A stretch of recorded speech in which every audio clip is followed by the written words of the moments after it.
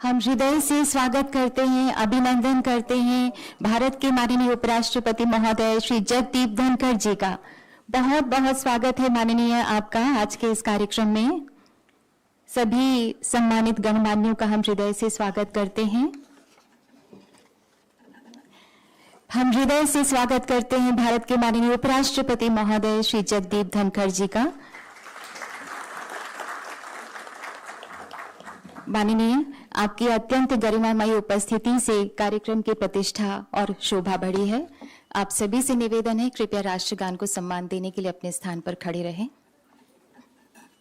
जन गण मन अधिनायक जय हे भारत भाग्य विधाता, पंजाब सिंध गुजरात मराठा द्राविड़ उत्कल गंगा, विंध्य हिमाचल यमुना गंगा उच्चल जलधि तरंगा, तव शुभ नामे जागे तव शुभ आशीष मांगे, गाहे तव जय गाथा, जन गण मंगल दायक जय हे भारत भाग्य विधाता, जय हे जय हे जय हे जय जय जय जय हे। हम हृदय से अभिनंदन करते हैं भारत के माननीय उपराष्ट्रपति महोदय श्री जगदीप धनखड़ जी का। स्वागत है honourable acting chairperson NHRC Shrimati Vijaya Bharati Sayani ji का, secretary general NHRC respected Shri Bharatlal ji का। हॉल में पधारे माननीय जजेस, माननीय पूर्व सदस्यगण तथा सभी सम्माननीय अतिथियों का हम हार्दिक अभिनंदन करते हैं। और अब हम विनम्र निवेदन करते हैं माननीय उपराष्ट्रपति महोदय श्री जगदीप धनखड़ जी आपसे कि कृपया दीप को प्रज्वलित करके कार्यक्रम का शुभारंभ करें। मंचासीन गणमान्यों से भी मेरा निवेदन है कि कृपया वे भी इस शुभ कार्य में सम्मिलित हों।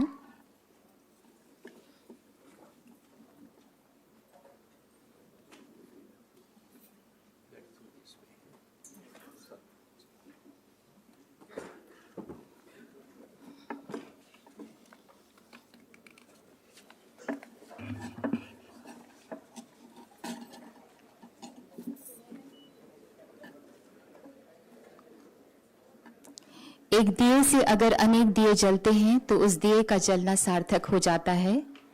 राष्ट्रीय मानवाधिकार आयोग ने चेतना की जो मशाल जलाई है वह जागृति का सूरज बन लोगों की जिंदगियों को रोशन कर रहा है। शुभम करोति कल्याणम, आरोग्यम धन संपदा, शत्रु बुद्धि विनाशाय, दीप ज्योतिर नमोस्तुते, दीप ज्योति नमोस्तुते।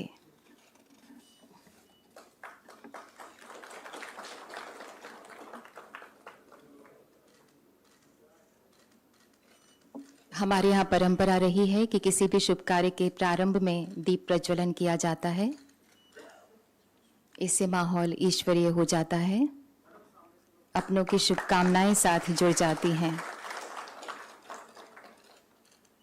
We begin any auspicious occasion with lighting of the lamp. बहुत बहुत धन्यवाद माननीय।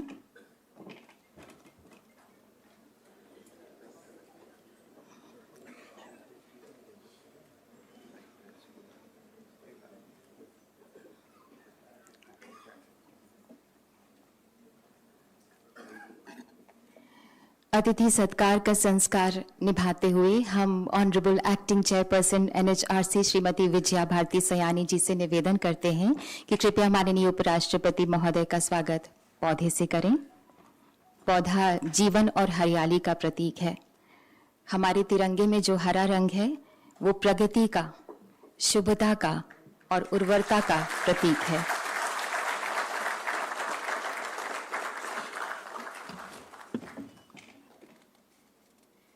बहुत बहुत धन्यवाद। और अब हम निवेदन करते हैं secretary general NHRC respected Shri Bharatlal ji आपसे कि कृपया स्वागत संबोधन दें।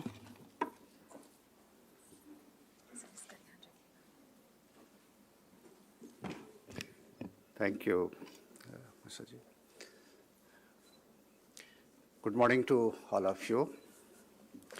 I am deeply honored and indeed it's a privilege to stand here and extend a very warm welcome to all of you on the occasion of 31st Foundation Day of National Human Rights Commission. We are privileged to have today with us Honorable Vice President of India, Shri Jagdeep Dhankarji. On behalf of NHRC and all of you, I extend a very, very warm welcome to Honorable Vice President of India. Sir, your presence adds immense value to this occasion. As we all know, Honorable Vice President, his journey has been seamlessly blended law, governance, and deep commitment to human rights. Starting as a lawyer known for advocating constitutional values and social justice, he champions the right of marginalized. As Governor of West Bengal, he stood for upholding and practicing those constitutional values. As Vice President of India, he remains a steadfast advocate for fairness, equality, and justice, emphasizing the importance of democratic principles and dignity of all human beings. Sir, your presence here is a testimony of how dear the subject of human rights is to you, and we are grateful for this kindness. I also extend a very warm welcome to Srimati S. Vijaya Bharti, Acting Chairperson of the National Human Rights Commission.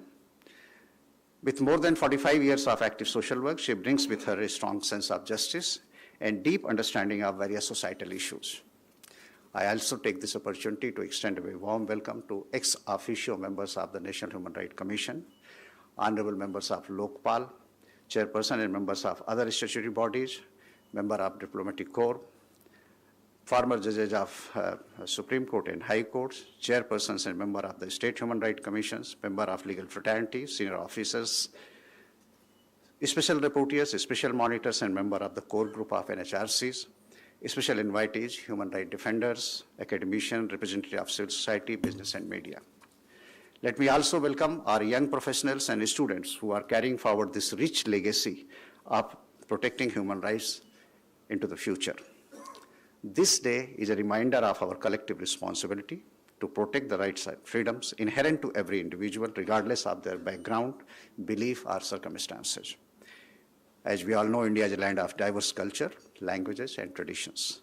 We are a civilization that has thrived for centuries on the values of empathy and solidarity. The Indian ethos is built on the values of compassion and respect for all. We follow the footsteps of our freedom fighters and social reformers, who were among the first human rights defenders of the country. The Commission is committed to fostering an environment where justice prevails, where every voice is heard, and where every grievance is addressed. The Commission was set up to serve as a beacon of hope for those whose rights were denied. Our work is about fostering a culture of respect and dignity for all. In the last 1 year, more than 68,000 complaints have been received in the Commission, and almost 70,000 complaints of some previous years also have been disposed of. During this period, Commission has recommended roughly 17 crore rupees compensation, monetary relief to the victims and aggrieved or their next of kin. In the past 1 year, NHRC has issued some very important advisory, and especially I would like to mention protection for and rehabilitation of individuals engaged in begging, for the rights of the widows, and rights of children against child sexual abuse material. Commission is focusing on such marginalized groups who need our attention. To highlight the challenges faced by the women in workplaces, the Commission hosted a national symposium on women's safety at work and public spaces, which was attended by key stakeholders. In the last 1 year, we have held several core group meetings, like on right of human rights defenders, business and human rights, health and mental health, persons with disabilities, rights of bonded laborers, tribal education, and right to food. In fact, to highlight the challenges of vulnerable communities, we have organized a number of open house discussion, especially like rights of children of sex workers and children from marginalized communities, tribal education in India, protection of nomadic, semi-nomadic, and denotified tribes, and rights of fishermen. The NHRC is the voice of voiceless. The Commission functions to ensure that poor and marginalized are not left behind. The Commission works closely with the government to ensure that no one is left behind. NHRC plays a vital role in promoting human rights discourse at various international forums. The Commission uses these forums to highlight the country's ethos of viewing the whole world as one family, in the lines of Vasudhaiva Kutumbakam, and emphasizing the values of empathy and compassion. Working in close collaboration with other national commissions, their counterparts in states, and State Human Rights Commission, whose representatives are amongst us today, the National Human Rights Commission underscored the importance of protecting and promoting human rights, ensuring dignity of every individual. On this special day, let us not only celebrate the NHRC's history and successes, but also look forward into the future with hope and determination. With these words, I once again welcome all the esteemed dignitaries and guests. Our special gratitude to Honorable Vice President of India for gracing this occasion, and we look forward to his work. Thank you all very much.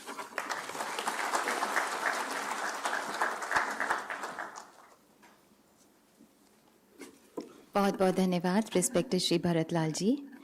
और अब हम अनुरोध करते हैं honourable acting chairperson Shrimati Vijaya Bharati Sayani ji से कि कृपया इस गौरवशाली दिन अपने विचारों से हम सबको अवगत कराएं, हमें संबोधित करें।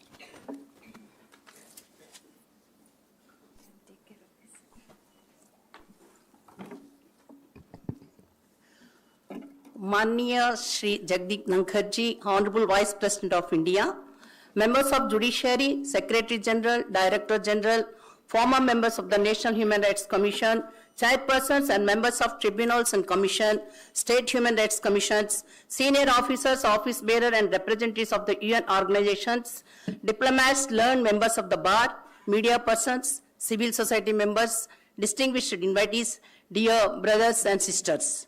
It's a great honor to address you today on the occasion of the 31st Foundation Day of the National Human Rights Commission of India. As we gather to celebrate this significant milestone, we stand united in our shared commitment to the ideals of human dignity and justice for all. Sarve bhavantu sukhinaha, sarve santu niramaya, sarve bhadrani pashyantu, ma kaschit dukkha bhag bhavet. May all be happy. May all be free from all illness. May all see what is auspicious. May no one suffer. Human rights are cornerstone of a just society, ensuring dignity, freedom, and well-being for all. They empower the marginalized to assert their entitlements and contribute to national progress. It is both an honor and a privilege to welcome the Honorable Vice President Shri Jagdeep Dhankar ji to this gathering. As former governor of West Bengal, he played a vital role in fostering dialogue and upholding democratic integrity, ensuring that every citizen's voice was respected. Shri Dhankarji's extensive experience in constitutional law and his advocacy for social justice and educational reform resonate with our mission at the National Human Rights Commission. He emphasizes that nurturing human rights is not just an obligation, but a fundamental aspect of our national identity, deeply rooted in our civilization and enshrined in our constitution. India's progress as a nation is closely tied to its commitment to human rights, deeply embedded in our civilization and enshrined in our constitution. As a home to 1/6 of humanity, India is becoming a role model for the world in promoting individual dignity and freedom.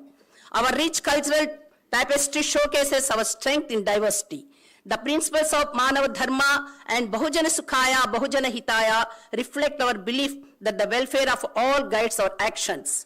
Respect for individual dignity is central to the Indian ethos, rooted in ancient texts like the Vedas and the Gita. India's human rights journey has been shaped by reformers like Dr. B.R. Ambedkar, who enshrined fundamental rights in the Constitution, and Mahatma Gandhi, who promoted non-violence and civil liberties. The National Human Rights Commission plays a crucial role in safeguarding fundamental rights by investigating human rights violations and holding public servants accountable. It acts both suo motu and in response to citizens' petitions. Throughout its history, the National Human Rights Commission has addressed landmark cases and made significant recommendations to uphold human rights in India. The NHRC addresses a broad spectrum of human rights violations, including custodial deaths, bonded labor, exploitation of marginalized groups, and denial of medical care. In cases of custodial violence, the Commission has highlighted systemic law enforcement issues, advocating for essential police reforms. Additionally, the NHRC has taken important steps to advocate for the rights of marginalized communities, including transgender individuals. Recently, the NHRC responded to grave reports of harassment and sexual assault against women in Sandesh Khali, West Bengal. A spot inquiry conducted by NHRC members revealed a climate of fear and intimidation that prevented victims from seeking justice. The NHRC conducted independent inquiries alongside addressing complaints, investigating human rights violations in 30 cases over the past year. It also undertakes spot visits to facilities such as prisons, schools, hostels, and health centers. NHRC has appointed special rapporteurs and monitors to focus on critical issues like police reforms, children's rights, and health. Since its establishment in 1993-94, when only received 496 complaints, from October 2023 to September 2024, the Commission registered an astounding 68,000 complaints and disposed all the cases, showcasing its commitment to justice. The NHRC has formed several core groups to take critical issues like health and mental health, business and human rights, right to food, and LGBTQ+ rights. These groups include experts, academics, and NGO representatives, facilitating a collaborative approach to human rights advancement. Training for trainers and capacity building programs are being implemented for field officers, police, and paramilitary forces to raise awareness about human rights. The National Human Rights Commission has recently issued several advisories to protect vulnerable populations, including impoverished, uneducated children, women, and differently abled individuals engaged in begging. On September 9, 2024, we hosted the National Symposium on Women's Safety at Work and in Public Spaces, uniting key stakeholders to address the challenges faced by women. Additionally, the NHRC has engaged in open house discussions and core group meetings focused on pressing issues like the rights of fishermen and tribal education. As we celebrate our achievements, we must remain committed to uplifting vulnerable groups, prioritizing their human rights with compassion for their unique situations. Our strength lies in our unity in diversity, guided by Manava Dharma, placing humanity at the heart of our mission. The National Human Rights Commission envisions a society where the dignity and rights of every individual are respected, promoting inclusivity and understanding. The wisdom of the Maha Upanishad, Vasudhaiva Kutumbakam, highlights our interconnectedness and shared responsibilities. In the words of Kalidasa, when called to duty, we must act without hesitation. This sentiment is beautifully captured in Sanskrit sloka, Eto Dharmas Tato Jayaha. Where there is righteousness, their victory is assured. Together, let us commit to working harmoniously towards a future where every person can thrive with dignity. Thank you. Jai Hind and Jai Bharat.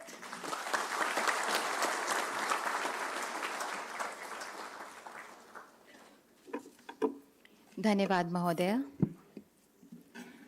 आज का दिन परम सौभाग्य का दिन है जब हमारे बीच देश के माननीय उपराष्ट्रपति महोदय स्वयं पधारे हैं। माननीय, हमारी आपसे करबद्ध प्रार्थना है कि कृपया हम सबका मार्गदर्शन करें, हम सबको संबोधित करें। एक बार जोरदार तालियां माननीय उपराष्ट्रपति महोदय के लिए।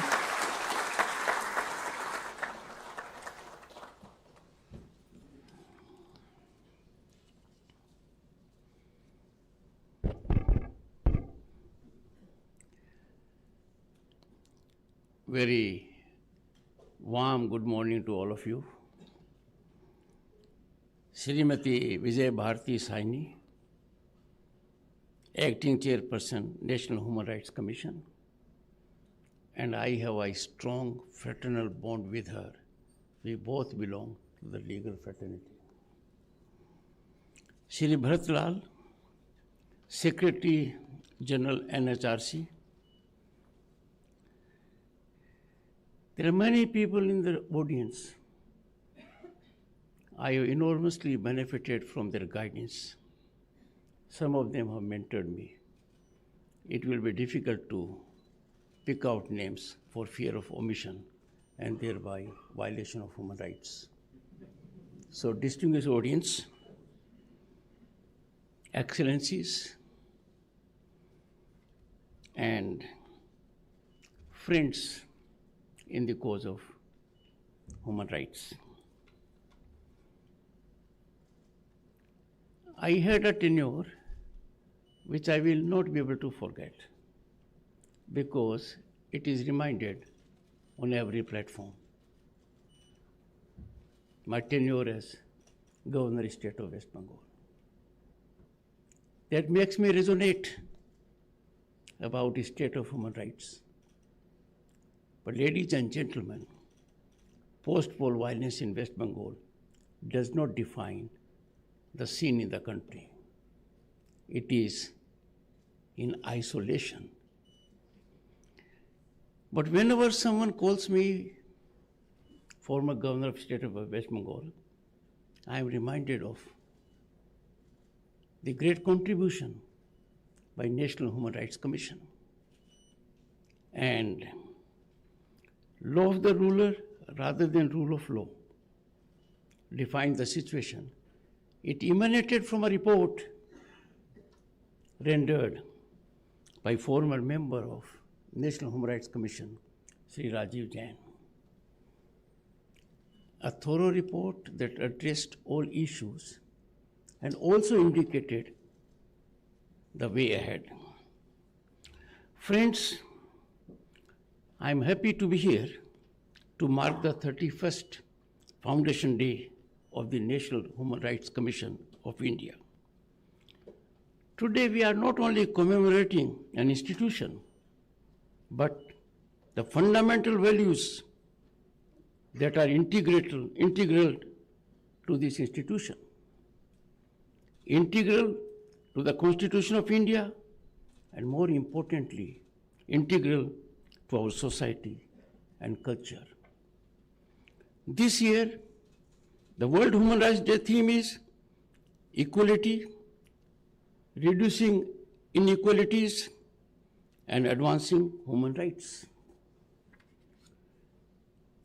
Equality has to be understood as it is beyond definition as such. However, indisputably, at the core of equality is that all human beings are born free and equal in dignity and in rights.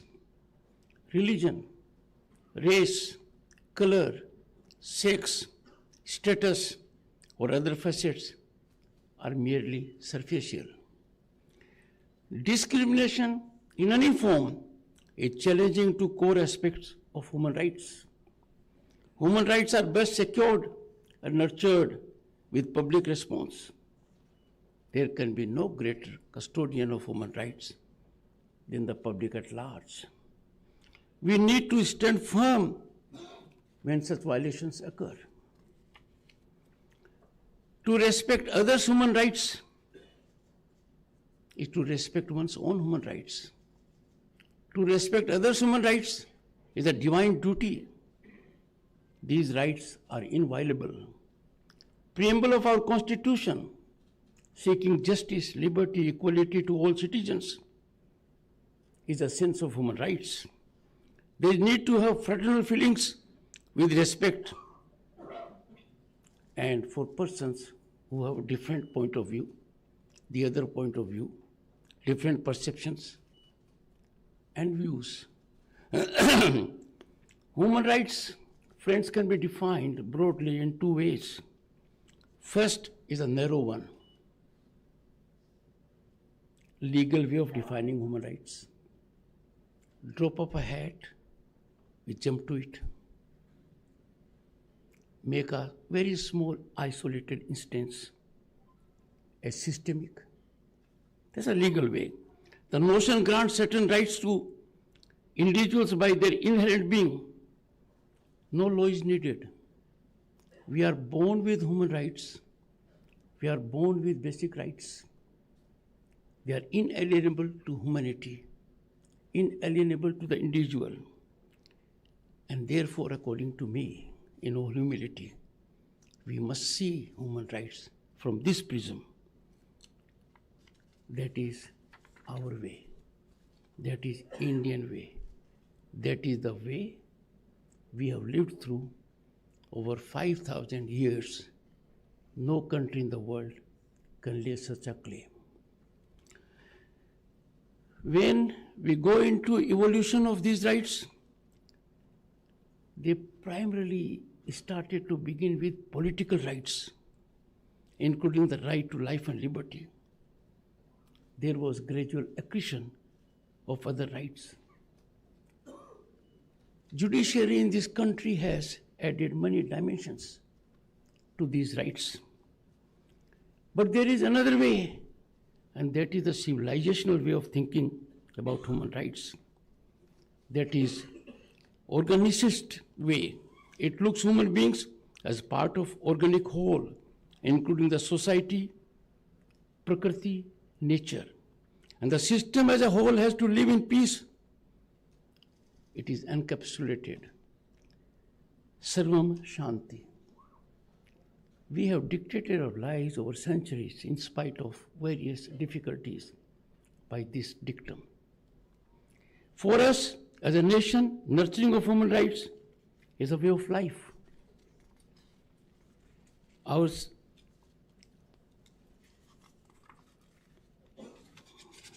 The civilizational way of thinking of rights did not evolve from political rights or economic rights and then adding other rights, such as freedom of conscience. The basic, the pristine, the organic, the original can be looked into our Vedas and our functioning over the ages.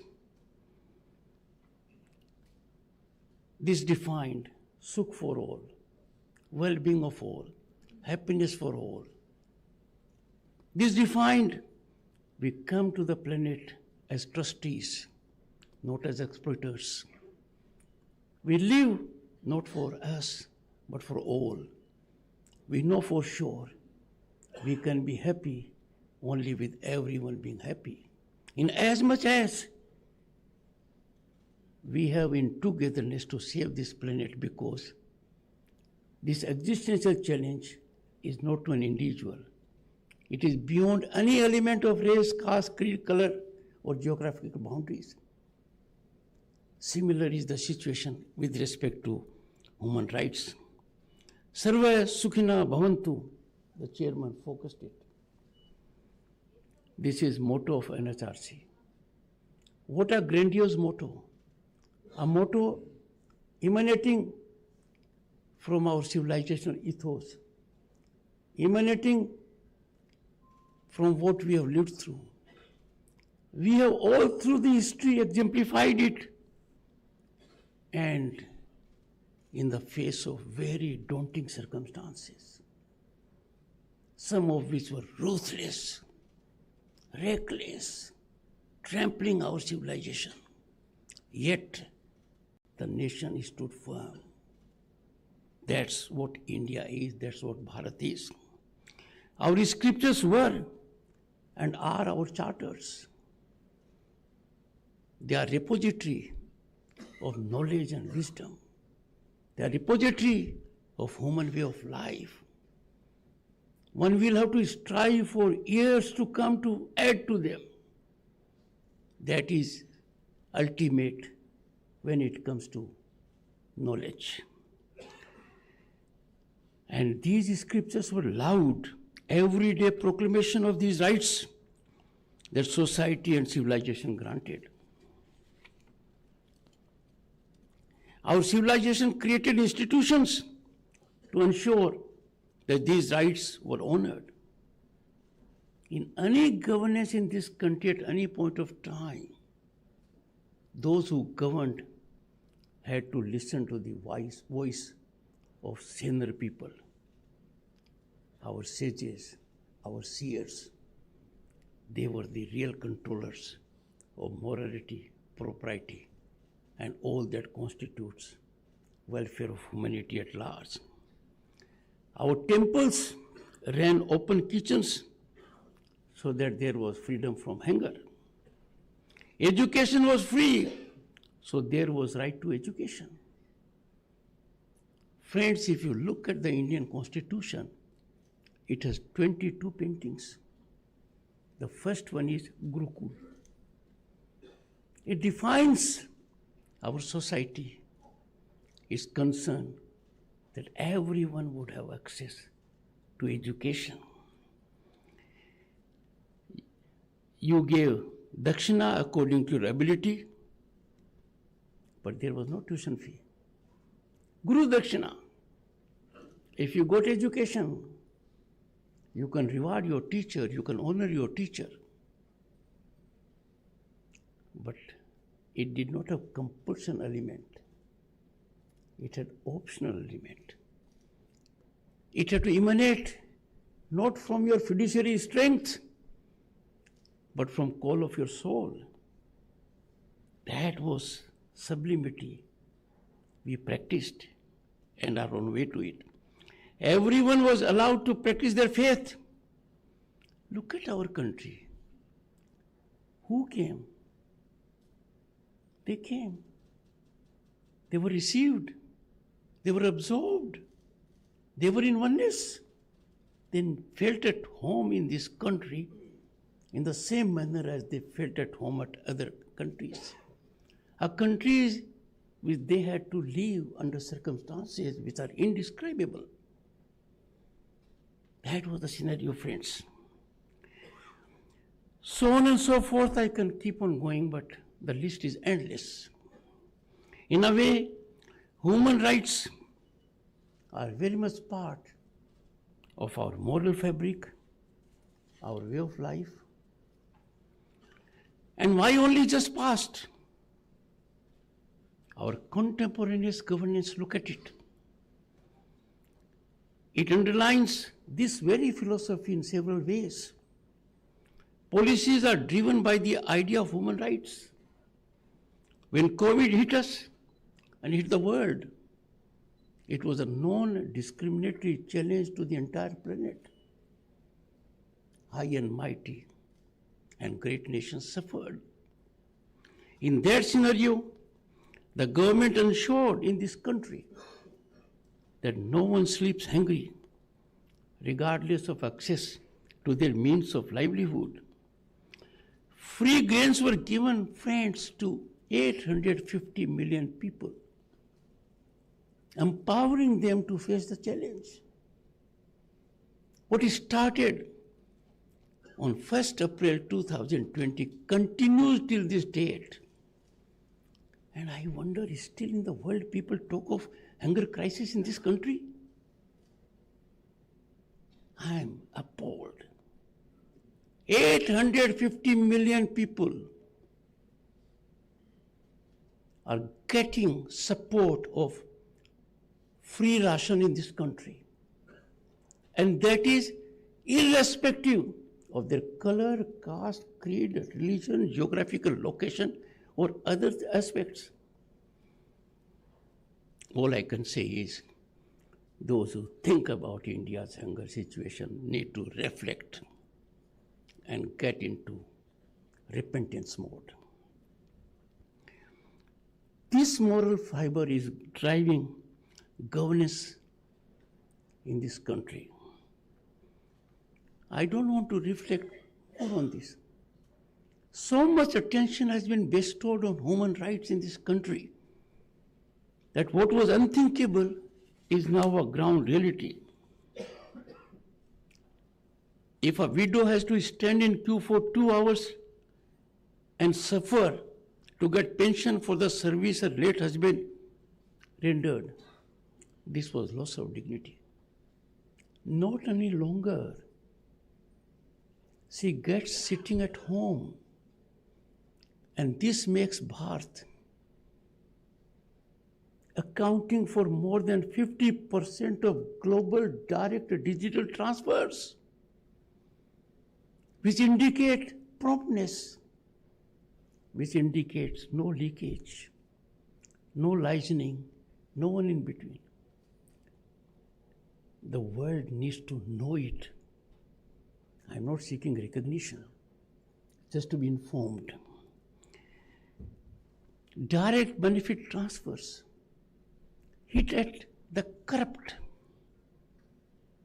And you'll be happy to note, friends, corruption has been neutralized from power corridors in this country. Corruption is no longer a password to a contract, to employment. Corruption leads you to be attendant to law. Gone are the days when some thought we are above law. The equality before law in this country has been demonstrated to such a wholesome level that human rights fruition and blossoming is taking place. Such a large country with such diversity. The world needs to know about it. Another serious issue is they know it. They seek to run it down. I'll come to that later. Not long ago, in our country, and in the world it happens, in major part of the world still, ignominy of women defecating in public. A huge challenge for a country like ours, 1.4 billion people, to take care of this most significant human right aspect which occurs minimum twice a day. And look at now, our scene is dotted by areas that are 100% free of this menace. The work is going on. The world has to see it to believe. What a transformative change it was. Well thought out policies have ensured toilets now in every home. A fundamental right not required to be scripted by any constitutional prescription or law. A ground reality at the moment, imparting to our women and others also dignity, which is most precious facet of human rights. Friends, these are just illustrative. Technological penetration has created equalizing situation and helps curb iniquitous practices, making everyone equal before law. No country in the world can claim the kind of equality before law ecosystem we have. Those who thought they were above law, beyond the reach of law, enjoyed immunity from law, are suffering at the hands of law.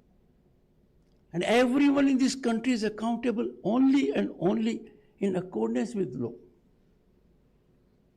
A big change the world has to notice.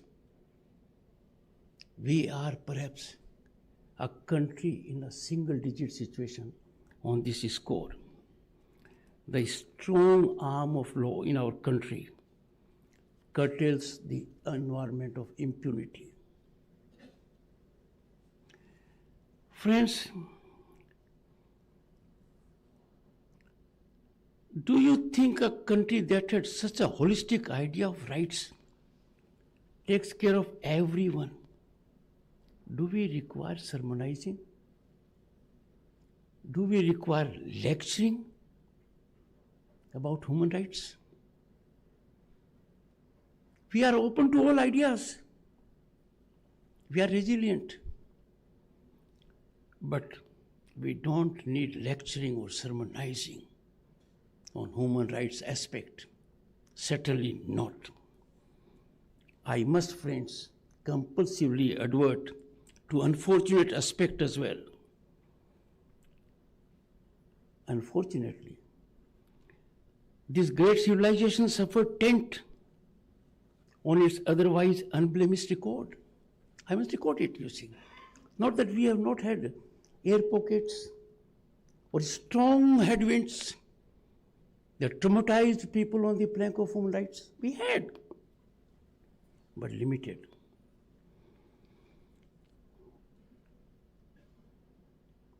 Bharat, long championed as a guardian of human rights, faced three stark transgressions that scared generations.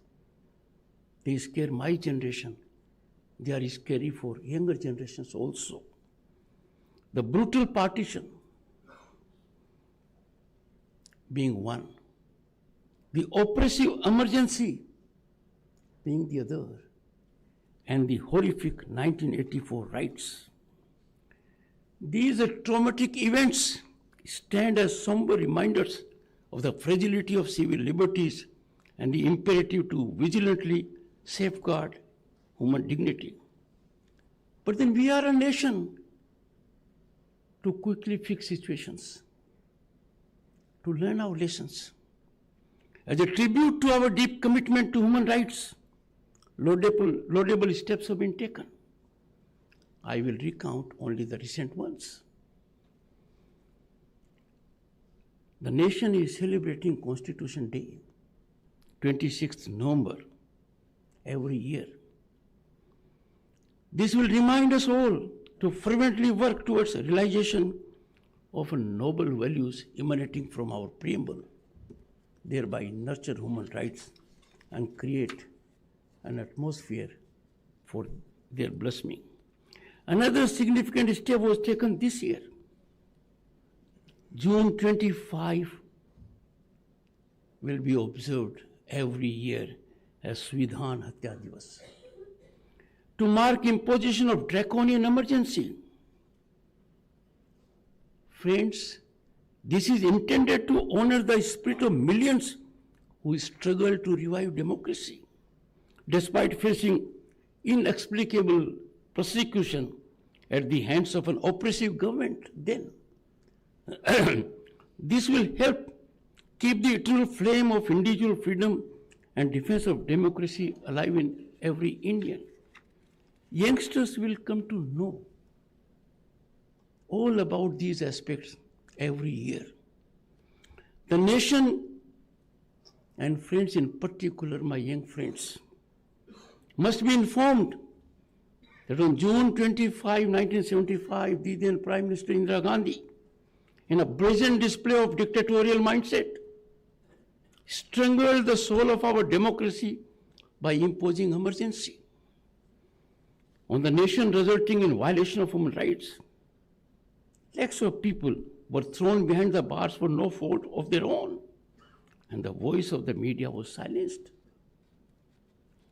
And judiciary at the apex level failed as never before. And therefore this step has been taken. These are not being looked in this country from partisan angle. In this country we look at events and situations only from one angle, and that is angle of nationalism, angle of constitution. Friends, Constitution is our North Star when it comes to human rights. Celebration every year of Constitution Day on November 26 is a reminder of our duty to nurture human rights. Every person in this country, particularly youth, will be reminded of this solemn obligation, solemn duty to be performed for democracy and for the nation.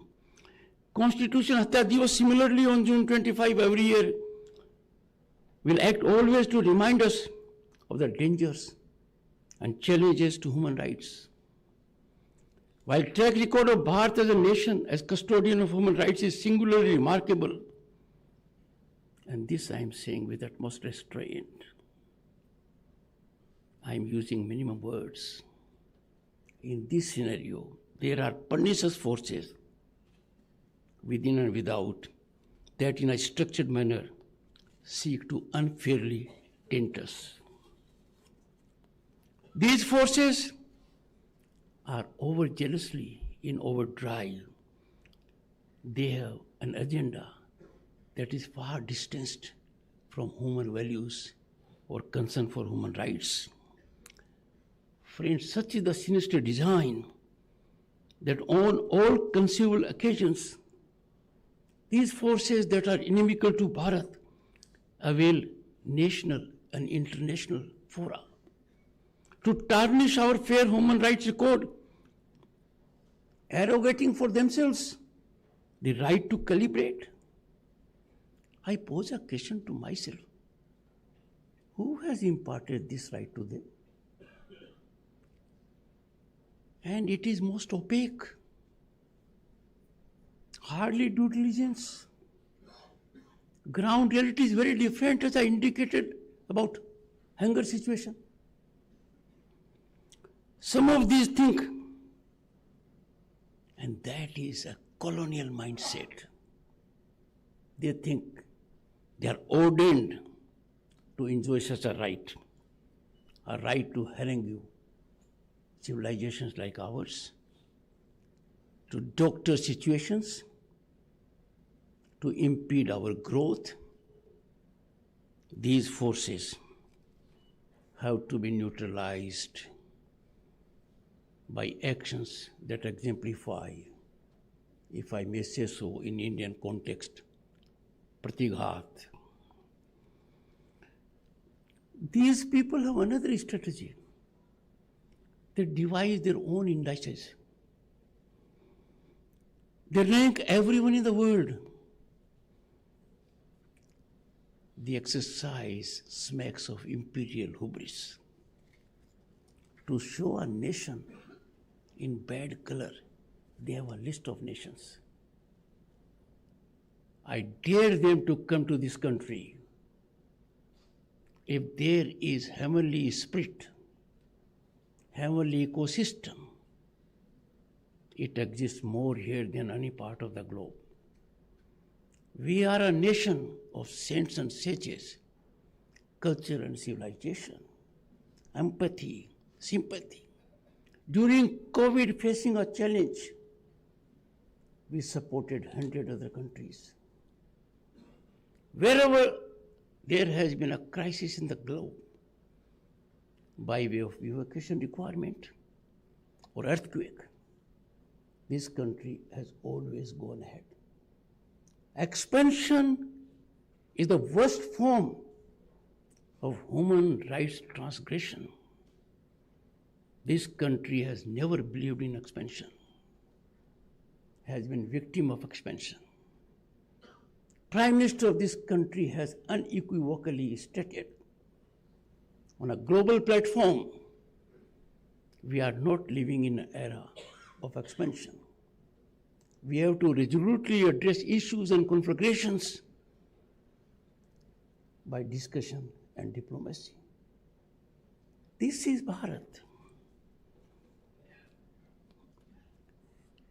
These sinister forces are driven by an agenda that is fiscally fueled by people who seek to make a name for themselves, trying to shame them.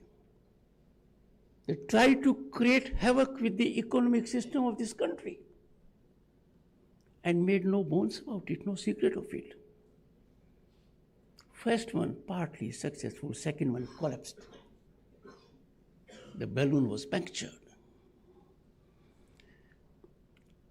Human rights, friends, as a concept, should ignite us to look inwards.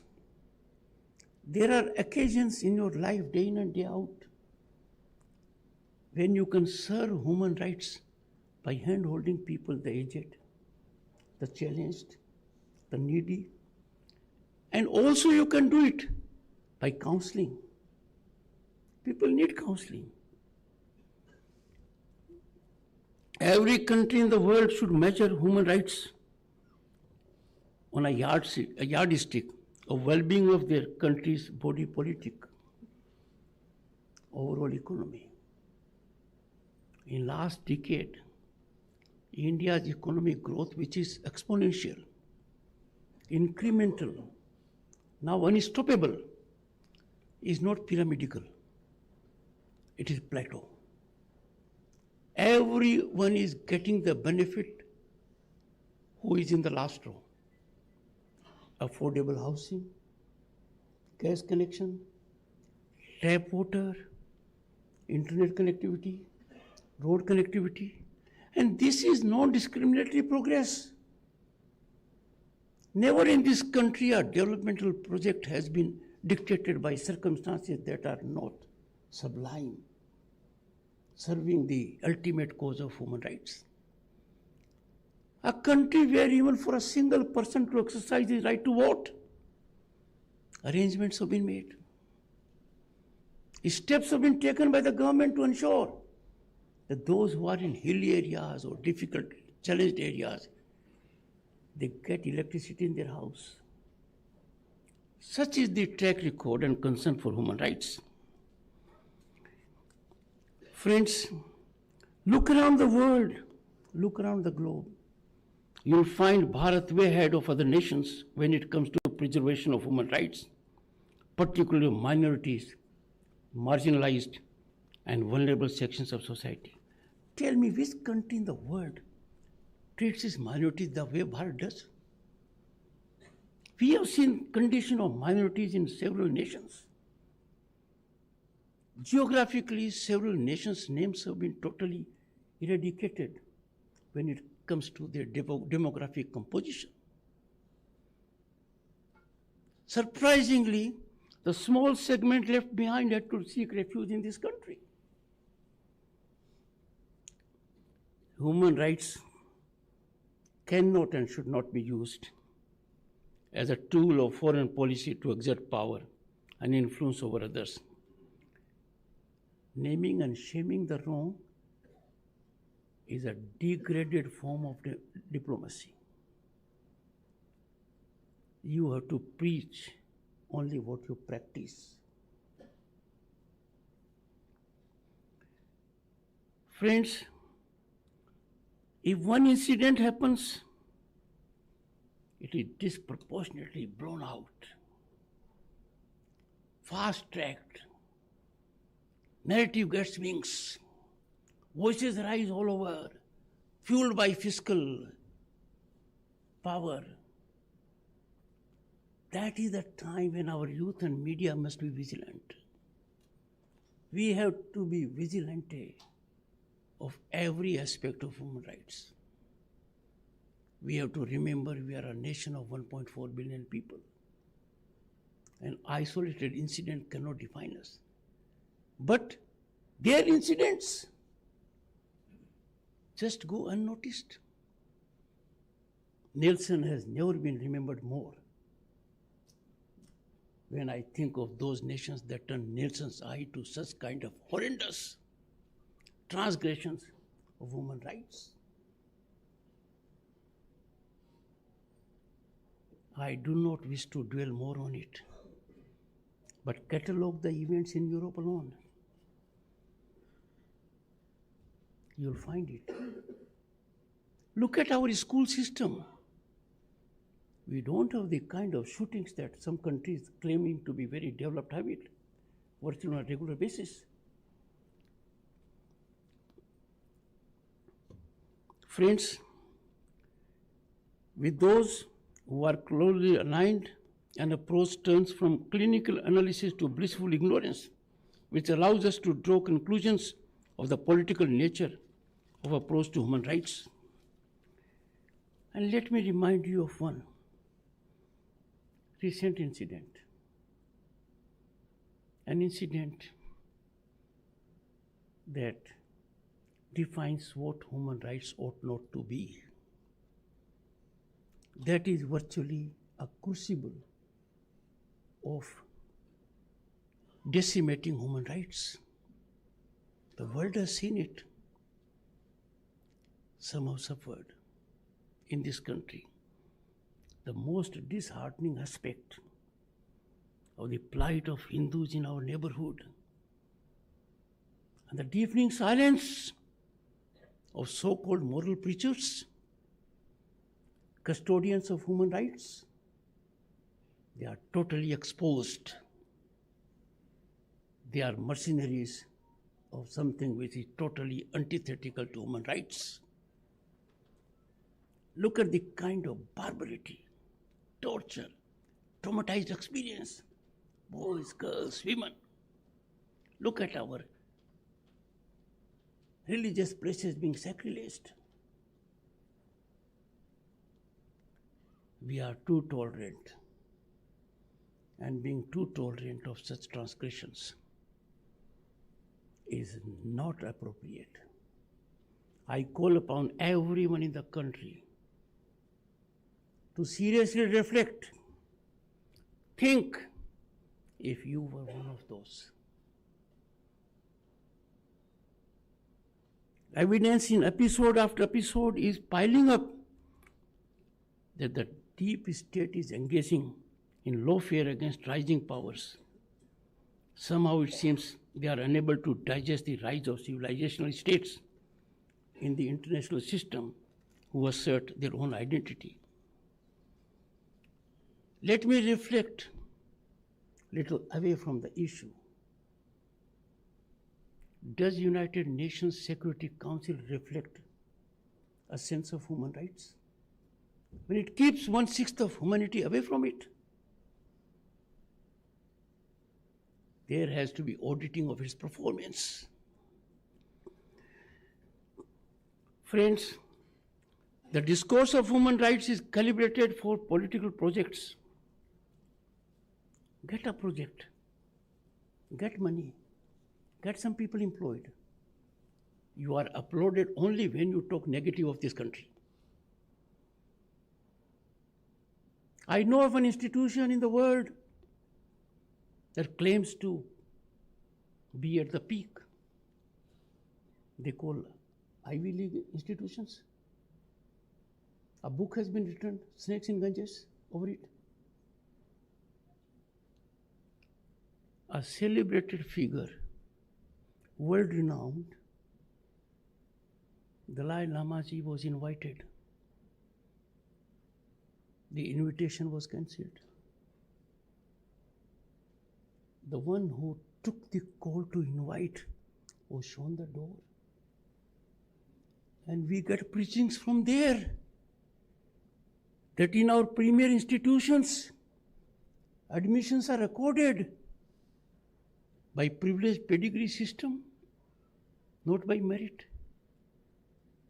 I went to school on foot, traveling 6 kilometers, got educated by scholarship, come from a farmer's family. I am before you. Draupadi Murmu, a tribal woman who faced all kinds of challenges, is the first lady and first tribal president of this country. And Prime Minister Narendra Modi, for historic third term after 6 decades, and first term with full majority after 3 decades, and one who has changed the landscape of this country, is an OBC from backward community. The only memory he has of his youth is serving tea while the train came, that too in a hurry to make money. I am defining these 3 top posts in this country of 1.4 billion. If this change is not pro-human rights, if this change is not transformative, well, I fail to understand how to define it. People-centric governance is our mantra, is our philosophy. Last mile delivery, welfare of the weakest. You see our civil services. You will be amazed, particularly the people outside the country who get into there. The marginalized. I was so happy to find that the father was a painter in a police station and the girl came there as superintendent of police. And these instances are not isolated. They are many. My mother was not educated formally. My father did not go beyond class 5. I am before you. This defines the great change on human rights this country has. Friends, when you ignore these developments and artificial issues are imputed to portray Bharat in bad light, and it is bearing those people with great heaviness who are distanced from rational approach. It is painful to find such realities when you scratch the surface of those who claim to champion and advocate human rights. I don't want to say more. I know them. We have a system. Institutions are being used, including judiciary. We have to be on guard. Every citizen in this country has to be watchdog of human rights, because those trying to challenge are inspired by ill motivations to destabilize this country. They find our growth indigestible. They are not acting as per their soul or mind. They are being financially manipulated. Much of it has been contained. It shall not be allowed to happen in this country. We are a nation. To us belongs this century. And we will be a developed nation by 2047, making our people in every respect enjoy human rights. Domestically, we should be wary of elements that use human rights to advance their political agenda. I am addressing the community of politicians. Citizen Amendment Act. How can this be an issue? The act does not deprive any citizen of this country of his or her citizenship. The act does not handicap any person on the globe to take recourse to taking citizen of this country. The act is an affirmative step to give citizenship to those who are being hunted, persecuted. And this is not limited to one religion, many religions. Even such a soothing aspect is sought to be challenged. Well, we have a situation.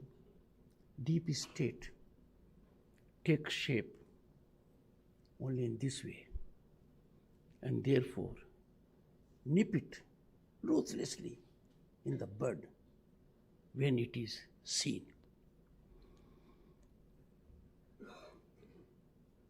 Look at the prime example I indicated. There couldn't be a better gesture of social magnanimity collectively expressed by an act of parliament than CAA. Stateless refugees who are to flee from Bharat under severe repression for committing the sin of choosing to follow their conscience from our neighborhood. They had option to be here. They committed sin of conscience, went, then were suffering day in and day out. And this is being opposed. This balm, this soothing medicine is being opposed on the plank of human rights. How sharper than serpent's tooth could it be? Friends, this duality exposes a sinister political agenda that includes another aspect which is germane to human rights blossoming and flourishing, and that is demographic balance in this country. History is testimony that nations have completely lost their identity by not addressing this issue. It has, as a matter of fact, global repercussions from the perspective of human rights. The tremors are being felt nearly all over, more in countries that espouse this menace. They are getting the heat of it. The demographic climate change in the world, and particularly in the nation, is an issue that calls for urgent systemic addressing. I emphasize, friends, demographic climate change is a challenge that is required to be addressed If the world has to live in peace and harmony, nations have to believe in their nationalism and preserve their identity. I have no doubt you'll appreciate and be one with me. It is already taking shape of an existential challenge. Let's diffuse this, thereby sublimely serving human rights. Another aspect, human rights should not be sealed for those who take law into their own hands, who challenge law, who use firearms, who create terror. When you deal them in accordance with law, they have easy friends on the point of human rights. Police ने कहाँ गोली मारी, कैसे मारी, ये नहीं देखते किसको मारी, किस हालात में मारी, क्यों मारी.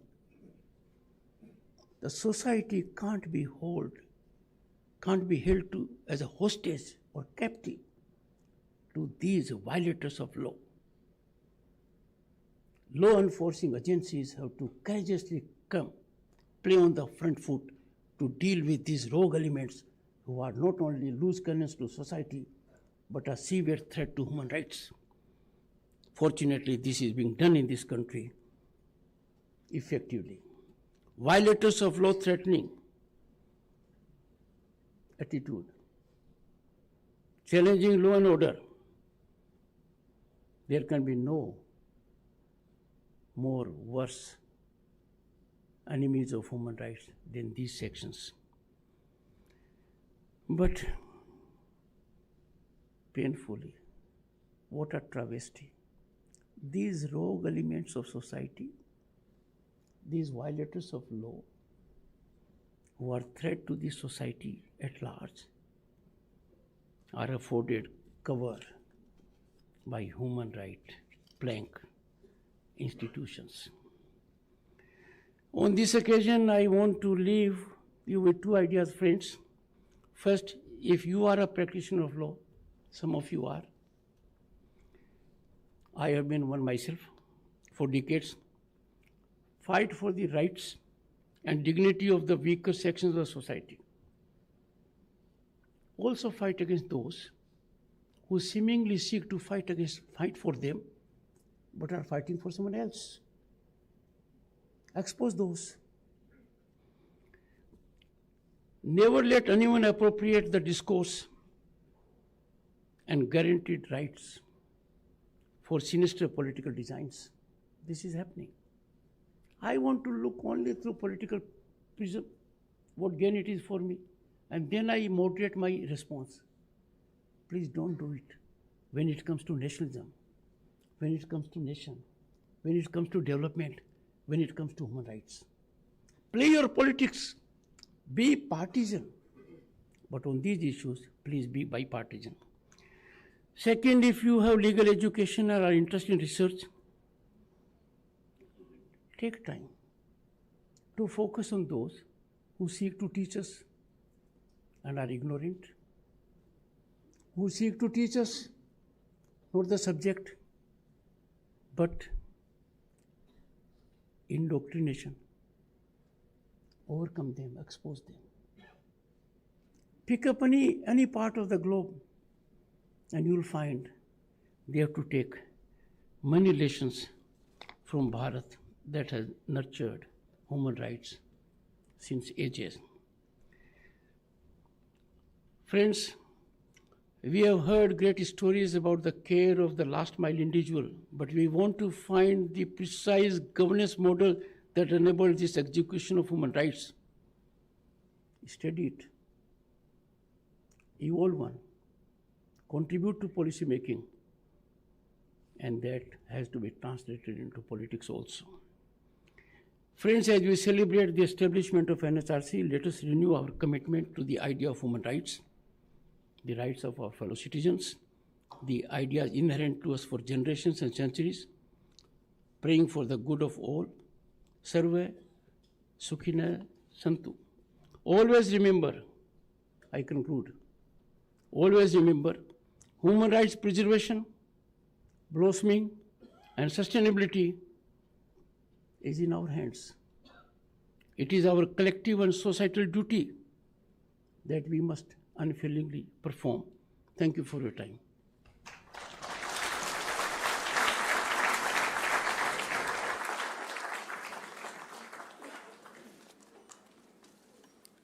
बहुत बहुत धन्यवाद माननीय, आपकी प्रेरणा के लिए, आपके संबोधन के लिए। हम आप सभी से अनुरोध करते हैं कि कृपया राष्ट्रगान को सम्मान देने के लिए अपने स्थान पर खड़े हो जाएं। जन गण मन अधिनायक जय हे, भारत भाग्य विधाता।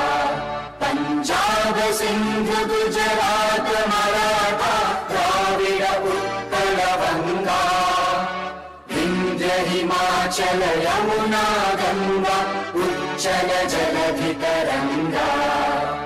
तव शुभ नामे जागे, तव शुभ आशीष मांगे, गाहे तव जय गाथा। जन गण मंगलदायक जय हे, भारत भाग्य विधाता। जय हे, जय हे, जय हे, जय जय जय जय हे। बहुत बहुत धन्यवाद तथा हार्दिक आभार माननीय उपराष्ट्रपति जी।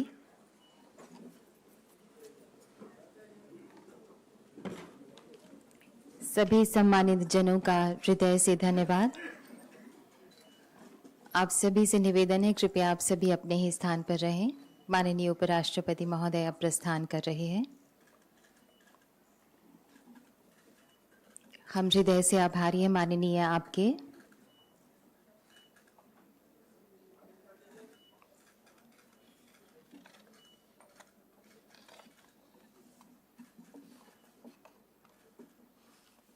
आप सभी कृपया अपनी ही जगह पर रहें। माननीय उपराष्ट्रपति जी प्रस्थान कर रहे हैं और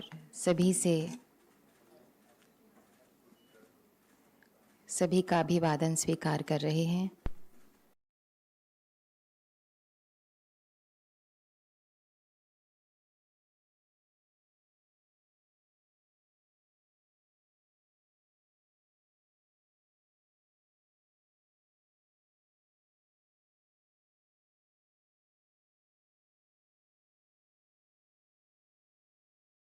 से मुलाकात और उनका अभिवादन स्वीकार करते हुए माननीय उपराष्ट्रपति जी अब प्रस्थान कर रहे हैं।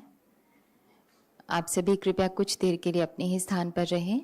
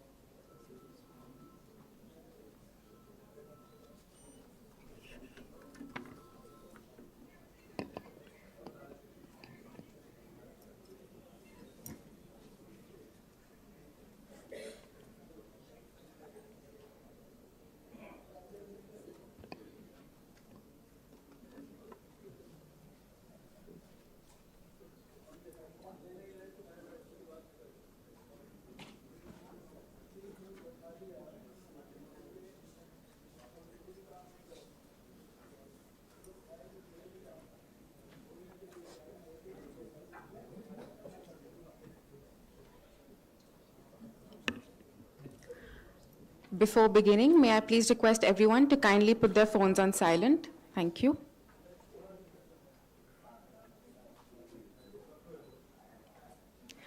Namaskar and good morning, distinguished guests, esteemed speakers, and respected delegates. It is a privilege to welcome you all to the National Conference on the Rights of Older Persons titled Assessing the Structural Framework, Legal Safeguards, and Social Security Rights and Institutional Protection of India's Elderly, organized by the National Human Rights Commission. As we gather here today, we are reminded of the vital responsibility we share in ensuring the dignity, security, and well-being of our elderly population.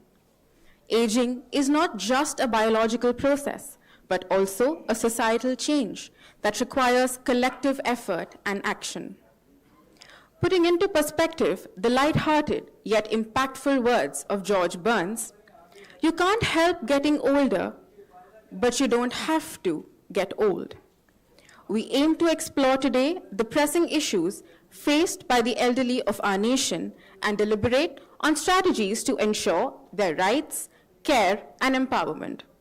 Joining us in this vital endeavor are senior officials from ministries of the government, academicians, healthcare professionals, NGOs, and civil society representatives, entrepreneurs, and domain experts. We humbly welcome you all. Without further ado, to begin our inaugural session, I would now request Shri Devendra Kumar Nim, Joint Secretary, NHRC, to kindly formally welcome our dignitaries by presenting a planter to Srimati Vijaya Bharti Sayani, Honorable Acting Chairperson, NHRC.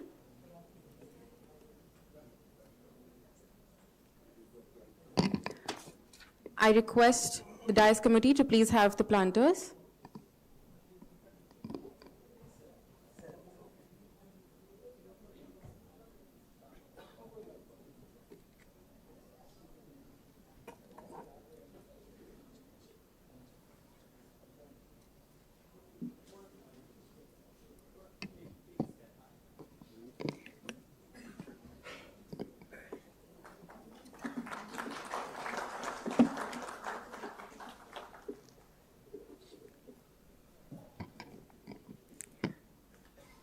Shri Bharat Lal, Secretary General, NHRC.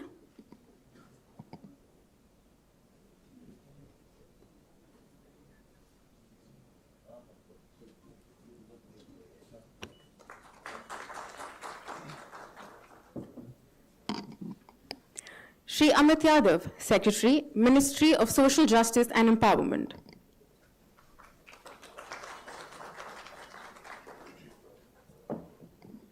Shri Ajay Bhatnagar, Director General Investigation, NHRC.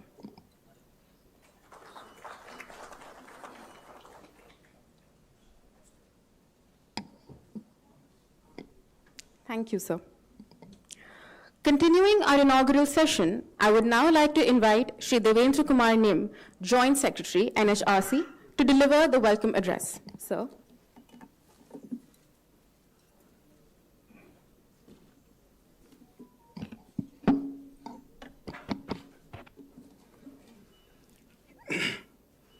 Honorable Acting Chairperson, NHRC, Srimati Vijaya Bharti Sayani ji, Honorable Chairpersons and members of National Commissions, Honorable Chairperson and members of State Human Rights Commission, respected Secretary General Shri Bharat Lal ji, respected Secretary, Ministry of Social Justice and Empowerment, Shri Amit Yadav ji, respected Secretaries of various departments, Honorable Present and former senior officers from Judiciary, Additional Secretaries and Joint Secretaries of various ministries, departments present here, Director Generals, Additional Director Generals, Inspector Generals from State Police Forces, CAPFs, Senior Representatives from Medical Fraternity, Special Rapporteurs and Special Monitors of the NHRC, members of various core groups of NHRC, representatives from civil society organizations, representatives from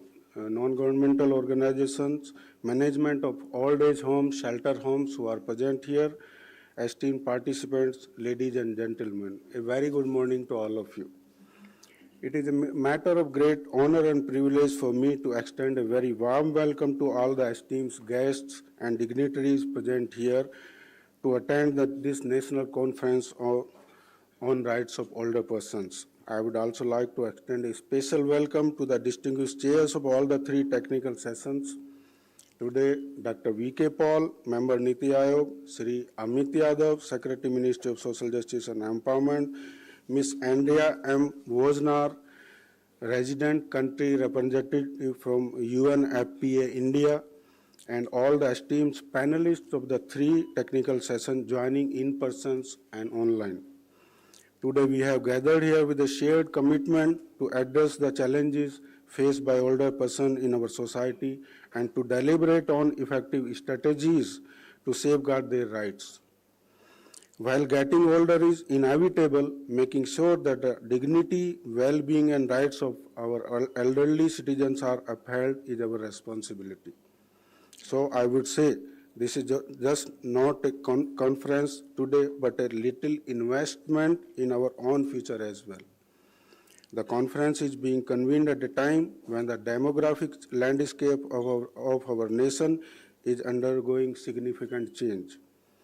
With a growing population of elderly citizens whose rights, well-being, and dignity are critical concerns for all of us. The elderly are like trees in a garden. Even if they no longer bear fruit, they continue to provide shade. The analogy highlights the profound value our seniors contribute to our lives. Even as their most active years have passed, their wisdom, experience, and presence offer us invaluable guidance and comfort. And it is up to us to ensure that they are treated with the dignity they rightfully deserve. This conference aims to bring together all stakeholders to examine the current status of the rights of older persons, understanding the gaps in existing framework, and discuss a comprehensive plan for their empowerment and protection. Our theme for today, assessing the structural framework, legal safeguards, social security rights, and institutional protection of India's elderly, reflects the complexity of challenges faced by our elderly population. It invites us to critically examine whether the existing frameworks are sufficient and what more can be done to secure a life of dignity for them. It will focus on three key dimensions through three technical sessions, moving from addressing the issue of aging of the aged to understanding how aging impacts both the genders differently, focusing on the experience and challenges of elderly women also, to evaluating the current healthcare scenario in our country for the elderly population. Over the course of three technical sessions, we will hear from a diverse range of speakers about the targeted policies, community interventions, specific vulnerabilities of elderly women, and how we can design gender-sensitive interventions to address their needs, the current healthcare provisions for the elderly, healthy aging, etc. India is home to over 140 million today senior citizens at present, and the number is expected to rise dramatically in the coming decades. This surge presents an urgent need to ensure that our elderly live with dignity and comfort the quality, affordable, and accessible health care alongside emotional, physical, and financial support, which are essential in the pursuit. As a society, our strength lies in how we can care for our most vulnerable members. The importance of creating robust systems that protect their rights, legal, social, and economic cannot be overstated. The National Human Rights Commission is deeply committed to ensuring that the rights of older persons are recognized, protected, and promoted. The conference is a step towards creating a future where no senior citizen feels left behind or neglected. It would also not be out of place to mention here that and appreciate that the Government of India has taken many steps, important steps to recognize, protect, and promote the human rights of older persons. These measures address various aspects of elderly welfare, including legal protections, social security, health care, and institutional support. Some of the key initiatives include Maintenance and Welfare of Parents and Senior Citizens Act 2007, National Policy on Older Persons 1999, Draft National Policy for Senior Citizens 2020. Government has also launched various social security programs like the National Social Assistance Program, which provides financial assistance to elderly citizens below the poverty line. National Old Age Pension Scheme, which offers pension to senior citizens. Pradhan Mantri Vay Vandan Yojana, another pension scheme from senior citizens, and Atal Pension Yojana. Social security schemes are essential to uphold their dignity, ensuring they can live independently, thereby maintaining their self-respect and quality of life. Similarly, efficient, available, accessible, and affordable health is also extremely crucial for all, especially for the elderly. Due to the rising aging population, increase in prevalence of chronic diseases, etc., various programs by the government are in place, including the National Program for the Health Care of the Elderly, which aims to provide dedicated health care facility for the elderly, with special geriatric units in district hospitals and regional centers for geriatric care, and the Ayushman Bharat, the Pradhan Mantri Jan Arogya Yojana, a health insurance scheme for older persons. There are also helplines for elderly, like Elderline 14567, which provides services to address grievances, provide information, and ensure the safety of elderly individuals. India's international commitment to the rights of older persons are also primarily reflected in participating in various global frameworks and conventions, and advocate for the protection and promotion of the rights of the elderly.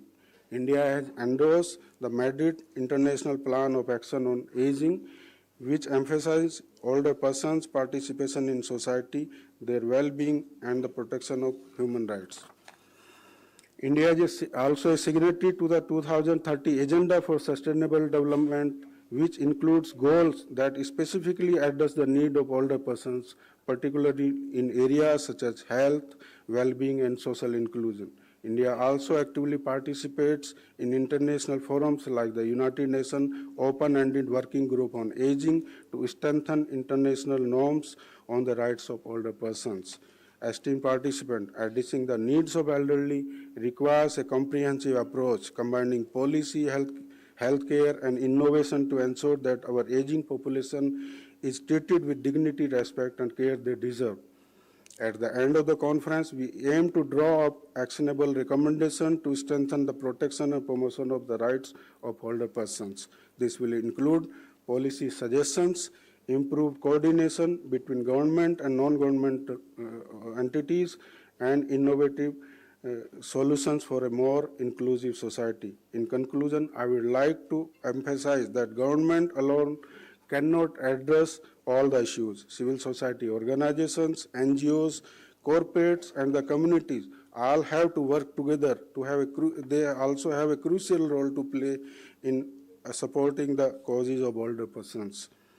Whether through community-based care, elderly helplines, or social inclusion initiatives, these organizations can provide the ground support that is often more personal and immediate than just governmental intervention. From today's discussion, we expect to mark a significant step forward in our collective effort to create a society where older persons are valued and protected. I encourage each one of you to share your thoughts, insights, and experiences so that we can work together toward a future where the rights of older persons are fully realized.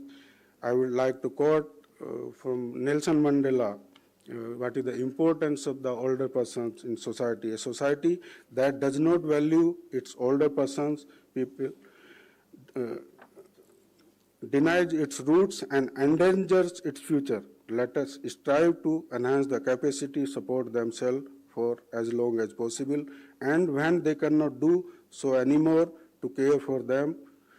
I would like, it is my personal also, because my respected secretary is also sitting there. We are grateful to him that from Secretary from Ministry of Social Justice and Empowerment.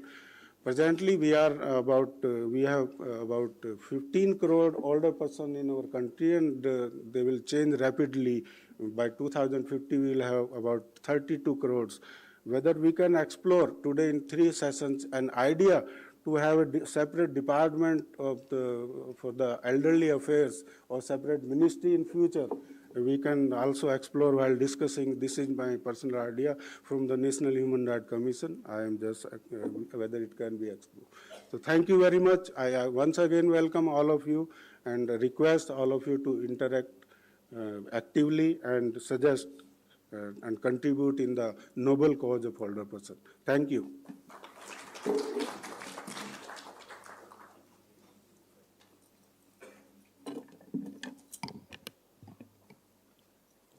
Thank you, sir. Moving forward to set the tone for today's discussions and outline the agenda, I now invite Shri Bharat Lal, Secretary General, NHRC, to kindly deliver his opening remarks. Sir.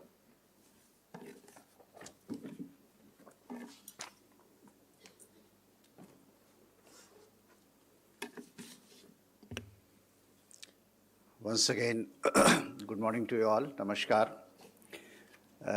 यहाँ मेरे ख्याल से मैं देख रहा हूँ कि हम सभी लोगों को हिंदी भाषी लोग हैं और मुझे खुशी है कि यहाँ पे ह्यूमन राइट डिफेंडर्स और एनजीओ और वहाँ से काफ़ी लोग आए हुए हैं. सो अगर आपकी इजाज़त है तो मैं थोड़ा हिंदी में बोलूँगा. माननीय acting chairperson national human right commission और मेरे esteemed colleague Amit Yadav ji, secretary social justice and empowerment, director general investigation Ajay Bhatnagar ji, Devendra Kumar Nim ji, joint secretary, honourable chairperson of state human right commissions, senior officers, my delegates from civil society, NGOs, human rights defenders, and young professionals. सबसे पहले तो मैं NHRC की तरफ से आप लोगों का स्वागत करता हूं यहाँ पे. और क्योंकि NHRC की तरफ से हम लोग सुनने में ज़्यादा इंटरेस्टेड हैं.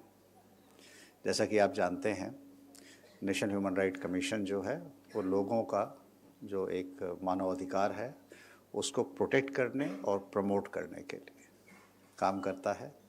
और उसका एक तीसरा डायमेंशन है कि हम आउटरीच भी करते हैं, लोगों में अवेयरनेस लाने की कोशिश करते हैं, जागरूकता लाने की कोशिश करते हैं, जिससे कि इन मुद्दाओं पे बात हो सके और कुछ काम हो सके. नेशनल ह्यूमन राइट कमीशन जो सिविक और पॉलिटिकल राइट्स हैं, as we all know, constitution में गारंटीड हैं और सुप्रीम कोर्ट और high court, supreme court is custodian and of those rights. But जो socio economic and cultural rights है और जो इस गवर्नमेंट ने जिस पे बहुत ध्यान दिया है कि no one is left out, गरीब से गरीब आदमी. आजकल मैं एक फंक्शन में था शेड्यूल ट्राइब्स की, और मैं डेटा देख रहा था कि सरकार की जो स्कीम्स हैं, लाइक पीने का पानी है, हाउसिंग है, टॉयलेट है, इलेक्ट्रिसिटी है, कुकिंग गैस है, टेक एनी जनधन योजना है, इसका लाभ जो है मैक्सिमम जो सबसे पीछे था, एक शेड्यूल ट्राइब, सबसे ज़्यादा लाभ उनको पहुंचा है. दूसरा पहलू यह है कि समाज में और भी कुछ ऐसे मार्जिनलाइज सेक्शन ऑफ सोसाइटी हैं.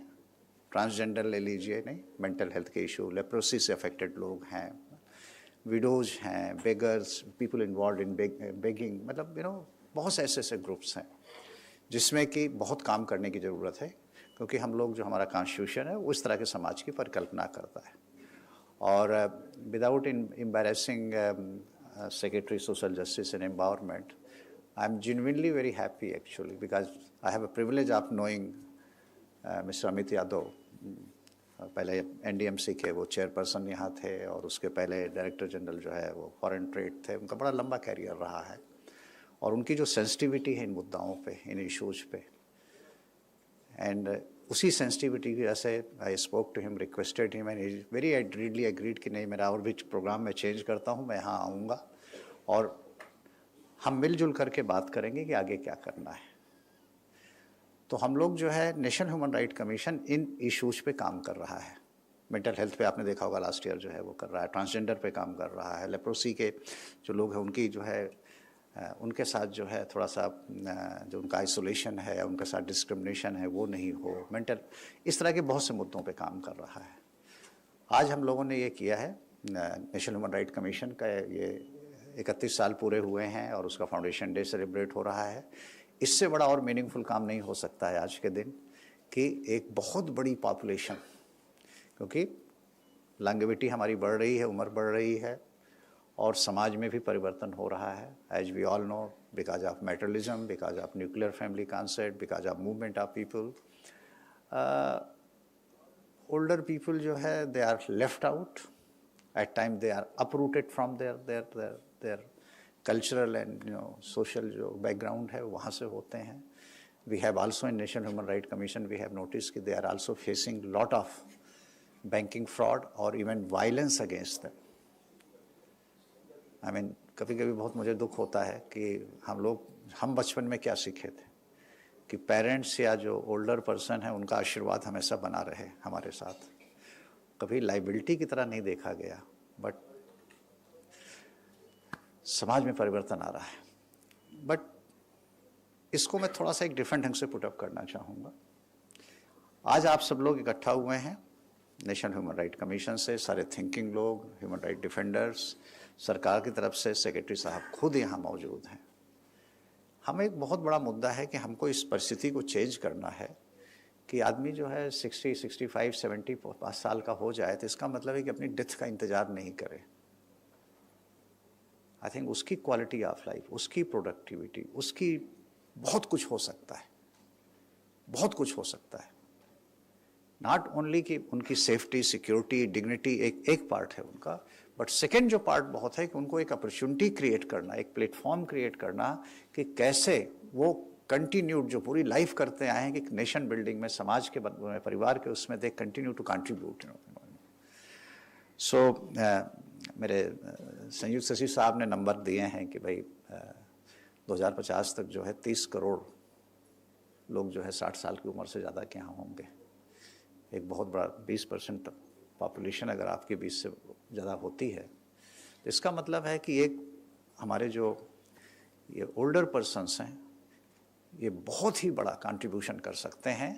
और ये सरकार का, हम सब का एक कलेक्टिव दायित्व है कि कैसे वो अपॉर्चुनिटीज़ क्रिएट की जाए, कैसे वो इनेबलिंग एनवायरनमेंट क्रिएट किया जाए कि वो लोग एक जो कहते हैं ना कि सेकेंड इनिंग, एक बहुत मीनिंगफुल सेकेंड इनिंग हो सकती है। हर आदमी को नौकरी करने की जरूरत नहीं होती, बहुत से ऐसे काम होते हैं जो कि सेकेंड में हो सकते हैं। In fact I was sitting with one of the groups actually, you know यहाँ पे मैं देख रहा हूँ बैठे हुए हैं, एक NGO है संकला फाउंडेशन, उन लोग साथ बैठे थे।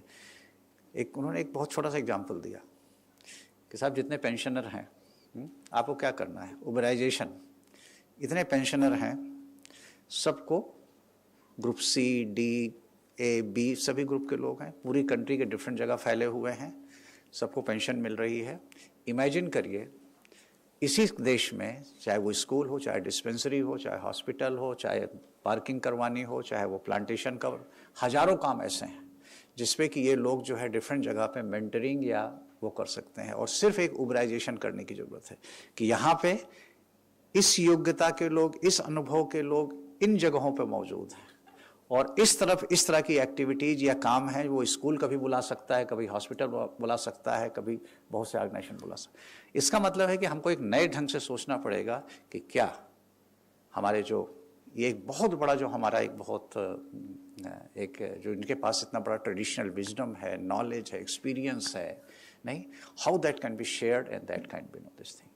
सो आज जो है 3 सेशन रखा गया है और जो आई एम वेरी हैप्पी कि सेक्रेटरी सोशल जस्टिस जो है उन्होंने कहा कि नहीं मैं खुद इसको चेयर करूँगा। He has come here. Second session में UNFPA की जो कंट्री रिप्रेजेंटेटिव है वो आ रहे हैं और थर्ड सेशन में डॉक्टर VK पॉल हमारे जो मेंबर हेल्थ हैं वो आ रहे हैं, वो चेयर कर रहे हैं। आइडिया है आप सबका आइडिया डिस्कशन के बाद हो और उसके बाद हमारा प्लान ये है कि हम कमीशन के सामने इसको ले जाएं, रखें और एडवाइजरी इशू हो सकती है, मंत्रालय जो है इस पे कुछ काम कर सकता है कि कैसे इसको कलेक्टिवली इसको आगे बढ़ाया जाए। सो मेरी आप लोगों सभी से प्रार्थना है कि आप यहाँ आए हैं, that shows your interest in the subject. यहाँ जितने भी लोग यहाँ बैठे हुए हैं उनका deep interest and commitment जो है बड़ा clear है. My humble request to all of you is कि kindly contribute. Let's come out those recommendations, those ideas, what all we can do collectively, together. So once again, I thank you and also welcome you to this conference, and I'm looking forward to hear more about the deliberations and outcome. Thank you all very much. Thanks, sir.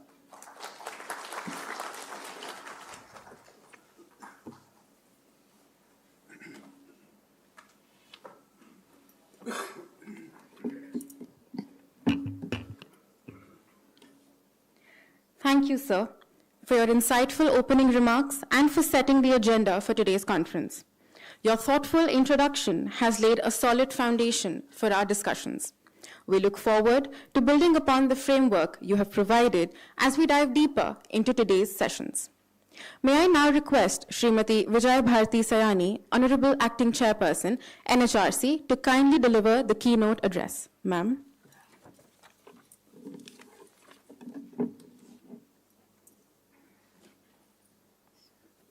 Namaskar. Namaskar. Respected dignitaries on dais, Manniya Bharatnath Ji, Secretary General, National Human Rights Commission, DG Sir, Sri Ajay Bhatnagar Ji, Sri Amit Yadav Ji, Secretary, Ministry of Social Justice and Empowerment, and Sri Devendra Kumar Neem Ji, JS, Srimati Anita Ji, JS, Law Registrar Sri Joginder Singh Ji, and other dear guests and colleagues, friends. As we gather today, I am humbled and honored to address you on a topic that touches the very heart of our humanity, the protection of the rights of our elders. In a world that often moves at a fast pace, it is imperative that we pause and reflect on the invaluable contributions of those who have paved the way for us. Matru Devo Bhava, Pitru Devo Bhava, Acharya Devo Bhava, Atidhi Devo Bhava. Let us extend this respect and reverence to all our elders, ensuring that they are treated with the same love, care, and dignity that we would offer to our own parents and teachers. Our elders are the architects of our nation's history, the keepers of our cultural heritage, and the pillars of our families. They have dedicated their lives to nurturing us, guiding us, and shaping the world we live in. Yet too often, their wisdom, experience, and dignity are overlooked and undervalued. Imagine the pain and loneliness of an elderly person who, after a lifetime of hard work and sacrifice, finds themselves struggling to meet their basic needs. Imagine the fear and uncertainty that can consume an older adult who faces discrimination or neglect. Imagine the heartache of a family torn apart by elder abuse. These are not merely hypothetical scenarios. They are realities faced by countless older persons in our society. It is a stark reminder that the protection of the rights of our elders is not just a legal or policy matter, it is a deeply personal and social responsibility. The challenges faced by older persons are multifold. From financial insecurity and healthcare disparities to social isolation and discrimination, they confront a myriad of obstacles that can significantly impact their quality of life.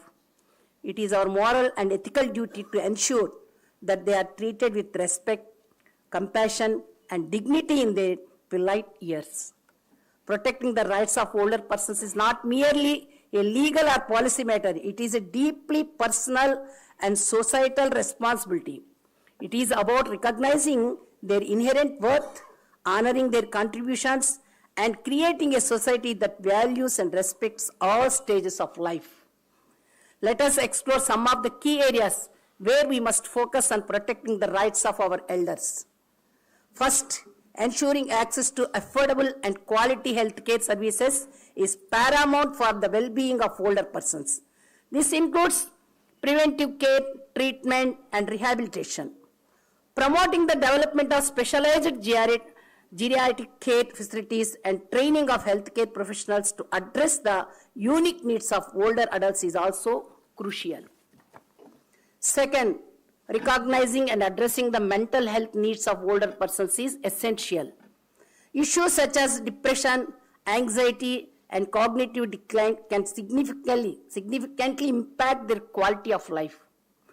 Third, ensuring that older persons receive adequate pensions and social security benefits to meet their basic needs and maintain a dignified standard of living is essential. Promoting financial literacy and inclusion among older persons to enable them to make informed financial decisions and participate in the economy is also important. Fourth, providing affordable housing options that cater to the specific needs of older persons, including accessibility features, safety measures, and social support services is crucial.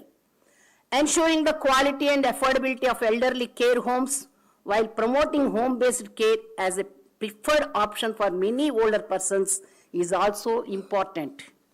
Fifth, strengthening and enforcing anti-discrimination laws to protect older persons from age-based discrimination in all aspects of life, including employment, housing, and healthcare is essential. Implementing effective measures to prevent and address elder abuse, both physical and emotional, and ensuring that the perpetrators are held accountable is also crucial. Sixth, promoting integrational programs that foster connections between young and older generations, promoting mutual respect and understanding is essential. Supporting the participation of older persons in community activities and decision-making process is also important.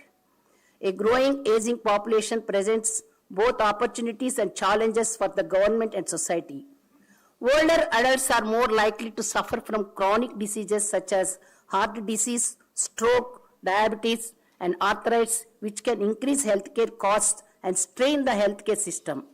Additionally, the aging population can have a significant impact on the economy, as older adults may require increased healthcare services and social security benefits. To address the needs of older adults, the Indian government has implemented several initiatives.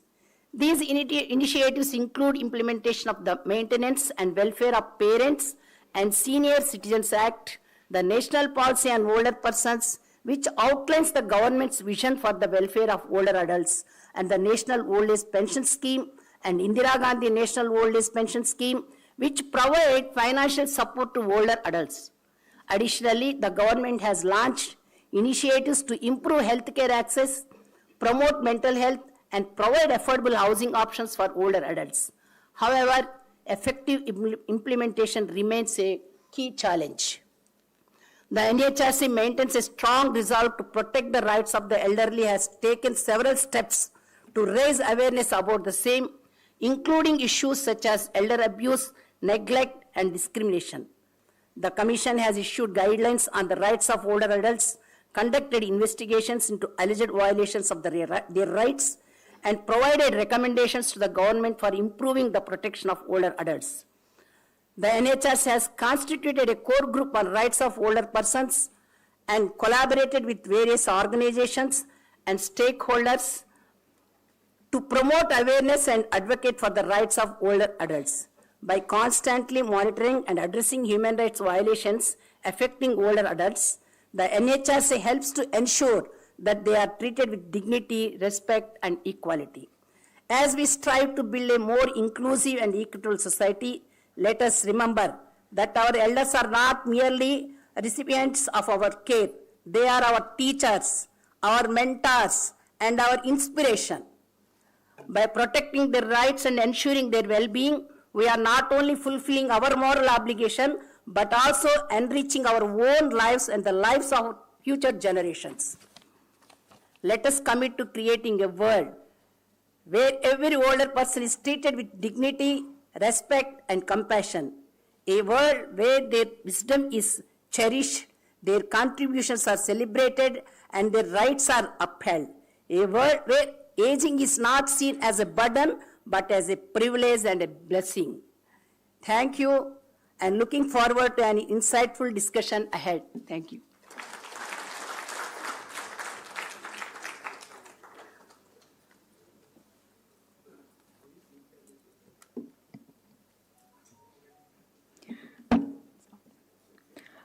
thank you, ma'am, for your impactful keynote address. Your wise words and leadership inspire us to work toward a more dignified future for our elderly. Ladies and gentlemen, with this, we conclude our inaugural session and proceed towards the discussions of the first theme, titled Addressing the Issue of Aging of the Aged.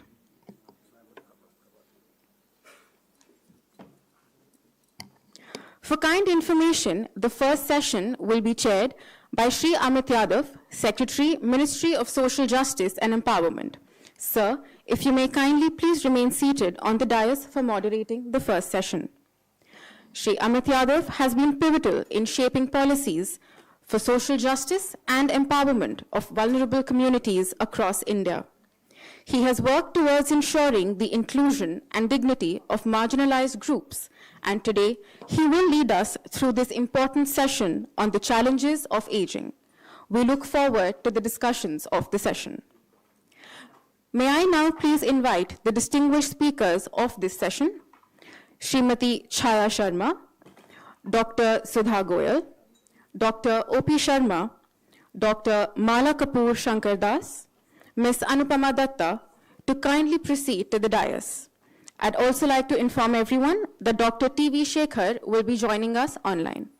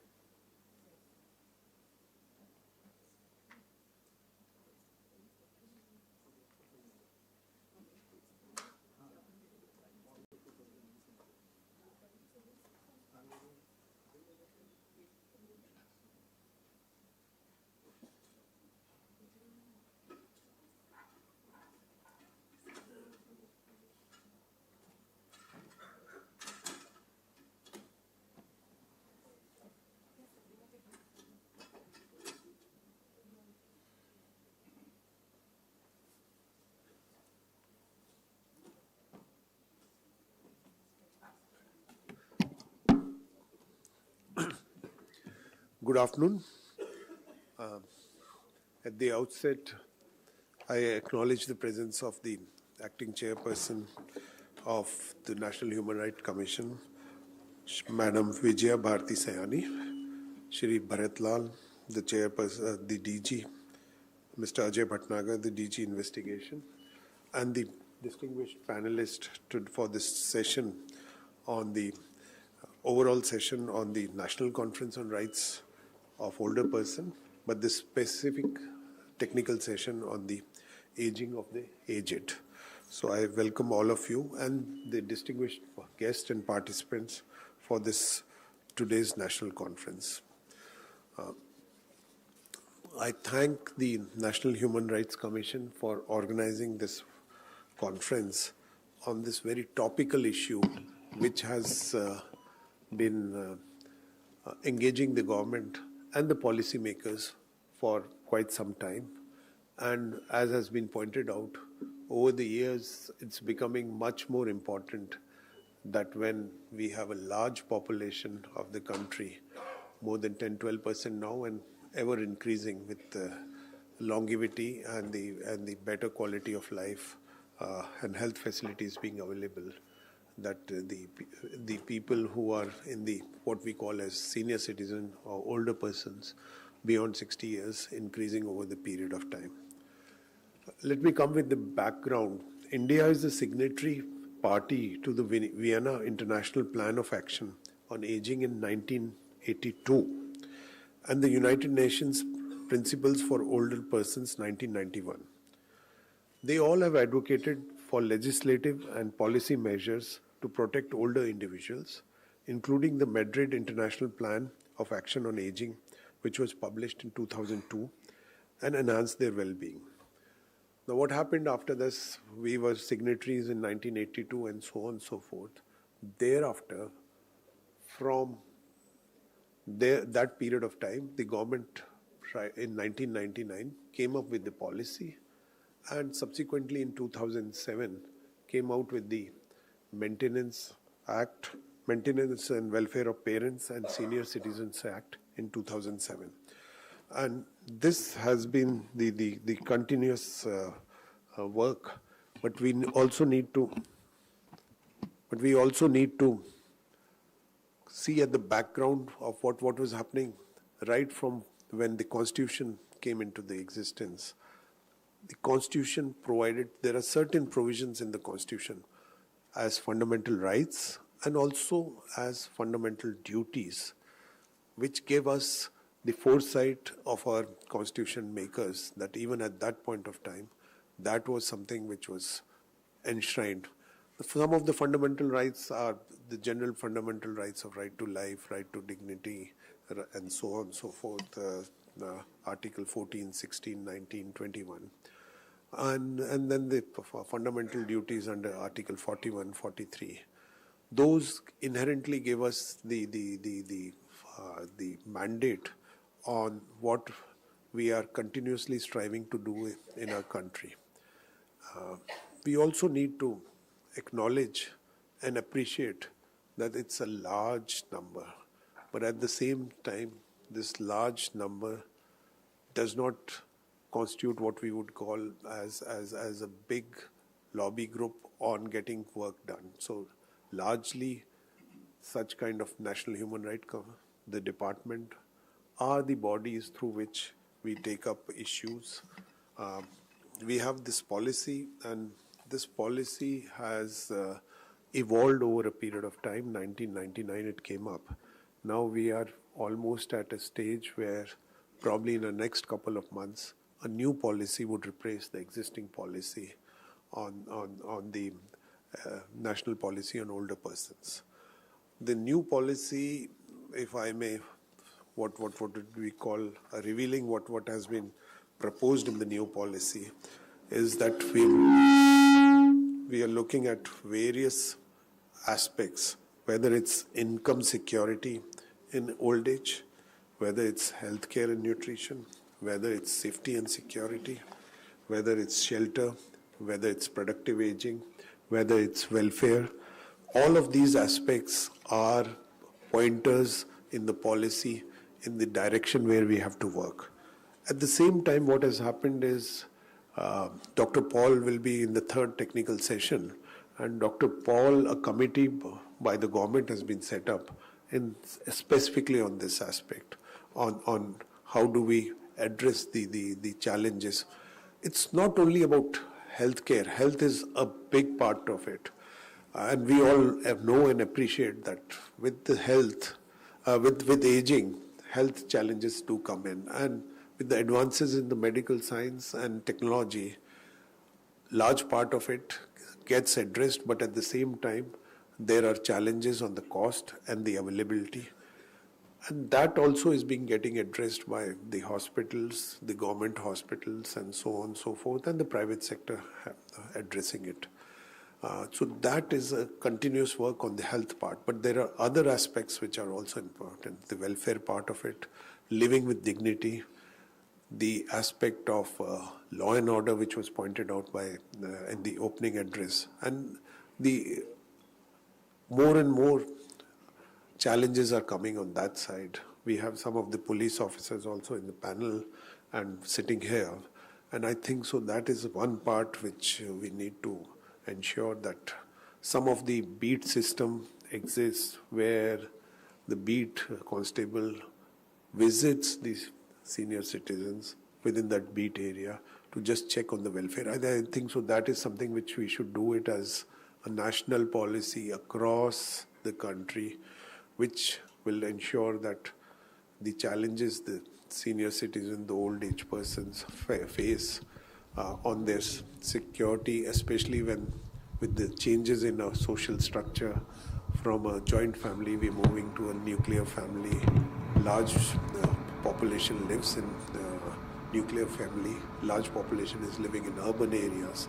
This aspect has become very, very important in this whole approach and how we'll address in the coming years. The Act itself also, the existing Act, which is of 2007, is undergoing change. And hopefully, I think so, again, probably in the next couple of months, we would be having certain amendments to the Act. And those amendments to the Act are to bring it in line with the developments which have taken place over the period of time. So whether the Act itself is, as I said, it's maintenance and welfare, the key two words. And then it talks about parents and senior citizens. Parents, by definition, would be any parent. It need not be someone who is a senior citizen. And then the parents are getting certain rights under this Act with the widening of the definition itself, so that the safety and security aspects are addressed. And the most fundamental thing is living with dignity, and I think so that's a very, very important component, that anyone who is a part of our society is living and has a respectful life. It's not a neglected life, it's not uncared life, it's not the part of society where no one is being treated in the manner it's expected for anyone. So that is one part of it. Then what happens is, out of love and affection, and which we know in our culture and in our society as we have evolved, most of the time the parents, even during their lifetime, transfer their property to their children. And then more and more cases are coming, whether through police force, National Human Rights Commission, Madam also talked about it, the challenges which are coming, the cases which come in. Then after that, the parents are abandoned, left over, and so on and so forth. So that is one aspect which we need to, the existing Act already addresses, but we are strengthening that part of it. So that even if they have transferred the property, if they are not being taken care by the children, those are restored back. Within this aspect is also the aspect of how do we strengthen the district hospital, district hospices, especially for chronically ill geriatric parents. That will be also part of the new Act. Obviously, it goes through the cabinet approval and then the final legislature approval. But this is what we are proposing. Making the tribunal, which is the fast-track tribunal which works on it, also strengthening it, and you need not go to the tribunal, and you need not go through a representation of, there is no lawyers allowed there in the existing Act, but we are saying that if the senior citizen requires a lawyer, that provision will be added to it. Similarly, the provision of video conferencing, if you can't move and if you can't go, is also part of the thing. We also now need to look at it beyond the Act and the policies, and I think so that is the most important thing. And outreach and awareness is a big part of it. For that, what we have done is we have recently signed a memorandum of understanding with the NALSA.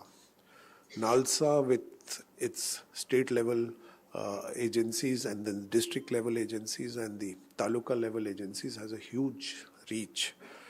We are teaming up with them to make persons aware of their rights, and making that is also a very important part, because other than the law security aspect of it, is making persons aware of their rights, and what is the government doing is also a very important component. The other 2-3 aspects which are bothering us is, one is life expectancy, we see, is more for women vis-a-vis men. And that means that there are more widows beyond the age of 60 than there are compared to men. And that also leads to a challenge, especially because when we know that their property rights of women are, property ownership of women in this country is less than 10%. Properties are owned by men. And so that is another challenge because the husband has died and so on and so forth. That aspect also is there, and especially if the children are not taking care of them and so on and so forth. So the act needs to be strengthened. That aspect has to be there. The other is medical facilities availability is largely in urban areas. We have a significant population in rural areas, though the population dynamics and urban-rural changes are happening. How do we ensure that delivery of healthcare services in the rural areas happen is something also which is of a big challenge. And I think so very clearly, as I see in the panel also, it's the role of the state, the central government and the state government is one part of it. You can enable it, you can provide policy, you can provide laws, but at the same time, what are we doing on the outreach? What are we bringing in values? And I think so that is a significant aspect. क्योंकि मेरे हिसाब से संस्कार जो हमारी संस्कृति है और जो संवेदनशीलता है, ये तीनों चीज़ों पे how do we involve our children, how do we involve our college-going students, how do we ensure that intergenerational bonding is there. Our society, the way it is evolved, is totally different from other parts of the world, and therefore it's very important that we keep on that continuum of the intergenerational bonding. It's not that like we see empty nest, we see all these kind of things, but at the same time, these are large number of people with aged who have the life experiences.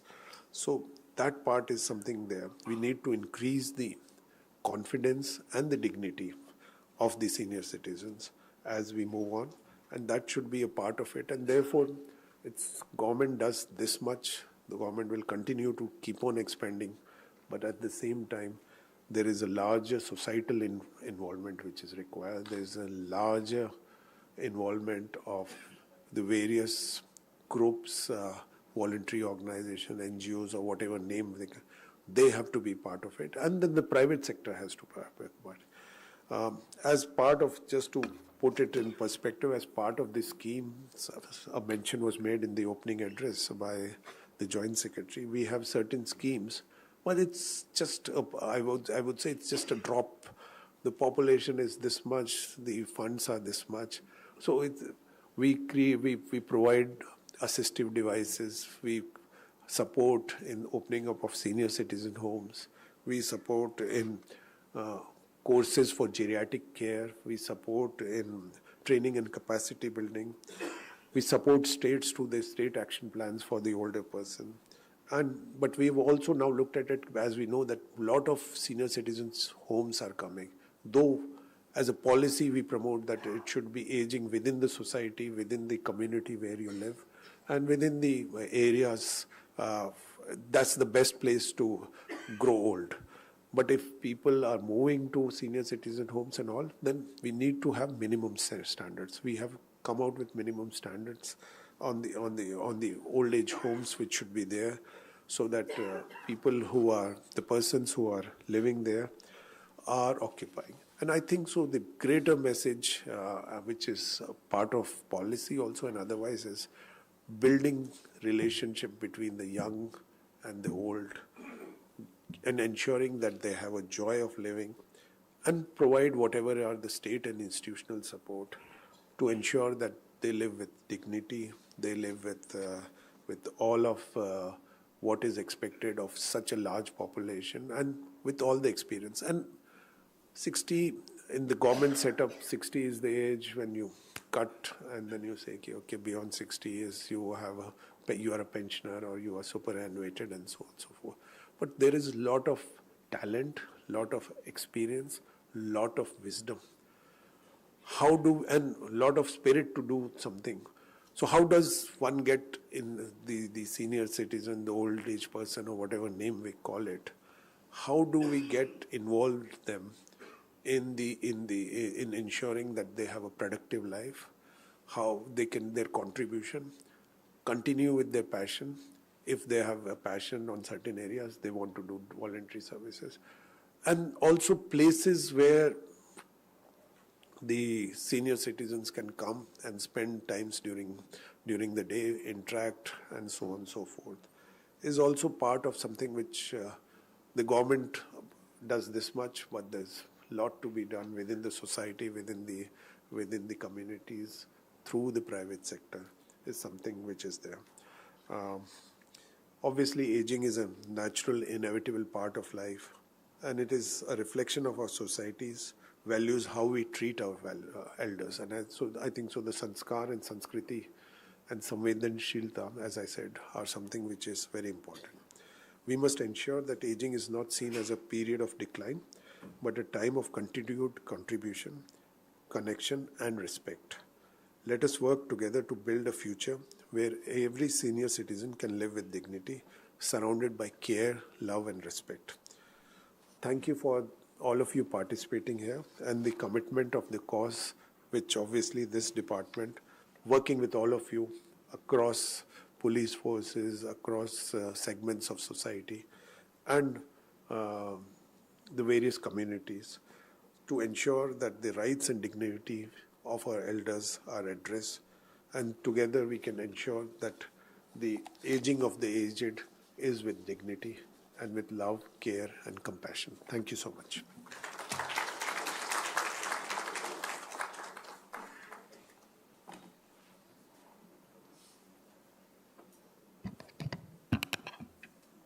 Thank you so much, sir, for your deep insights. With the permission of the gathering, we can now begin the deliberations for the first technical session. Can we please have the first speaker, Srimati Chaya? Thank you so much.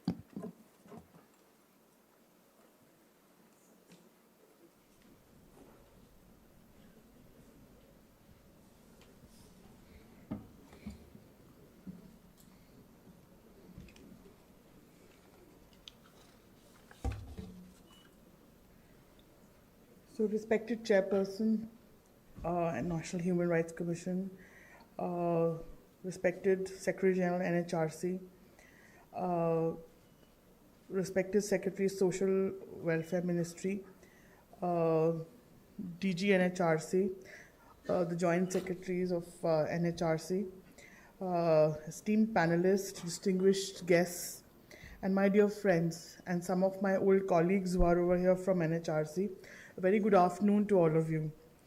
Today, I feel very privileged to represent Delhi Police here and participate in this discussion on aging of the aged as the topic given to us.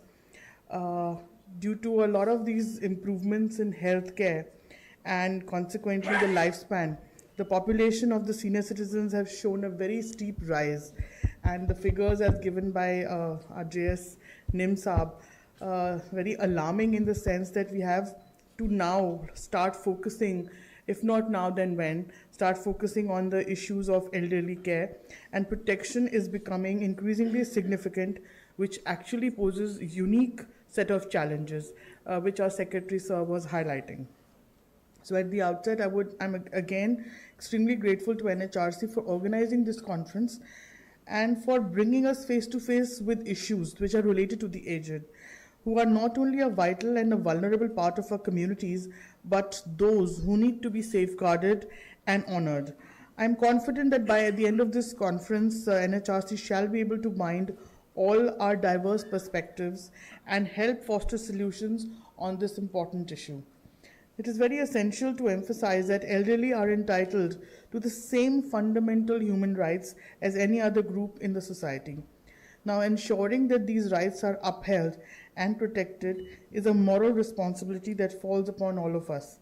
Senior citizens, given their unique vulnerabilities, they require special attention, and like Sir was saying, we need to ensure their dignity, security, and access to justice during the entire process. So let me just, while I'm thanking NHRC, let me just remind all of you that 1st October, is considered as is celebrated every year as the International Day of the Older Persons. And this year, 2024, the theme was Aging with Dignity, Importance of Strengthening Care and Support Systems for Older Persons Worldwide. So I feel that it's high time that, in India we start taking this very seriously. Though a lot of initiatives that Delhi Police is doing is in tandem with the theme of this year's International Day for Older Persons. So I would just like to point out that there are 3-4 challenges which are faced by our senior citizens, especially those who are living alone, and they often find themselves becoming targets of various types of crime. So as law enforcement agency, we have identified some very critical challenges, and I'd like to mention them. First is, like a lot of speakers before me have mentioned, social isolation and emotional vulnerability. This not only affects their emotional well-being, but also makes them more vulnerable to crimes such as theft, fraud, even physical abuse. Criminals often target this group to exploit their loneliness and reduce the capacity to defend themselves, also makes them a perfect target. Elder abuse, whether physical, emotional, financial abuse, this is a very serious issue that many senior citizens face. Sadly, it's a very underreported crime. We do not get many complaints where the senior citizens coming to us do not tell us anything about how this abuse is happening. And basically the reasons are because maybe they fear, lack of awareness, and also dependency on the abuser. उनको लगता है कि जिन पर हम निर्भर हैं, अगर वही हमारे साथ बदतमीजी कर रहे हैं या हमें पीट रहे हैं या हमें खाना नहीं दे रहे या सफिशिएंट फंड्स नहीं दे रहे, तो हम कैसे उनके बारे में कुछ कहें, बिकॉज अगर हम कंप्लेन करेंगे तो शायद जो थोड़ी बहुत डिपेंडेंसी है वो भी खत्म हो जाएगी और हमारा कौन ध्यान रखेगा. Similar examples like fraud and financial exploitation.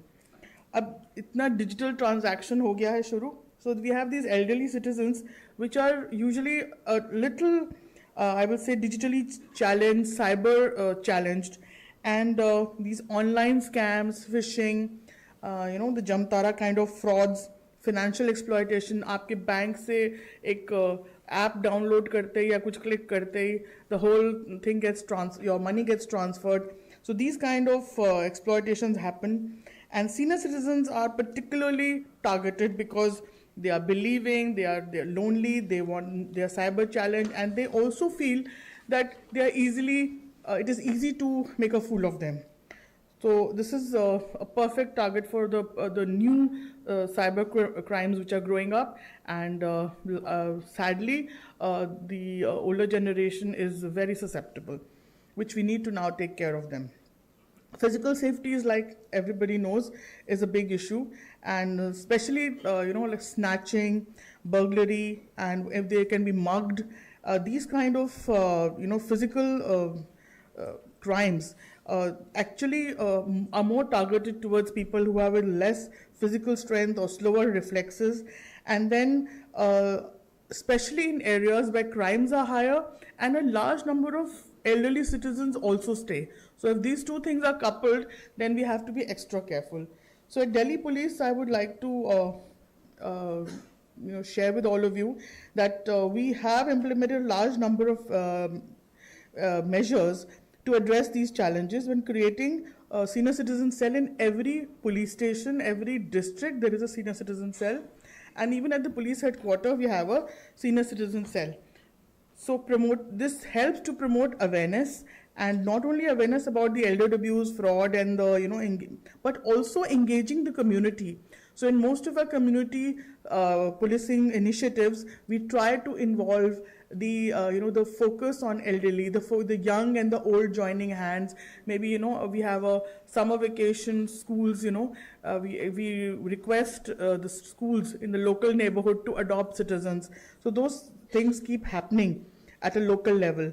We also involve the RWAs and the market welfare associations so that they involve them in cultural programs, make sure that there are regular health checkups being planned. Then, however, tackling of these issues requires a continuous and an evolving approach. And I just want to share with you that very recently on the 1st of October 2024, the Delhi police has released an app. It's called the Kutum app.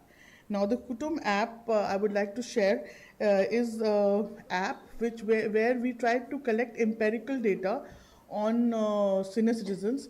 And so we have 65,000 registered senior citizens with us, and all these senior citizens are available on the app.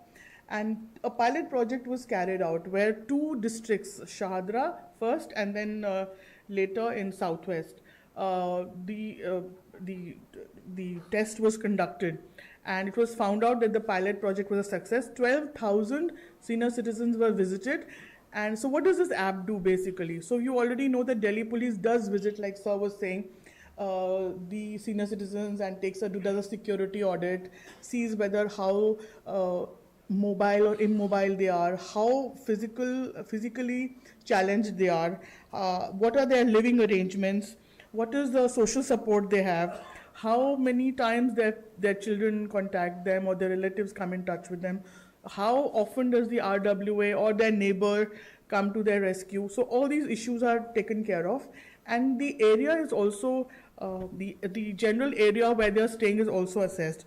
Now, so for example, a senior citizen who's living alone may be having physical limitations and will have more frequent welfare checks. So there is a vulnerability score which is given. So so there are these 10-15 markers on which we give the vulnerability score, and depending on which marker has gone up or down, like suppose they were in an unsafe situation earlier and now they have a safety latch, or they have done their one stick, the score will go down. So accordingly the scoring has happened.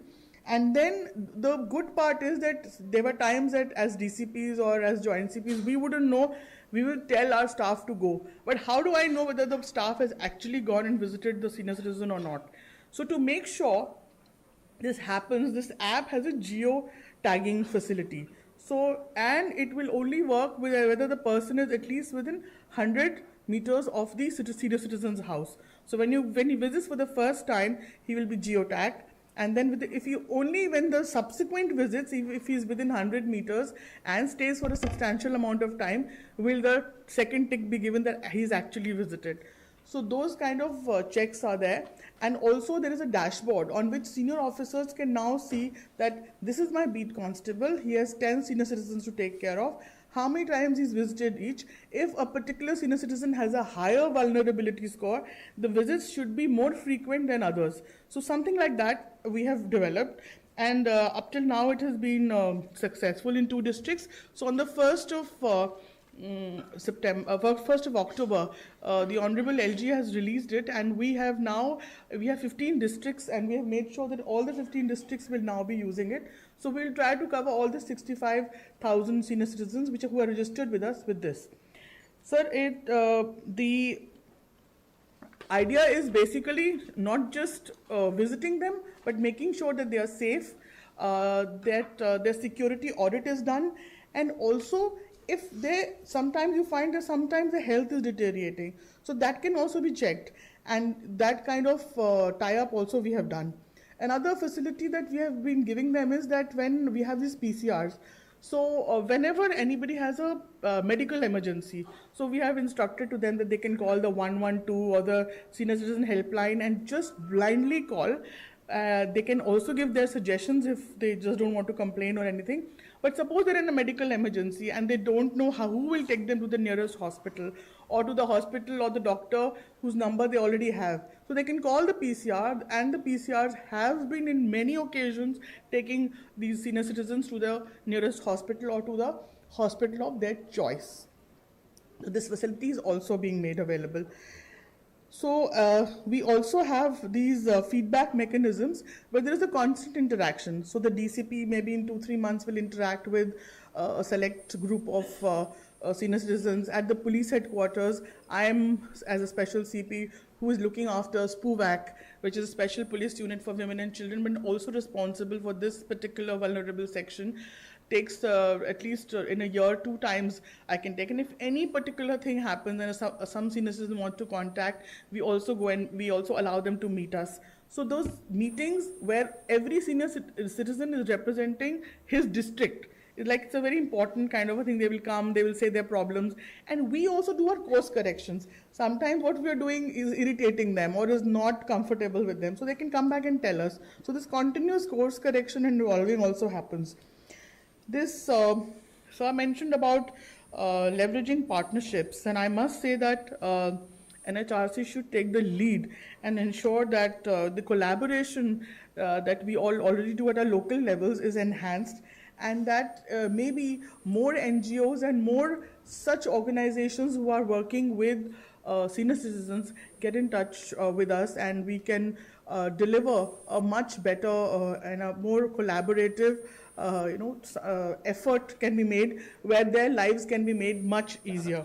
So what happens is that police 100% cannot give all their attention to senior citizens, but whatever attention they are giving, if an NGO partners, like we've already been having some NGOs partnering with us, we have healthcare providers in certain organizations, so what they will do is they will organize a health camp, they will make sure that they are regularly visited, the RWAs and MWAs also cooperate. So we are doing all these things, and then sometimes we are involving the senior citizens in other programs which the DCP is organizing.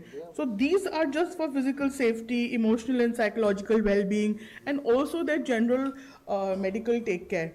But having said that, this part is just one part. I still feel that if we get a good NGO, more concerted effort, then we can do much better. And so once we cover our 65,000 people, the data which we are having available can also be used for geriatric care, can also be used for policy making decisions, because what these you may say that 65,000 is not the total number of senior citizens we have in Delhi. But who are we targeting? We are targeting those who are actually staying alone, who are actually vulnerable. And like Sir was mentioning, that there are more women who outlive, which is a fact. And so their vulnerability is a much higher score, because now they're alone and they are more vulnerable, and anything else can also happen to them. So those kind of things we ensure that collaboration will help in addressing not just physical safety, but also the emotional and psychological well-being. So also this issue about feeling of being abandoned, helplessness. More often than not, we find that the senior citizens get attached to the beat constable, start calling them beta, and they will make them write letters, deliver, get their phone bills and electricity bills delivered. So we are open to that. However, we definitely want that some other collaborators must also come, so that their feeling of isolation reduces. There should be people able to talk and to keep them engaged, and make sure that they have a own community, which there is a similar people are having partnerships. So Delhi Police community policing initiatives keep trying to foster such relationships, trying to build bridges between senior citizens with common interest, neighborhoods, creating an environment where elderly people feel safe, included, and valued.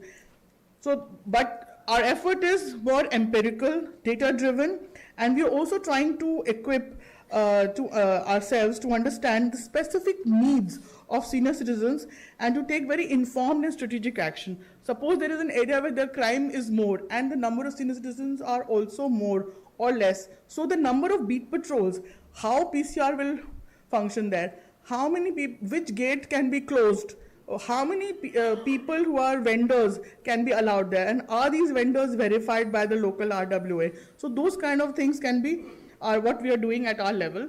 The road ahead requires a sustained commitment, innovation, and collaboration to ensure that senior citizens in India can live with dignity, safety, and respect. And by strengthening the stakeholder partnerships through NHRC helping us and embracing technology and advocating for policy changes with the help of Yadav sir, I think we can evolve, into a community involvement where we can create a society where elderly are not just left alone, but are also valued and supported. So finally at Delhi Police, we to advance these efforts, and working towards a future where every registered senior citizen feels safe and cared for and empowered. So I once again thank NHRC for giving me this opportunity and representing Delhi Police to share our thoughts on all the initiatives that we are doing. Thank you very much.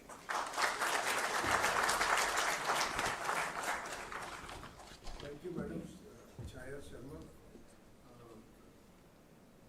I think so. You wonderfully put in the role of community policing, the Kutum map, the vulnerability score, the security audit, the medical emergency challenges which can be addressed by police, the collaboration which is required, and the data driven.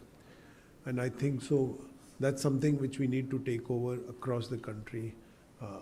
There are places, states which it is being done, but I think so that's something which needs to be taken across. And as you've said, rightly said, with regard to technology, how we can enhance with the technology, the data, and how that can be better used for a better service to the citizens and especially the senior citizens. May I now invite Dr. O.P. Sharma, and may I request you, sir, that you please speak from here only. You don't need to go to the podium. You can say, while sitting, you can speak, address it. I would love to stand. Okay. And the other request is... लेकिन sir election में नहीं खड़ा हूँगा, podium पे खड़ा हूँ. No, other request is we are stick to time. We have a 10-minute slot, so please stick to time. Thank you so much. Sir बहुत बहुत धन्यवाद और मैं 10 मिनट से अधिक समय नहीं लूँगा. Respected dignitaries of the dais, friends. सबसे पहले मैं बता दूं मैं भी भारतीय हूं और भारत के इस लाल भरत की तारीफ करना चाहूँगा जिसने आज ये कहा कि senior citizens are not liabilities, they are assets and their assets can be utilised. I would like to clap everybody for that. यदि हम ये देखें कि भारत की आबादी और देशों की तरह से वृद्धों की आबादी कैसे बढ़ी, one of the reasons is vaccination. Edward Jenner ने जब स्मॉल पॉक्स का वैक्सीन निकाला, स्मॉल पॉक्स धीरे करते सारी दुनिया से खत्म हो गया. I don't think even as a senior consultant in medicine I have not seen any patient of smallpox in last many decades. Same thing is about polio. Polio भी जो खत्म हुआ वैक्सीन से खत्म हुआ. मेरी आपसे गुजारिश है यादव साहब कि सीनियर सिटीजन्स को, I am the first in the country to bring out the Indian guidelines for vaccination in older people way back in 2008, and my request will be to offer free vaccination to elder people after certain age. That will be very kind of you. बुजुर्गों के अंदर I think it was pointed out by one of the learned speakers that the comorbidities are more. उनमें उम्र के साथ साथ diabetes, blood pressure, heart attack, kidney attack, osteoarthritis, constipation, ये सब होते रहते हैं. इन सब चीज़ों की वजह से जो उनकी सेहत खराब होती है, चलना फिरना कम हो जाता है, मोबिलिटी कम हो जाती है. इस मोबिलिटी कम होने की वजह से जब वो घर के अंदर ही रहते हैं, एक जगह टिके रहते हैं, उसकी वजह से उनको इंडोर में इन्फेक्शंस होते रहते हैं. And there are certain vaccines which prevent them from certain disease. उन बीमारियों से भी बचाएंगे, मौत से भी बचाएंगे और इन कोमॉर्बिडिटीज़ को आगे बढ़ने से भी बचाएंगे. Those simple vaccines are flu vaccine to be taken once in a year, pneumococcal vaccine again once in a year, Tdap and herpes zoster vaccine doesn't cost much. यदि आप ये देना शुरू करें तो ये बहुत बड़ी मेहरबानी होगी. My second thing, there are only 3 things I am going to talk within 10 minutes. Last का आधा मिनट तो मैं छोड़ दूंगा तालियों के लिए यदि आप बजाएं तो. Second thing is what Madam Chaya ji covered up is elders abuse. बुजुर्गों के बारे में the elder abuse is from outside as well as inside. समाज के जो अनवांटेड एलिमेंट्स होते हैं उनकी वजह से जो मारा पीटी होती है और लूटपाट होती है, प्लस घर के लोग, केयर गिवर्स, बेटा, बहू, दामाद, care giver, health care worker, ये सब भी जो उनके साथ मार पिटाई या मिसबिहेव करते हैं, we call it elder abuse. This elder abuse is also to be prevented, for which there are certain ways and means. I would love to send you a note on that. Third and the last thing that I want to talk is, Swami Chinmayan ji कहते हैं the basis of everything is finances. सब चीज़ और दुनिया में जो wars होती है because they want to sell their weapons, they want to increase their territory, etc., whatever be the region. Finances का ध्यान रखने के लिए I don't think even 50% of this elite gathering knows that there is a thing like reverse mortgage.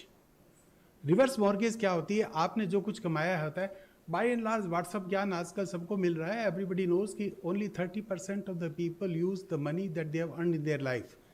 क्या करते हैं हम?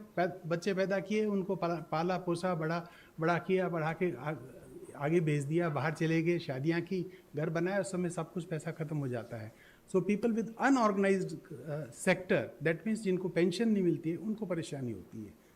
लेकिन उनके पास जो घर होता है, बच्चों को मालूम है कि बुढ़ा बुढ़ी मर जाएंगे तो ये घर हमें मिलेगा ही मिलेगा और कोई चारा नहीं है. But if they come to know कि no, it is not necessary. There is a condition, there is a term like reverse mortgage. You can go to the bank में आप अपना घर प्लेस कर सकते हैं, उसके अगेंस्ट वो आपकी लाइफ का एक्सपेक्टेंसी का एसेस करके आपको कुछ पैसा दे देंगे जो कि आपको जीने के लिए काफ़ी होगा. रोटी कपड़ा और मकान के लिए काफ़ी हो जाता है. थोड़ी बहुत दवा दारू, सॉरी नॉट दारू, दवा और प्लस घूमना फिरना के लिए काफ़ी हो जाता है. तो ये reverse mortgage is another thing that should be pointed out. Last but not the list, I would like to say, request you sir to convey to Nirmala Sitharaman ji my humble request कि जो बुजुर्ग जिनके पास सिवाय सेविंग्स के और कोई इनकम नहीं है और जिन्होंने 30, 35, 40 साल तक इनकम टैक्स दिया है, they should there whatever the saving, whether it is pension or saving from whatever the resources, unless it is an active income, it should be exempted from the income tax.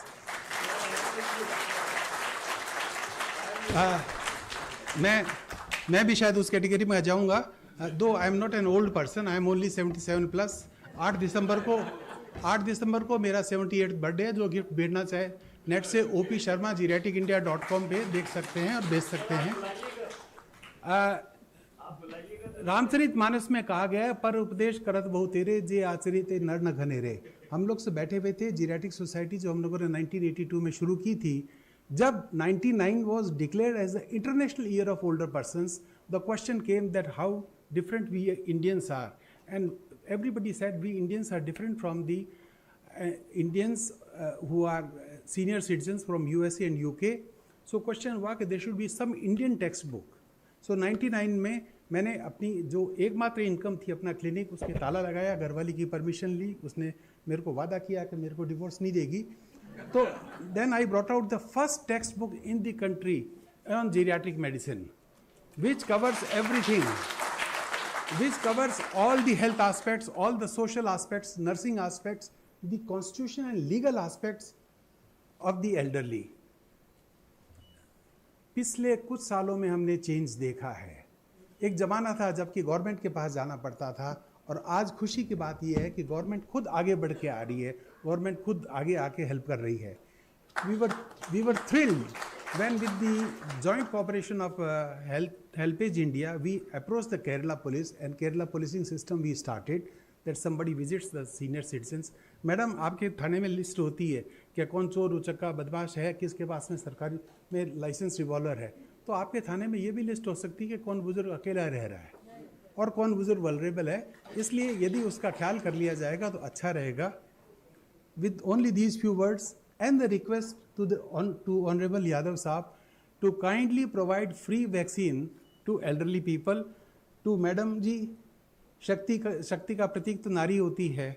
To provide care to the elderly from the outside injury as well as from illness abuse, and to send the request to Nirmala Sitharaman ji to give income tax exemptions to elderly and the travel concessions which at one time were being given. Thank you so much. आप लोगों में से कोई भी यदि मेरे पास किसी अपने बुजुर्ग के लिए फ्री कंसल्टेशन करना चाहे तो उनका स्वागत है. धन्यवाद. नमस्कार.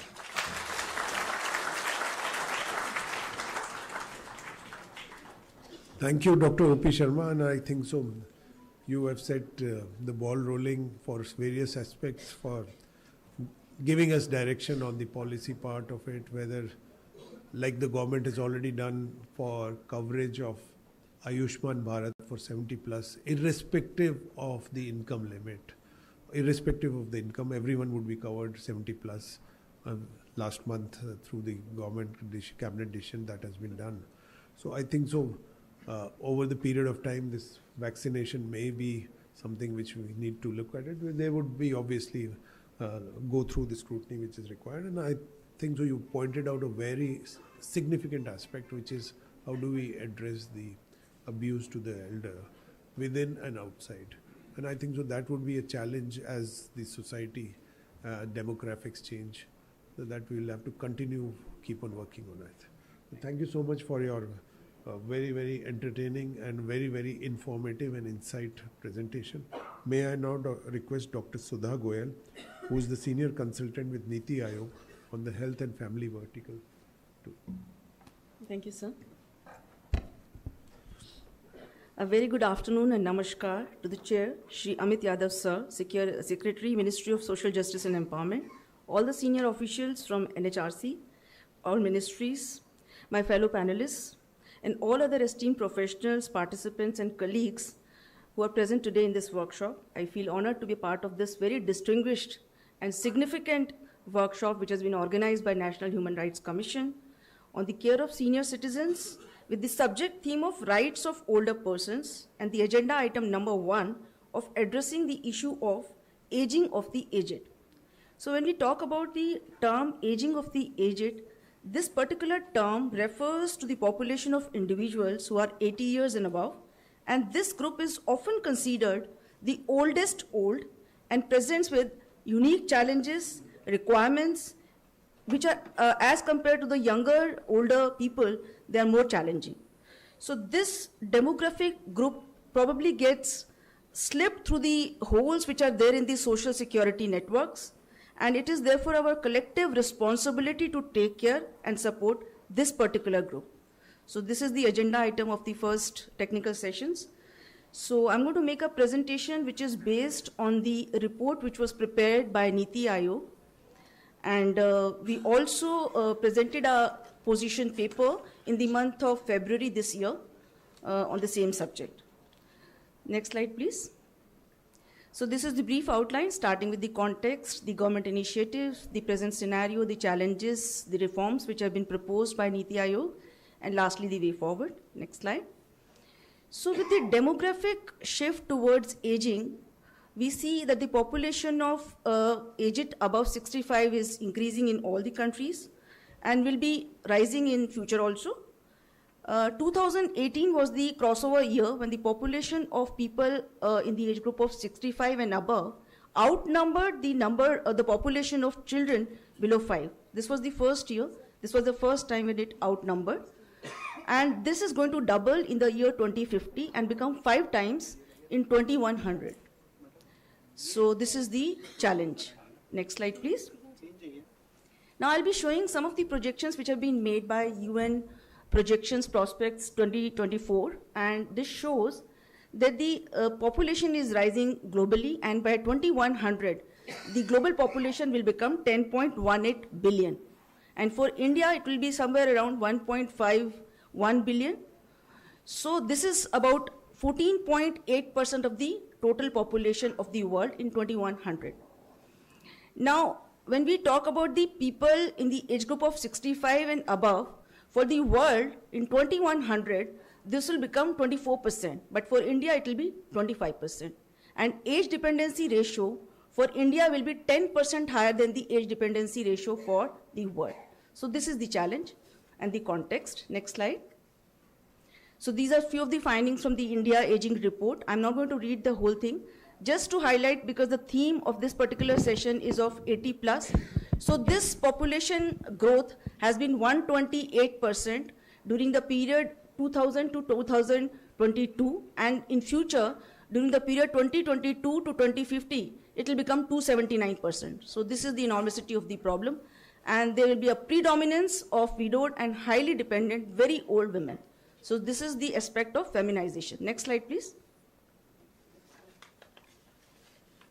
So few things about the feminization. We all know that the population of senior females is rising at a faster pace than the population of elderly male. And senior sex ratio has been projected to rise from 972 in the year 2001 to 1078 in the year 2031. And 54% of the females, sir has already spoken about the aspect of widowed amongst the elderly.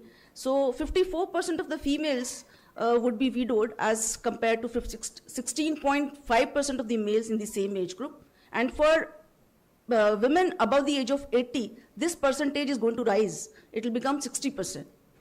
And all the studies have shown that 20 to 30% of the women above 70 and above, they suffer from Alzheimer's and many aspects of dementia. Next. So all these demographic changes that we have shown today are going to put some impact on the health, social, and economic aspects and make some challenges to which the country must adapt and respond today and in future.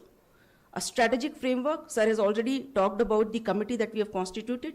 So a strategic framework of reforms, including the strengthening of the available and affordable healthcare system, the innovative financing mechanisms, enabling social environments, and uptake and adoption of the digital technology, along with the enablers of intersectoral convergence and partnerships are important. Next. So this is the timeline, the journey that India has traveled from the year 1995 till 2019. There are many policies, acts, schemes. I'm not going to read this. So this is the journey that we have traveled. Next, please. This is the pictorial depiction of all the schemes which have been governed and introduced by ministries, different ministries, for the social and health-related economic welfare of the people in the age group above 60. So these are the schemes which are available for the benefit and the welfare of people. Next. So because the theme today is of aging of the aged, so I would say when we are referring to the aging of the aged, the changes which are related to the physiological, mental, and economy have been very clearly depicted by the LASI findings. So there are challenges related to health, social, economic aspects. There are challenges related to mobility, the mental health, the physical health. All these challenges are there. The data is there, but I think the next presentation by Shekhar sir would be able to tell more about this data. I'm not going to read this. The next one, please. So firstly, let us see the challenges which are there in different sectors. So I'll start with the health sector. There is no comprehensive and integrated package of services. There are many providers, both in the public and private sectors, but they all work in silos. And the practitioners, the allied health professionals, the nursing professionals, some of them, they belong to very low setups, and the quality of care that they provide is suboptimal. So this is one of the main challenges. Then there are gaps in the infrastructure. We all realize that the mismatch between the demand and supply of the health services is always there. And also the fact that 71% of the elderly, they live in rural areas, while most of the healthcare facilities, they are concentrated in the urban setups. So this mismatch is there. And also, since we are talking about 80 plus, the 80 plus people have requirements related to their illnesses which make them bedbound or homebound. So there is less of palliative care, the end of life care, which should be there in the healthcare facilities, so that is lacking.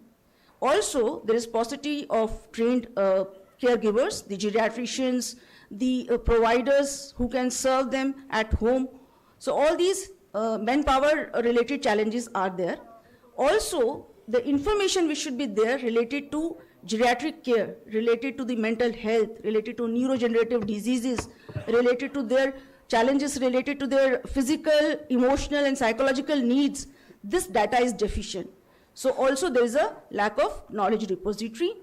Then we talk about the financial crunches related to elderly, saying that now that since they are retired, so probably they are not economically productive or they are dependent, but the kind of care that they require in that particular age group requires them to spend money. But the kind of financial structure which is there for them in the health setup is also deficient. So the emergency response system, which is not very sensitive to the needs of the elderly. There are less of ambulances. The transportation mechanism is not equipped properly. And also the trauma centers, they are not well equipped or not well resourced. So these are the challenges which are related to health system. Also there are less monitoring mechanisms and insufficient focus on the preventive health. Sir was talking about preventive health also. So there is no structured and regular screening programs or for the elderly. Also, the care that the elderly need while they are bedbound related to their hygiene, the bathing, the foot care, the dental care. So there is no structured mechanism for providing all these services. Next slide. These are the challenges which are related to the social sector. So the social sector is, the schemes are fragmented or properly, the people are not aware of those schemes. There is gap in the knowledge and the practices which is related to social sector. And also the change from the joint family system to the nuclear family system also poses the physical, social, economical challenges in this particular age group. There are inequalities related to religion, region, then socio-economic status, and gender also. So all these challenges are related to the social sector. Also, we are not providing the kind of acknowledgement that we should be providing to the caregivers. They are underpaid, undervalued, and not recognized or under-recognized. Next. The economic challenges, I think probably my earlier speakers have pointed out about the economic challenges. The financial systems are not proper. There is insufficient funds, insufficient schemes. So all these challenges are related to the economic aspects. And also, as Madam has pointed out, there are always the danger of, we are hearing a lot of news about the financial abuse and fraud practices being done right now for the seniors. So these challenges are there in the economic sector. Next. The digital one, yes, we have challenges because there is digital illiteracy. They're not sufficiently trained, or the accessibility and affordability to the digital goods is not there. So these challenges are related to the health, economic, social, and digital areas. So now I'm going to show some of the proposed reforms in these sectors, and the term has been given as health empowerment and inclusions, the social empowerment and inclusions, economic empowerment inclusions, digital empowerment inclusions, along with the enablers of fostering the intersectoral convergence and private sector engagements, and also by increasing the CSR funding. Next. So these are the various schemes, various measures that should be taken in the health sector. So first, I think, since we don't have any comprehensive and integrated program for the health sector, so we need to increase the number of health facilities which are going to provide the services which are dedicated to the senior care. And these should be located in the rural areas rather than being concentrated in the urban areas. Then we should have independent geriatric wards in the tertiary care hospitals. And also we can leverage the services of Ayush. So this is one of the strategy or reforms that we can propose for the health sector. We should be increasing the accessibility of workers. They should be made to go and provide the services at home. The community-based organizations are there, NGOs are there. They can also support this particular endeavor. And the skilled workforce, how we can do it? By increasing the number, by increasing the deployment, and by training them or providing them the skills to take care of the elderly in the way they need. So we need to increase the number of geriatric doctors, nurses, and also the attendants. So also the services which are provided by Ayush professionals, they have to be recognized and should be taken into consideration. And also we should be focusing more on the preventive health. A structured program for screening for the chronic ailments, that should be there in the system. Elderly immunization, sir has said, definitely adult immunization related to influenza, pneumococcal, pneumonia and all, this should be a part of the universal immunization program. And also we should be talking about building the trust in the system for the elderly. So teleconsultation is one of the areas which has been included in the mental health program. We have telemanas, but that should be a part of the elderly care also, and we should be providing the services through teleconsultation, especially for the homebound and bedbound elderly. Next, please. Again, we should be increasing the finances in the health system, increasing the health literacy. What are the challenges? What are the diseases? What are the chronic ailments which are there in the elderly age group? This kind of an literacy and also the awareness related to the provision of services. The services are there at Ayushman, Arogya Mandir, PHC, CHC. This kind of a health literacy is required at all levels. We should be making the emergency response system very sensitive to the needs of the elderly. Also, the provision of assistive devices. I think there is a program. So we should be encouraging the states to implement these programs in a better way. Then mental health issues of the caregivers and also of the elderly should be taken care of. And Poshan Abhiyan, because the nutritional aspects of the elderly are mostly overlooked or we don't care about them. So this Poshan Abhiyan, which is there for children, should also be included for elderly, is one of the proposition. Social empowerment, yes, we need to increase the awareness. We need to make legal reforms. There are things in the pipeline for increasing or making some amendments in the Act. So this should be encouraged. We should have some research and development on the various aspects of care that they need. Also, we need to have the family structure, instead of going to the old age homes, the elderly should be aging at home in their own home environment. So we should be developing some elderly care models, which the support of the NGOs has also been proposed. Next, please. Economic empowerment and inclusions. Yes, we need to develop the insurance products with the help of the private sector. Private sector should participate in developing the comprehensive health insurance product, promote the prevention of financial frauds. Ma'am has very nicely told us about the Delhi model. So probably this kind of model is there in other states also, but universally such kinds of models should be there, is one of the proposition. The coverage of the public funds, and lastly, the financial literacy and digitalization, because most of the frauds are through digital means. So we should be empowering our seniors on how to use the digital technology for financial procedures. So digital empowerment and inclusion will include the literacy, the accessibility, the power to buy things and have a trust in those services is required. We need to have digital literacy all over. Next, please. So there are many ministries, many programs, but there is probably a less of coordination between the ministries. So we need to have a seamless coordination with all the ministries, with the Panchayati Raj institutions, with the urban local bodies, and all the private players, so that the services are provided in a holistic manner to the seniors. Next, please. So private sector engagement, increasing the CSR funding, making private insurance packages with revised rates, and affordability of the critical products which are required for the elderly health or other aspects of elderly care are required. Next, please.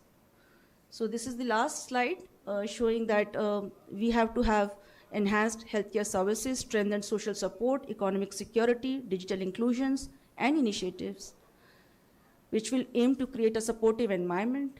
The aging population will have dignity in health and security. That's all. Thank you. Jai Hind. Thank you, Dr. Sudha Goyal. I think so.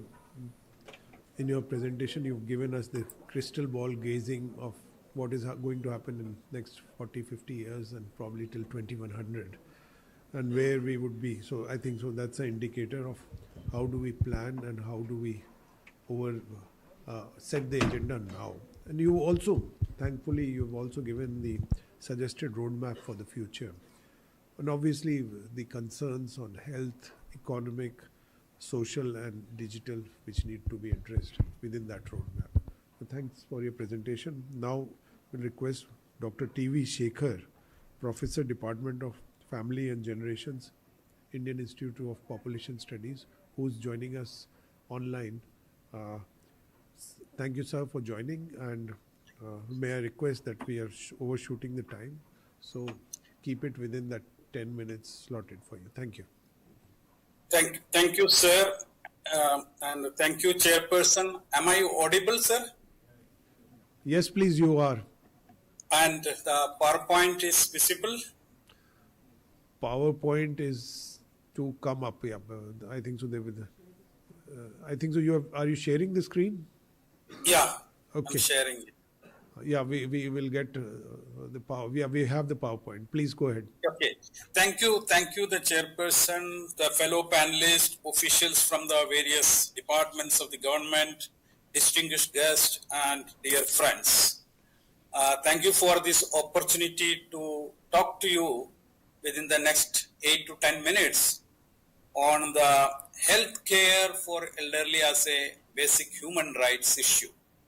And my presentation is essentially based on the findings we obtained from the longitudinal aging study in India, LASI, which we carried out at IIPS and supported by Ministry of Health and Family Welfare, Government of India. As all of you know, and Dr. Sudha Goyal just mentioned about the aging and health dimensions, you know that considerable chronic and non-communicable disease increasing in India. And unfortunately, we have very little empirical evidence on health conditions, health situations of elderly in our study.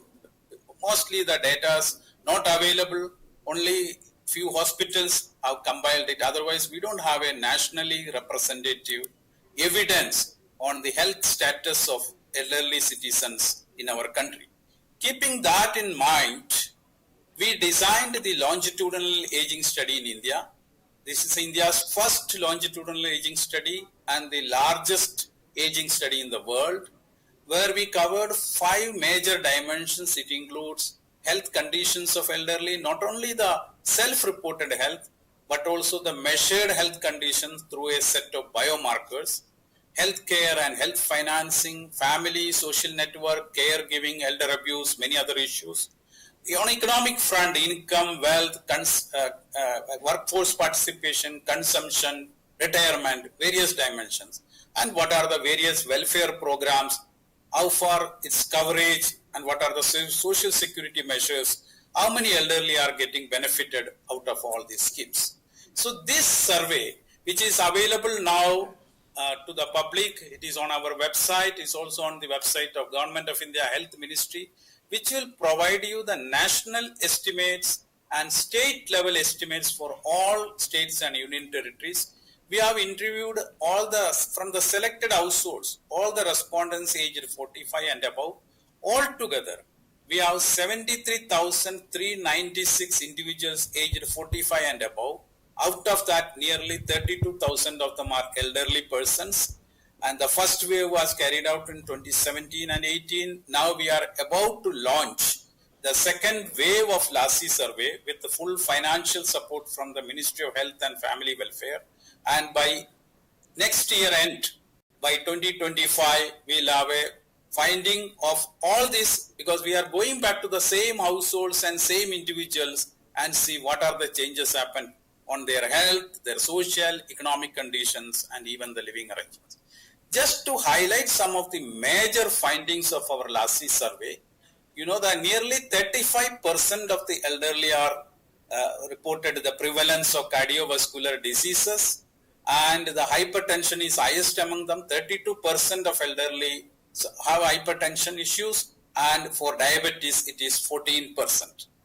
Okay. And as the age advances, as all of you know, the chronic health conditions also increases, and it will also have implications for healthcare, health financing, and the catastrophic health expenditure to meet the cost of the medical expenditure and other things.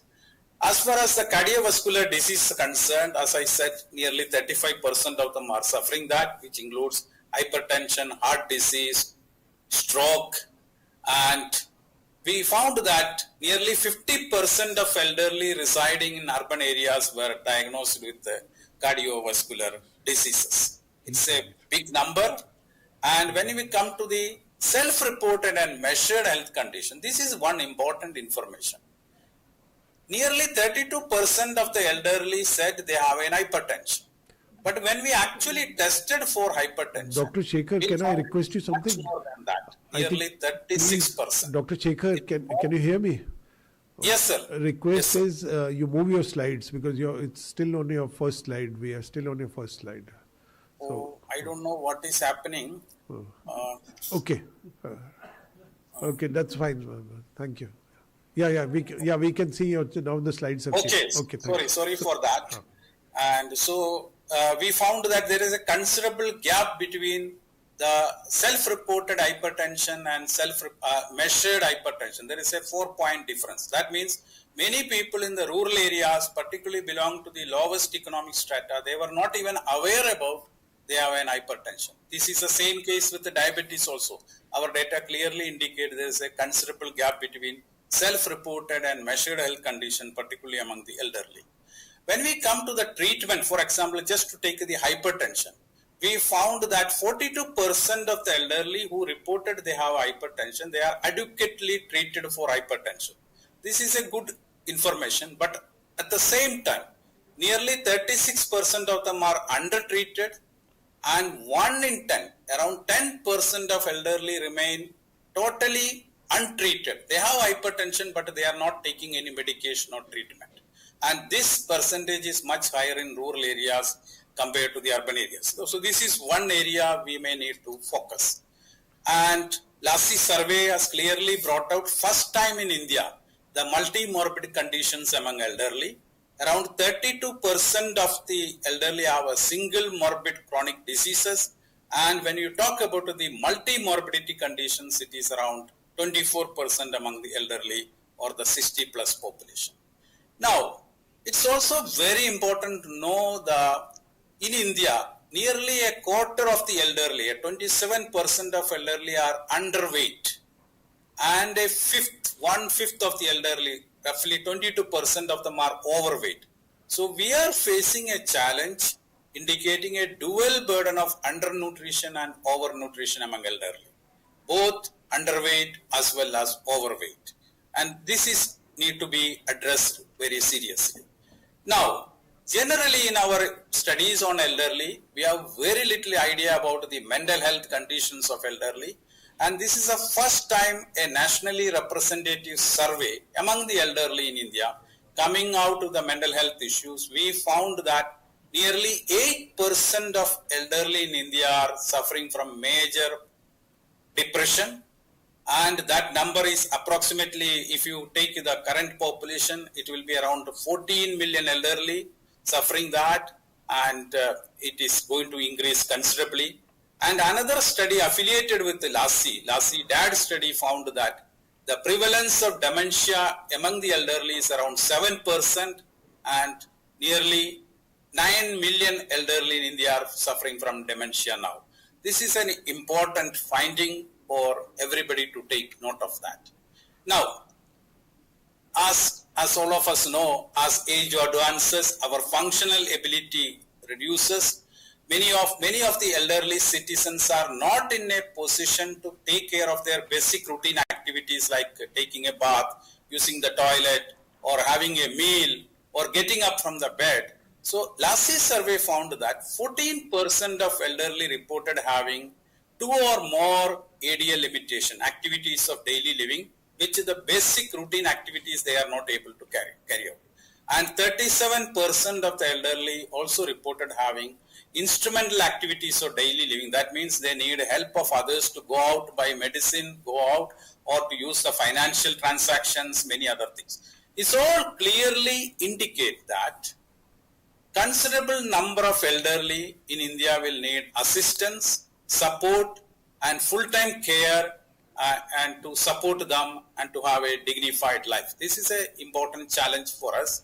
I will request all of you to have a look at the Lassie report, the data by state-wise, by various social groups, various considerable gender differences. We found that although women live longer than men, but we also found that women live so with increased disease burden and disability. So that is there is a considerable gender dimension in aging, particularly with regard to health, mental health of the elderly persons. We need more geriatric medicine and geriatric healthcare professionals and affordable and quality healthcare. Keeping in our time limit, let me try to conclude this presentation within a minute. So as you see, In 2018 survey indicated that the health insurance cover among elderly is only 1 out of 5, and or nearly 20% of them are covered by any health insurance scheme. But the recent decision by Government of India, it's a major step.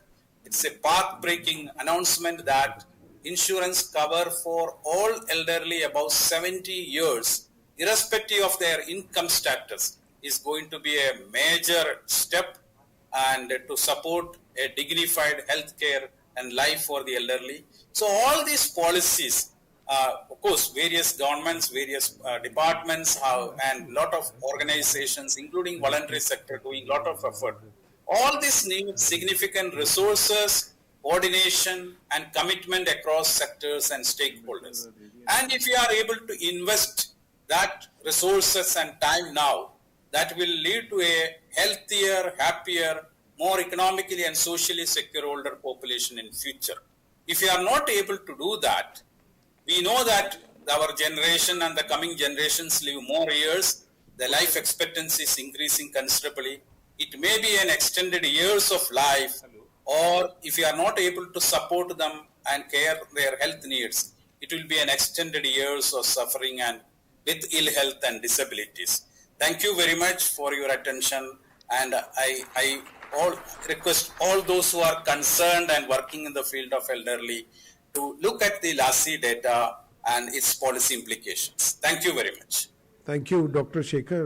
And I think so, you correctly pointed out that this benchmark has already been done with that LASI study in 2017, and now it's getting updated, which will give us the policy direction and the challenges which we need to address once the report comes out in 2025. And I think so, the vulnerabilities are clearly expressed in the communicable, non-communicable and other challenges, women and the health-related underweight, overweight and so on and so forth.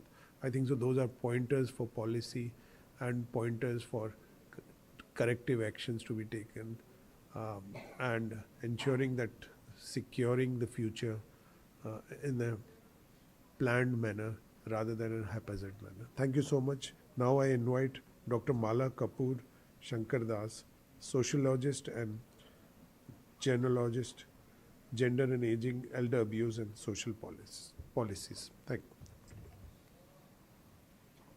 you. Respected Chair, honorable members of NHRC, fellow speakers, distinguished guests, ladies and gentlemen. Demographically, changing times indicate that as societies are aging, they need to evolve and take into account not just the young, the adults, the older adults, but also the oldest old. It is not just enough to discuss 3 generations living together and understand their relationships and needs, but it is time for us to focus on a 4-age population model. More and more older adults are living healthier lives, but doubts are raised about the oldest old among them. Studies indicate that compression of morbidity in later years is the reality of aging populations, and there is a clear-cut gender dimension to it. Older women are known to have greater socioeconomic and health vulnerabilities, and as older men and women move on in years, frailty becomes more obvious, with criticality of the need for long-term care provisions and urgency in having facilities for end-of-life care too, along with taking care of financial, economic resource gaps. Epidemiological and demographic trends suggest that a change is there, but the question arises, will there be change in caring relationships? Should gender equations as seen in Indian families, where a number of females in the family are taking care responsibilities, change? Do we see a trend of more spouse dependence for care as people get older? Upcoming research needs to focus on these dimensions as indications are emerging of familial generations living together, providing care support, and the traditional patterns of intergenerational care, generally being unidirectional, is losing its importance in the current scenario of aging societies, where reciprocal arrangements are becoming the norm. The demand for management of chronic problems, provisions for acute care facilities, developing social and community care will become greater, and criticality of affordability and accessibility to these will be overriding and should be in our plans and programs for the aged. Focus should be on how modern science developments and growing availability of many assistive technological devices can better manage and cope health and social issues to improve quality of life concerns of the aged. Are we ready to plan, organize, and adopt to enabling environments to make better lives for older people? I see great relevance in thinking that for the care of the oldest old, we need to improve measures on informal care provisions, with families and communities being prepared to take on this responsibility in a more intense and organized manner. No doubt, the burden of informal care is tremendous as it goes unseen and unmeasured, but it is the most necessary and essential component of well-being of older persons. Informal care can be an easier option, has a better appeal to care receivers, and pertinently, what is required is that the quality of life of caregivers should not be neglected along with that of the care receivers. Thus, we need to develop caregiver training modules, programs, care skills, respite care provisions, appropriate mechanisms such as parent senior care leave facilities, protection of economic losses from work life for those caring, as care needs of the aged amongst the older becomes a priority. Preparedness in our country for recognizing the potential of informal caregivers is a huge investment from which we cannot shy away. One suggestion is to build the resource of young older people to take care of the oldest old, so that we work on a 4th generation care model instead of 3. Along with this potential is the need to have robust, active, and healthy aging policies so that morbidities are delayed for individuals and care burden does not rise up in the society. This framework can also help people in not having to buy care, or at least delay in getting it, whether from family members or from non-filial categories. My recommendation is for filling the gap in providing more information and raising awareness on care of older populations. If we look around us, we find very little literature, books, media sources on adequate, scientific, practical, evidence-based knowledge on care of older persons from a right-based approach. Social media is there, but this needs to be controlled and regulated by experts on old age issues who can appropriately guide and provide tips on managing old age social and health issues from a holistic approach and a gender perspective. Issues confronting older men and women have certain differences, and their circumstances in managing resources also vary, as much as the coping mechanisms. These aspects require greater consideration in policies and planning, programs and facilities for the aged. It is true that demand for the care is not about age in itself, keeping any cut-off age as arbitrary. We must realize that forecasting care needs has less to do with how older people are than with who they are, their social class, sex, ethnic origin, and geographical region has greater relevance, and this fact should not be overlooked. Thus, when we plan for social and health care for older people in our country, we need to give consideration to the diversity and heterogeneity among populations, and this should not be ignored while planning at state levels. Nonetheless, we must take into account future trends in aging, dependency, and care provision in later life. It is worth noting that older people are also creative in their strategies for later life and are not just passive recipients of care. Of particular importance is the contribution that they themselves bring to their own care and also become primary carers for others around them and for family members. The relationship between care services and older people needs a rethinking and has to be developed as a partnership between different aspects of care models. It is crucial that governments think of ways of strengthening and setting in enabling environments which respond proactively to the changing demands of health and social care services that bring increased emphasis on effective care for older people.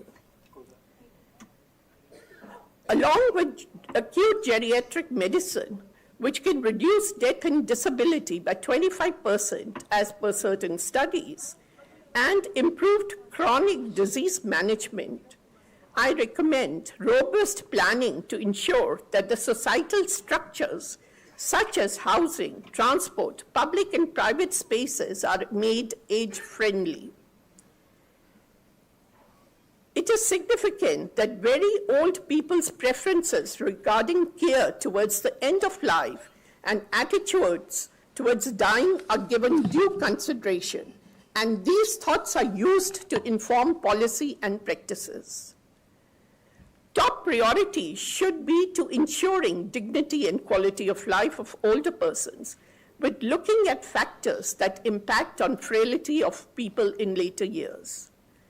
What aspects of health and social vulnerabilities impinge more on older age groups requires attention, and there is urgency to develop comprehensive, holistic, integrated health and social care services, facilities that cater to both medical and emotional needs of older persons.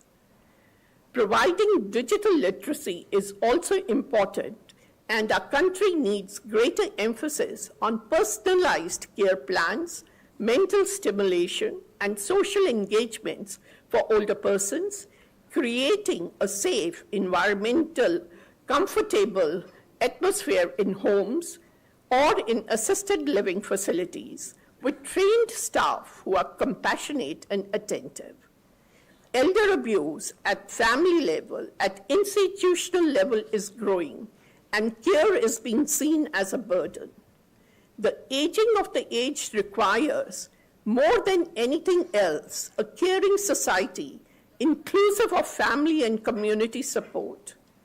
The key to improving quality of life of the aged is to emphasize on quality of life issues from a right-based approach by involving older people in planning and executing services, facilities from their experiences. Lived experience needs importance and attention.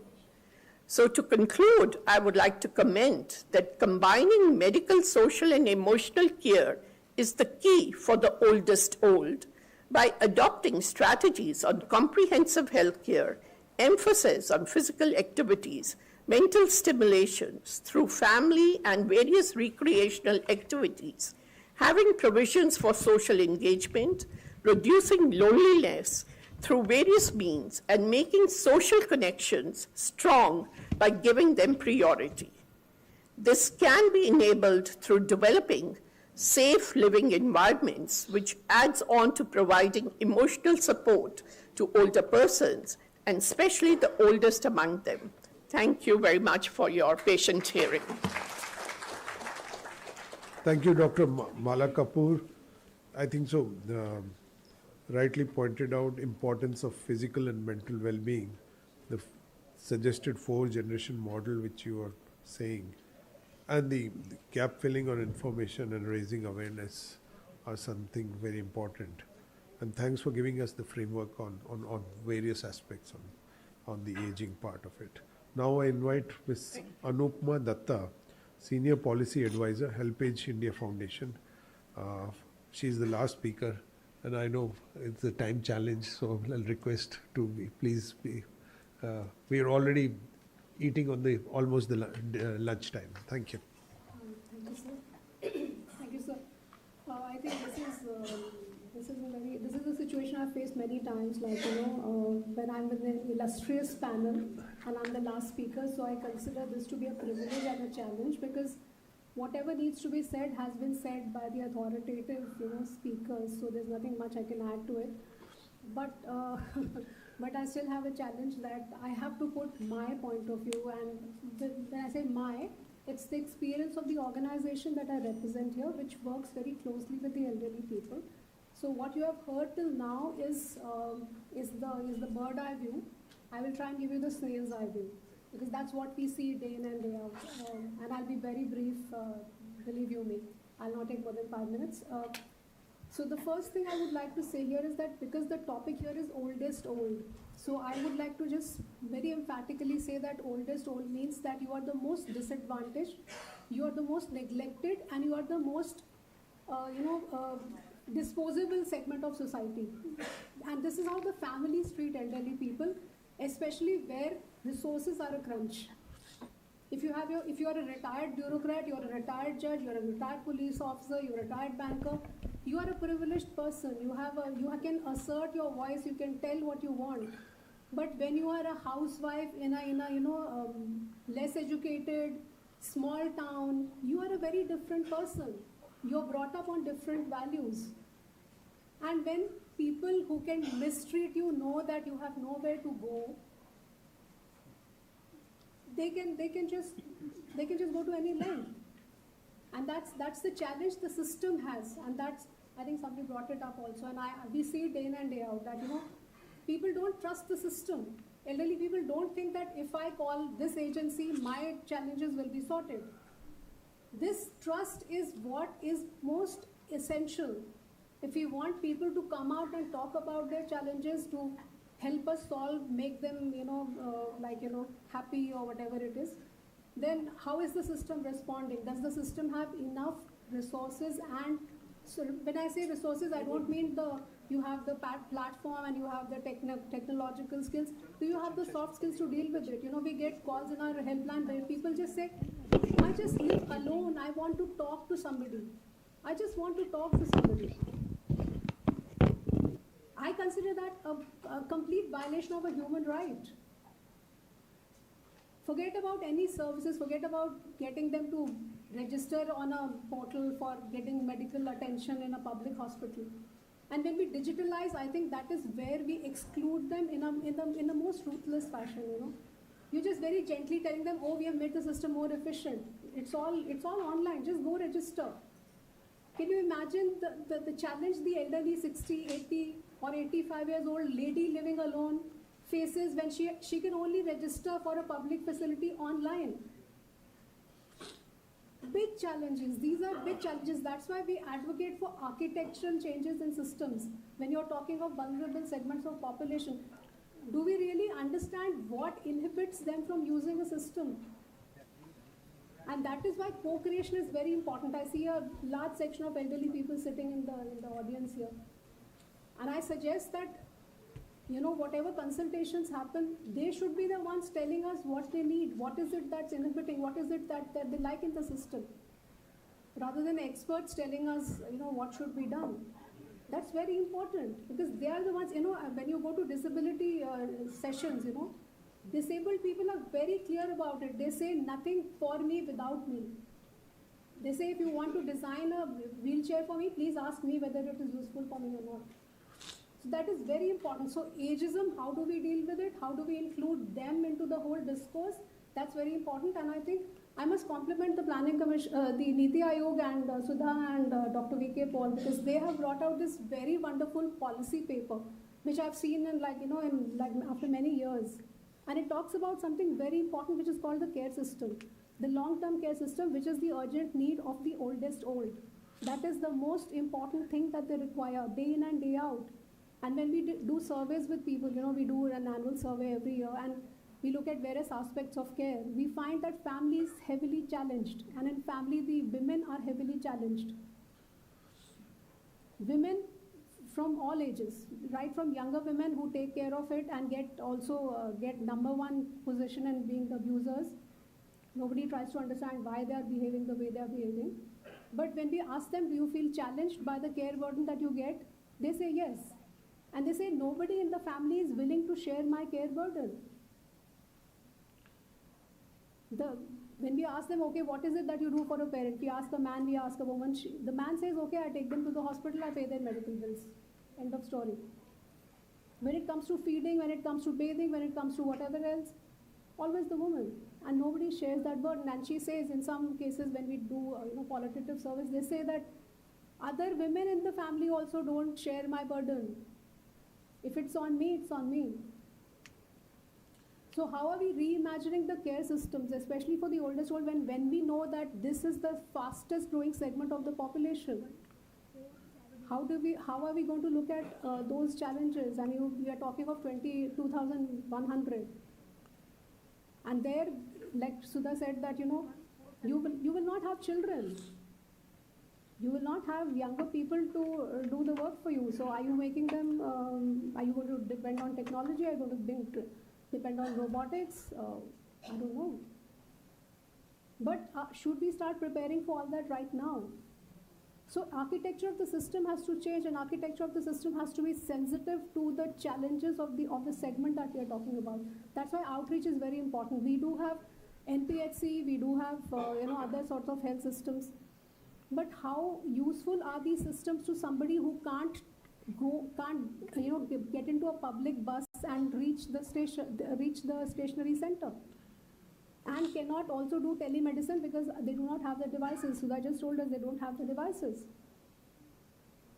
So when we are reimagining our systems, I suggest that we look at the last mile challenges in real life. And that's if we really want lasting solutions. If we want to just we can talk about it and we can have fancy solutions, we can have fancy discussion. Another very important thing that I think needs to be discussed very carefully is what is the role of market in the whole care system.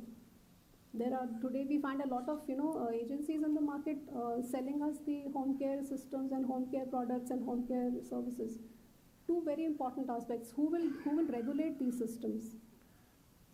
Will these systems be regulated? And we are saying caregivers, professional caregivers in homes. Now, when you have a professional caregiver at home, you're introducing a stranger into a home situation. Now, how will you regulate his behavior?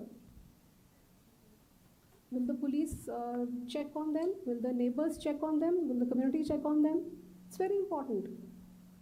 So unless you do these granular things, unless you do these real things, and unless we really put our heads together, community, I keep hearing this thing about community, setups.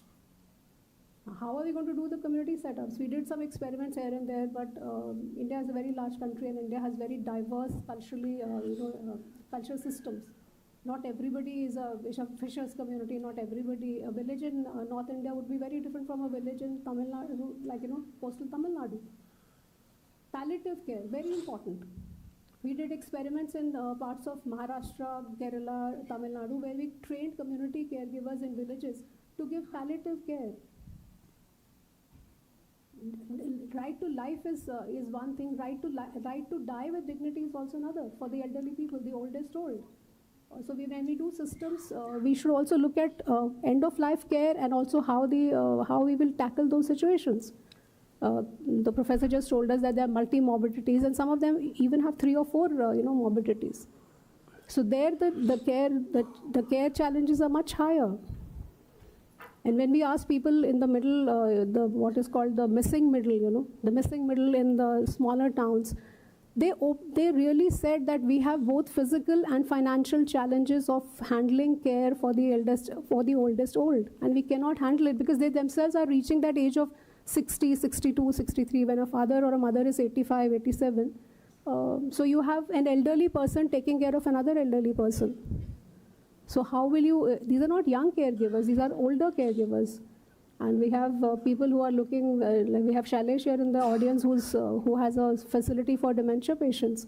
Please ask him over tea or dinner or a lunch, how he's managing that facility for the dementia patients.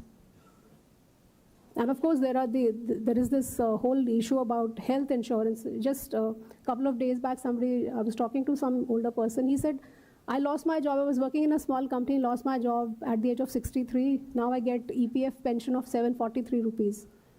When I want pension, when I want health insurance of 4 lakh rupees, it costs me 30,000 rupees per annum.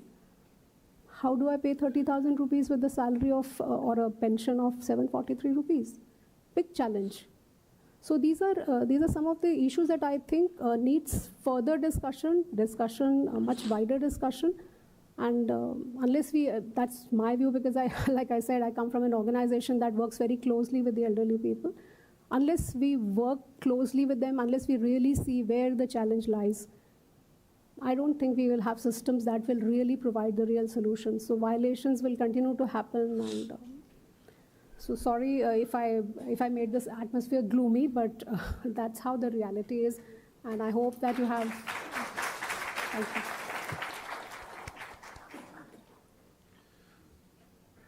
Thank you, Madam Anupma Datta. And I think so we raised a couple of very interesting issues. One is the vulnerability of aged who are resource poor. And then that's a big thing. How do you address that? The other is digitalization also is leading to exclusion, especially among the elderly. And the other issues of any decision making has to be inclusive, and inclusive means in the right earnest with taking the feedback from the persons to whom the policy or the laws are directed. And I think so a lot of challenges, a lot of work needs to be done there. And obviously any consultation, any work has to be inclusive and include all stakeholders. And I think so that we'll keep in mind. Thank you so much. I think so with this we come to the end of the session. As per the program, there is a question and answer session. I'll leave it to, because of the challenge of time and all, I'll leave it probably to be done at the end or all three technical sessions. And I think so on behalf of NHRC, I invite everyone for the lunch. Thank you. Thank you, the speakers. Sorry? A moment to, they're giving a moment. Can I please request all members of the audience to please be seated for the next 2 seconds. We would humbly request Srimati Anita Sinha ma'am, NHRC Joint Secretary, to kindly offer a token of our appreciation, a memento for our distinguished chair and respected panelists. Shri Amit Yadav sir, Secretary, Ministry of Social Justice and Empowerment.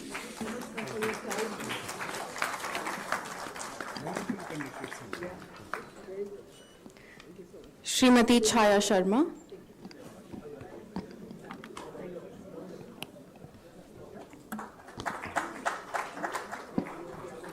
Dr. Sudha Goyal,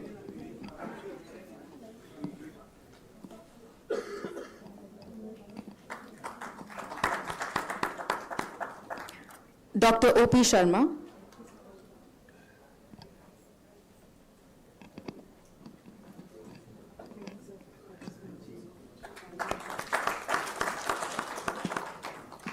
Dr. Mala Kapoor Shankar Das,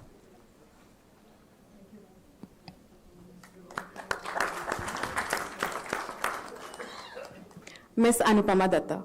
Thank you. Thank you so much.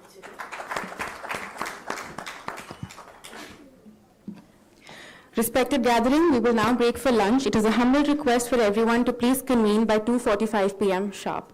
Thank you so much.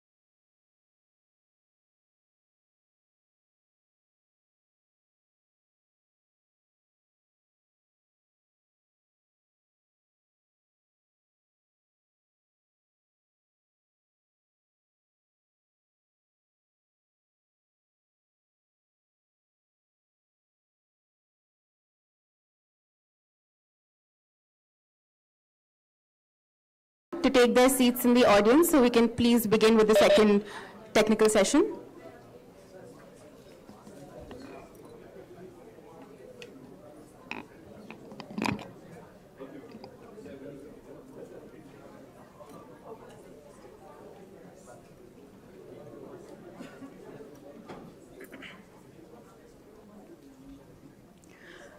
Namaskar and welcome back.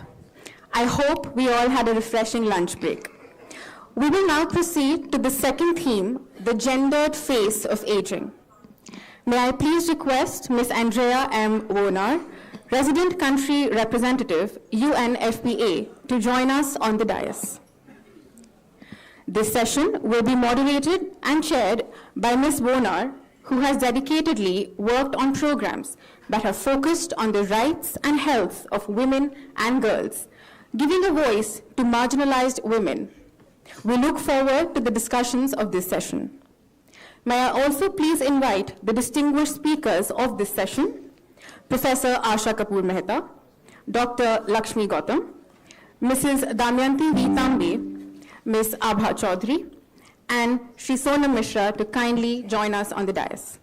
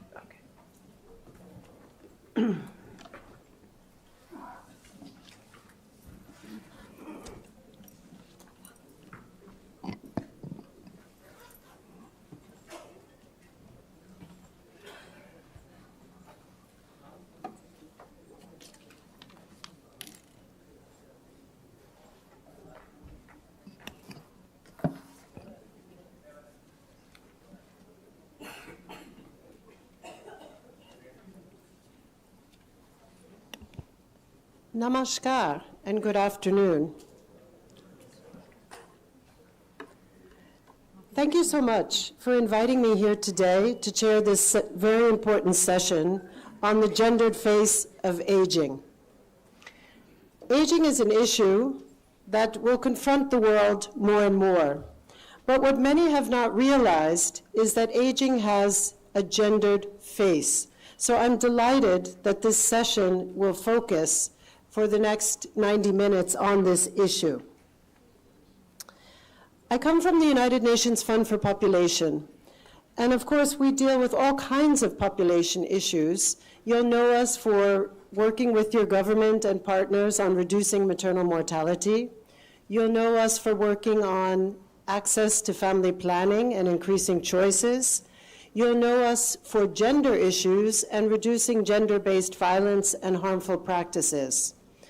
And for those of you who are a bit older, you'll remember us from the census, because we always work with national governments on census taking, and we look forward to working with the Government of India on its upcoming census.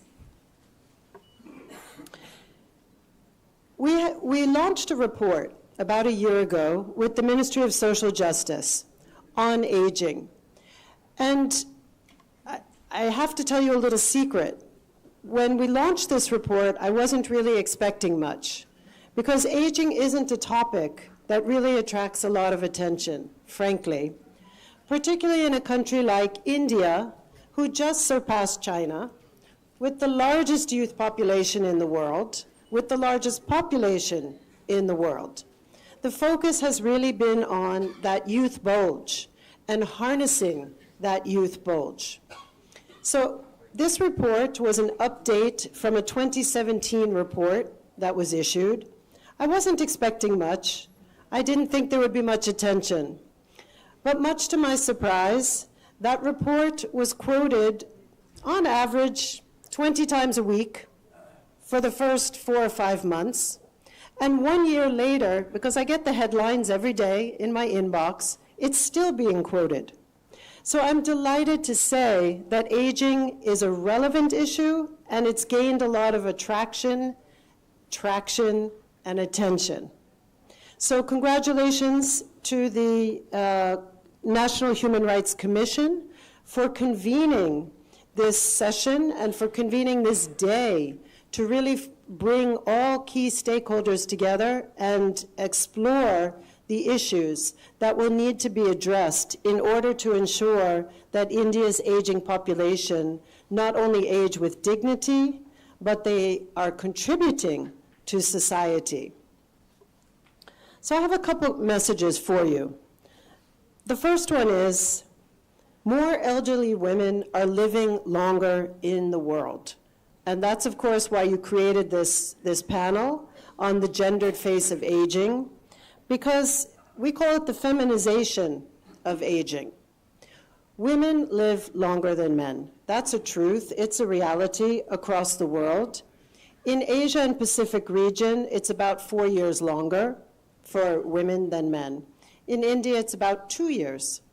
But we see that difference also evolving over time.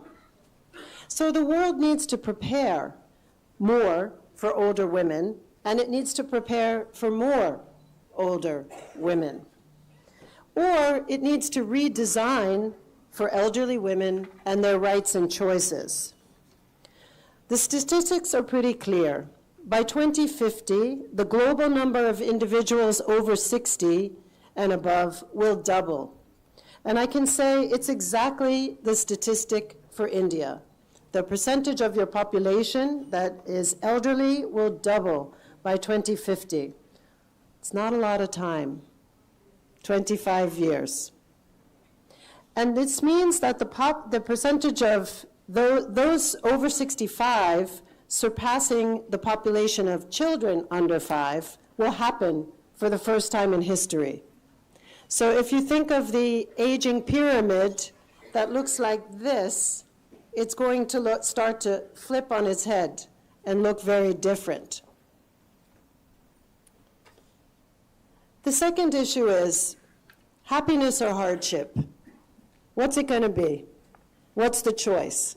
What are the options? This is the reality for elderly women today.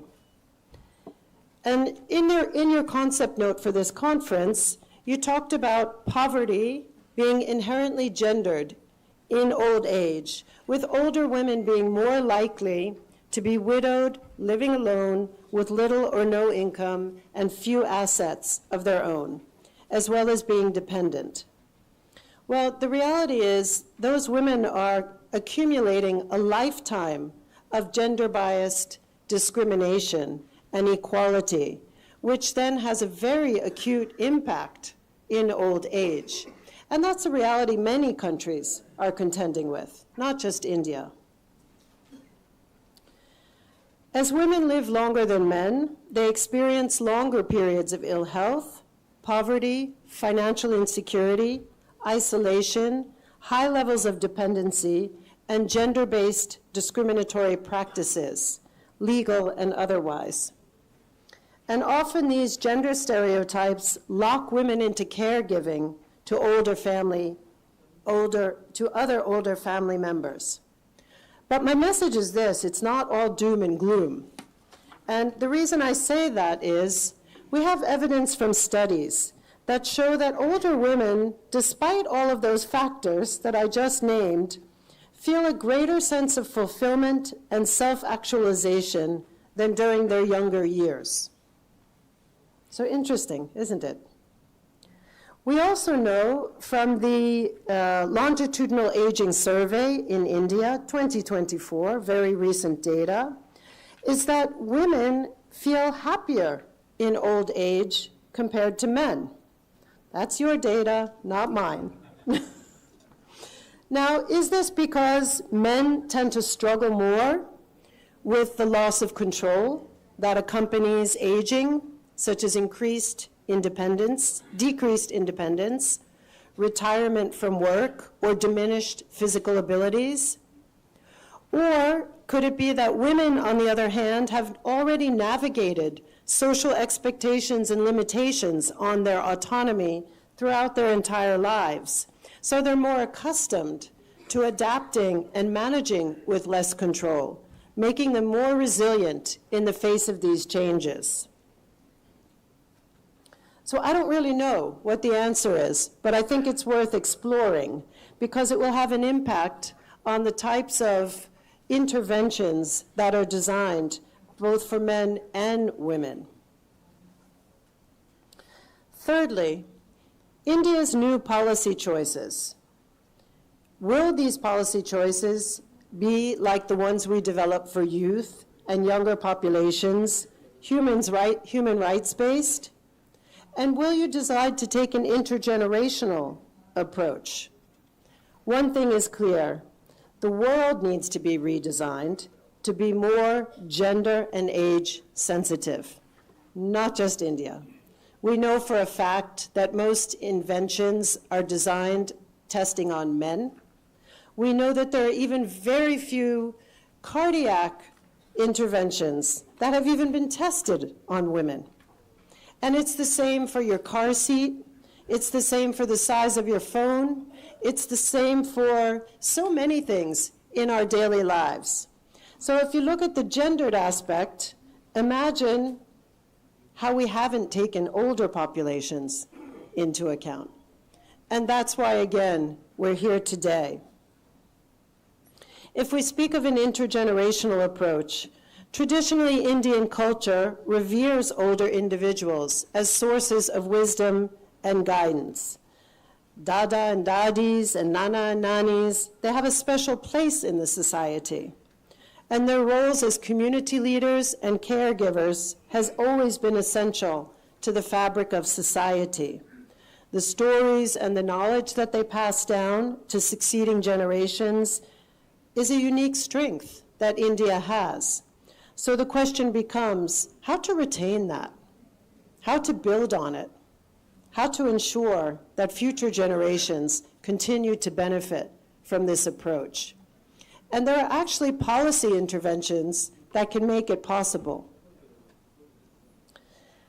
We talk a lot about a gender dividend in UNFPA, and it's about all the money and growth and wealth and sustainability that India can gain by further empowering girls and women. The same logic applies to what we call the silver dividend.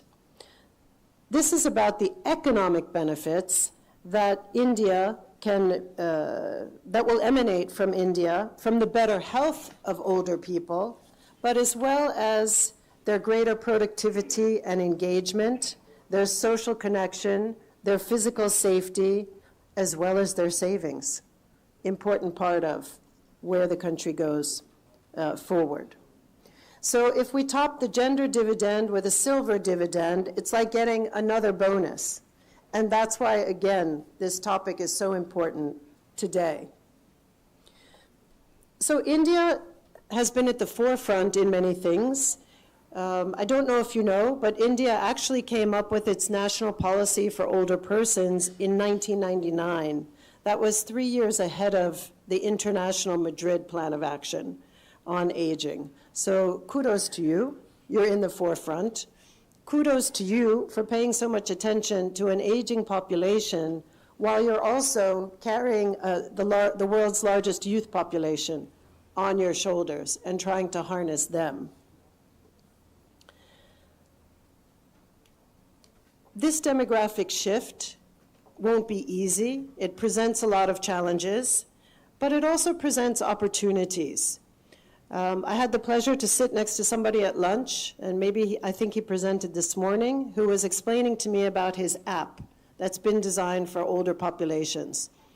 And it's exactly the kind of thing that we're designing for young people and for women and different categories of people. So there are a lot of opportunities out there that can be used through technology to meet older people's needs. But that also includes healthcare, lifelong learning, and policies that will help older people remain more included, and a society that's more inclusive.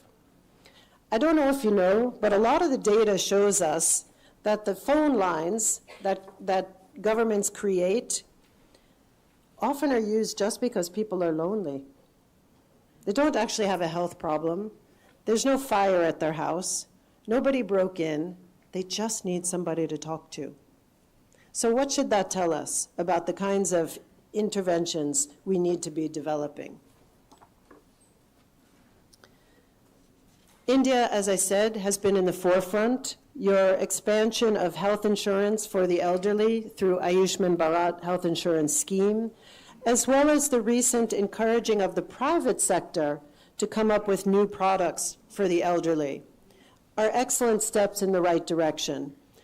I don't want to pretend that they're the solutions or that they're fully utilized or fully operationalized, but I do want to praise the efforts and the initiatives that are already being made, because this is quite an extraordinary response for the scale and numbers involved here in India. And I think there are lots of new initiatives coming up for pensions, housing, social support, as well as the elderly hotline run by the Ministry of Social Justice. So to say we have an aging population, that's a reality. We have a gendered aging population, that's a reality. We have a sandwiched demographic with a large youth population, but it's not a catastrophe. On the contrary, the older population has a lot to offer. And I do believe that if India wants to achieve its demographic dividend from its youth population, that youth population is so immense, it won't even be possible if the experience and the knowledge of the older population is not harnessed to help bring that very large youth population forward. So in short, you can't let those people go at an early retirement, but I didn't say that. This being said, you will have to develop and implement strategies for older adults, especially elderly women, that ensure their dignity, that they have access to essential services, and that they remain active participants in all areas of society. So UNFPA will continue to be there to support. We adopt a rights-based life cycle approach that recognizes that investment at every stage of life, from infancy to old age, is crucial. So just to make the point very clear, the child who isn't well nourished at an early age becomes a hindered adult and becomes an even more frail elderly person. And that's why we take this life cycle approach. That's why investments at all stages are so necessary.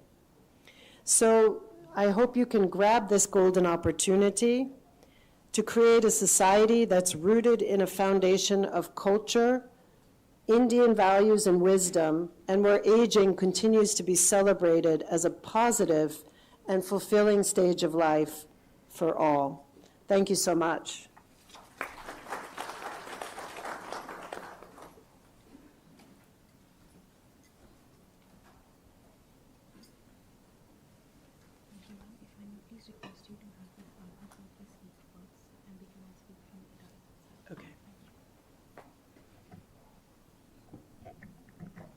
Oops.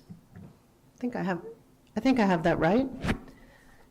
So now, why don't we kick off the panel? We have some very distinguished speakers with us here today.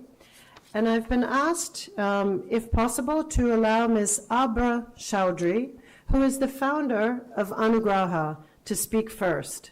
And Abra is associated with Inaugural, an NGO that has worked with so many of the state social welfare departments, the police, educational institutions, corporate bodies, and even our own UN agencies. So I'm very pleased to have that connection with her. Anugraha has also been responsible for setting up India's first regional resource and training center on aging in Delhi. So with that, I would like to invite Abba to deliver her presentation. And Abba, if you could please keep to 10 minutes. And, okay. Could you present from here, please? If all the speakers wouldn't mind presenting from here. And I will do my best to keep you on time, but I know I have help. Thank you. It would be easier for you to speak us sometime while we are here. That's why. So they could upload, yes. Good afternoon, everybody. Thank you, Andrea, for setting the tone for a very, very crucial topic. And thank you, NHRC, for keeping us on board. It's been a long journey with the NHRC. I've been one of the very old initial founding members of the core group for vulnerable senior citizens. And today's topic is very, very pertinent because it deals with almost 50% of the population. My PhD and my initial work completely focused on older women, and it's a topic very close to my heart. So can we proceed with the slides? Next, please. Just a very quick introduction. Since the time is short, so I will be rushing through the slides. Inaugural is now on to the 25th year, starting from the rural areas of Uttarakhand, now across India, working for senior citizens in various capacities, and one of the primary focus areas is training, capacity building, and setting up centers of aging with dignity. Next, please. These are some of the glimpses of the programs that we run with underprivileged sections: training of caregivers, outreach, geriatric care initiatives, and also training of older women in various vocational programs so that the income security part is ensured. Next, please. Next. I think some of the statistics have been discussed since morning, so I would really not like to repeat that. However, as far as older women are concerned, especially in rural areas, there are certain issues which impact the quality of their lives. Over the last 25 years that we have worked, we have seen that there is a great heterogeneity where the condition of older women is concerned. People or women living in urban areas and women living in low income or smaller town areas and women living in rural areas have completely different set of demands, challenges, and the policy initiatives that need to be addressed to. Next, please.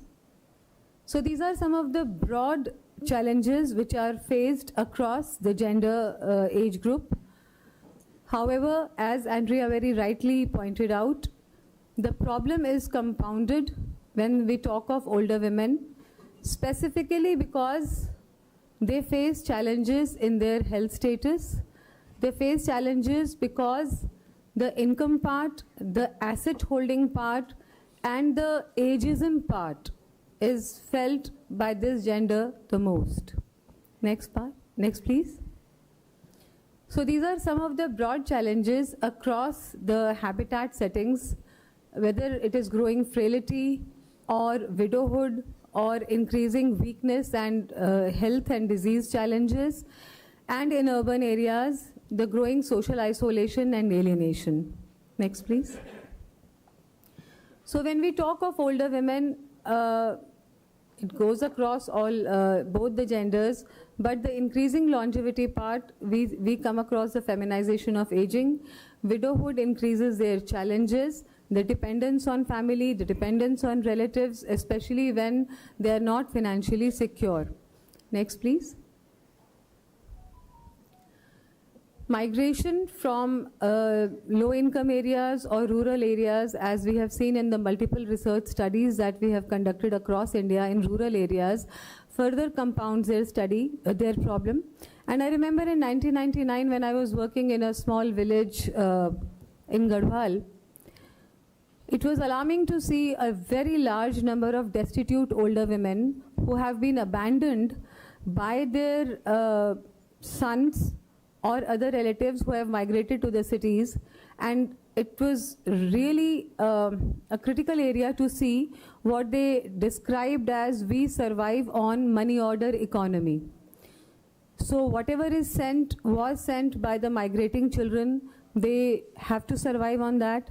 There were villages and villages after villages in the remote hill areas that we came across are only inhabited by older persons, especially older women. There are no young people.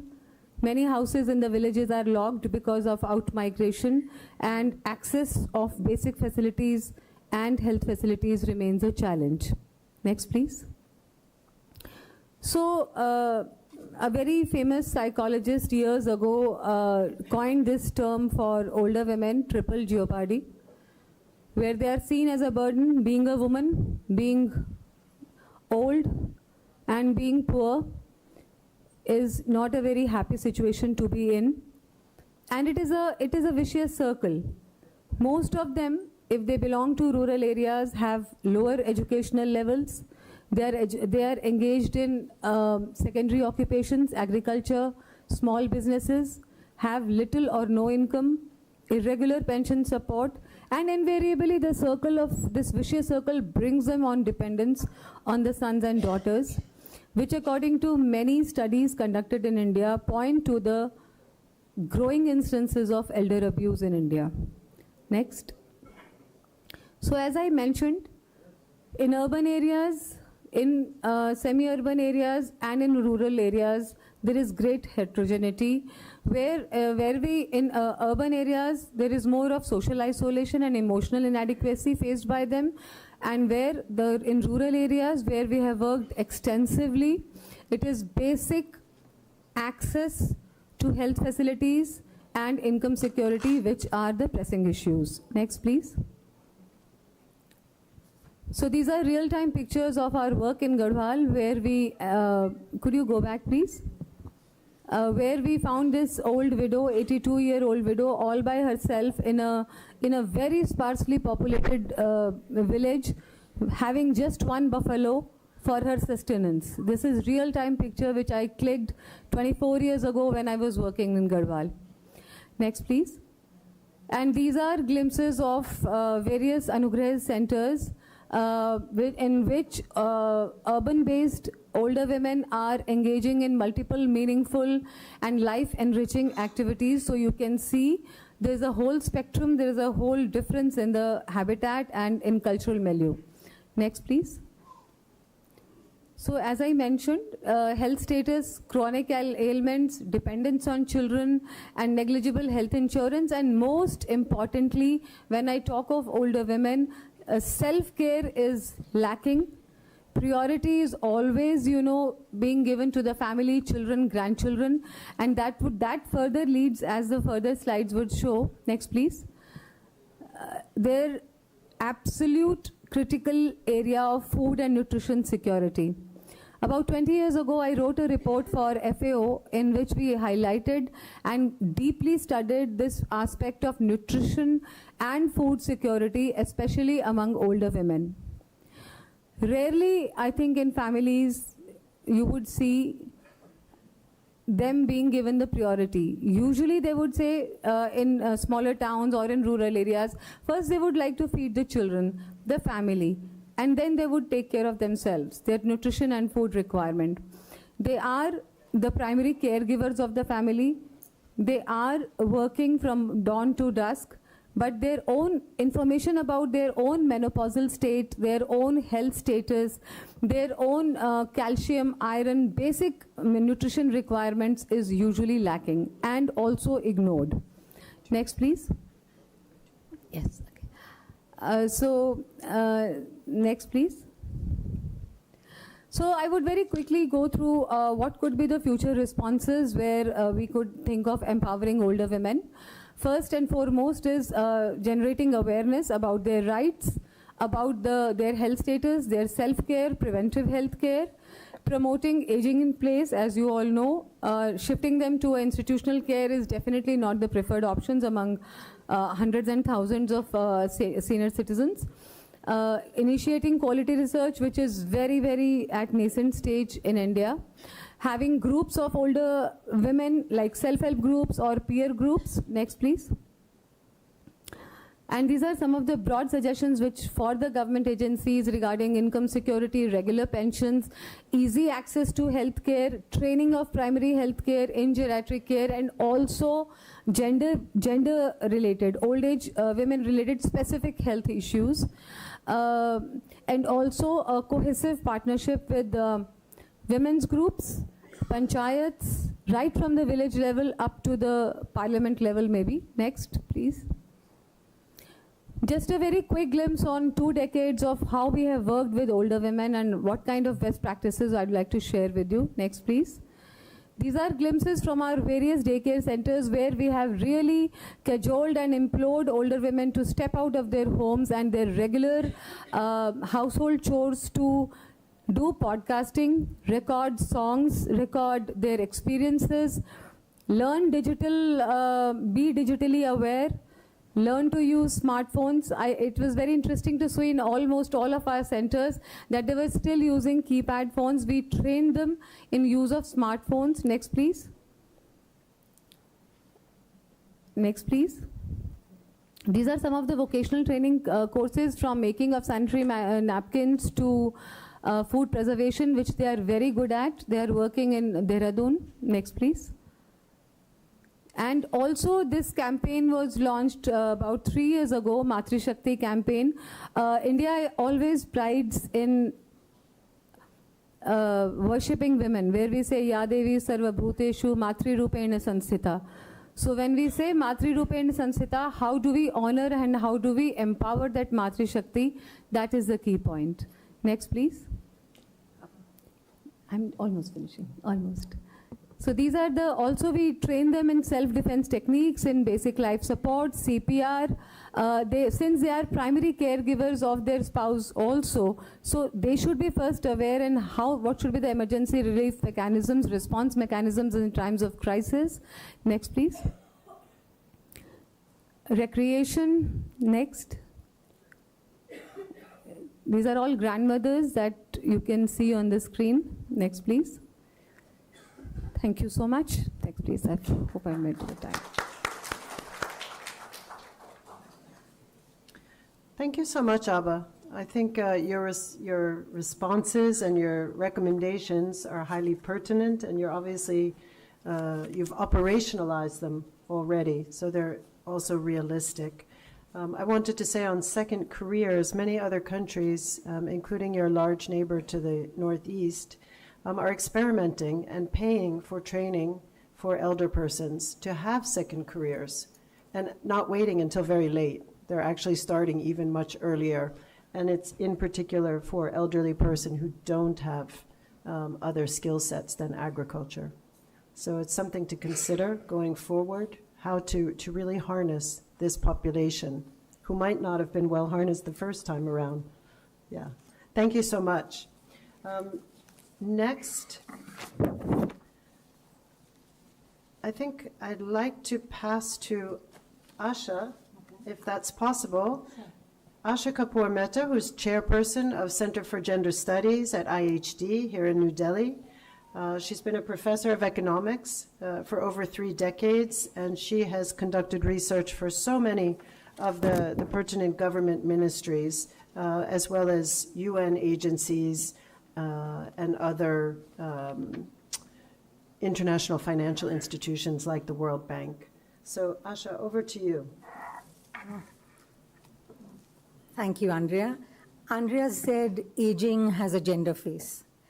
And I've worked on poverty. I taught at the Indian Institute of Public Administration for 3 decades or more. And I worked on poverty and on gender budgeting in particular. We conducted a large number of training programs for officers from all ministries of Government of India, departments of Government of India. And so when we had officers representing, for example, the Department of Science or roads and highways, their immediate reaction was, why do I need to know this, and why do I need to do this, and what do I have to do with it? So the people from DST, for example, would say, I do science. Science is gender neutral. And similarly, but the highways and roads, people would say, officers would say, but we build a road, anyone can use a road. The hassle is that, yes, you do science, and yes, you make roads, but you make them for whom is the big question. Who's using that science? Is that science enabling women as well as men? Is it enabling older women as well as younger women? If you're building a road, are you enabling women who are poor and who are not going to drive their cars across the road, but women who are poor and are actually going to cross the road? Are you making your roads such that those women too can cross that road without any difficulty? So what kind of design are you using? Is it going to be friendly for people of all sorts of disabilities and abilities, or is it only going to be meant for those who are rich and for women who are young? So those are the sorts of issues that need to be taken on board with every program, every rupee actually, of public expenditure that we make. Who is it for? How is it going to enable? How is it going to enable people of all ages, especially those who are older, because they've really built this society from where it was to where it is today. So what are we going to do for them? Now, before you can actually address any issue, it's important to know and to understand its extent today and plan for its extent tomorrow, and gender gaps that exist today and gender gaps that are going to exist in future. So I know you would have heard a lot of numbers through the day, but I'm going to run a few more by you. So in 2011, 8.1% of males and 8.6% of the female population was over 60. The population projections are that by 2036, 14%, so from 8 we're jumping to 14% of the male population is going to be above the age of 60. 16% of the female population is going to be above the age of 60. In other words, we are doubling the extent to which we need to address this problem as far as women are concerned. It's going straight from 8% of the female population to 16% of the female population a few years down the road. So that's the kind of issue that we need to struggle with. In terms of numbers, in 2011, a little over 50 million men and 50 million women were 60 years and above. And these estimates are expected to more than double by 2036. So from a little over 100 million persons above the age of 60 in 2011, we're going to have 227 million persons, that is 108 million men and over 118 million women above the age of 60. 40% of them are going to be above the age of 70. So the estimates of those who are 70 and older are going to increase from 37.61 million persons in 2011, that is 18.22 million men and 19.39 million women, to 96.54 million persons in 2036. So 43.81 million of them will be men and 52.72 million will be women. There will be 9 million more women than men in the age group 70 plus. So that's what we need to think about, plan for, and ensure that they are fully enabled to lead, enriched, productive, healthy lives. Why are gender gaps a concern? Because firstly, the prevalence of widowhood is much higher among older women. But in addition to that, women face serious challenges in terms of loss of, in terms of when they lose a partner and when they grow old. There are issues of depression, anxiety, isolation, and trust, huge trust issues within families. There's a change of status within the family for women, and there are issues of social stigma and discrimination.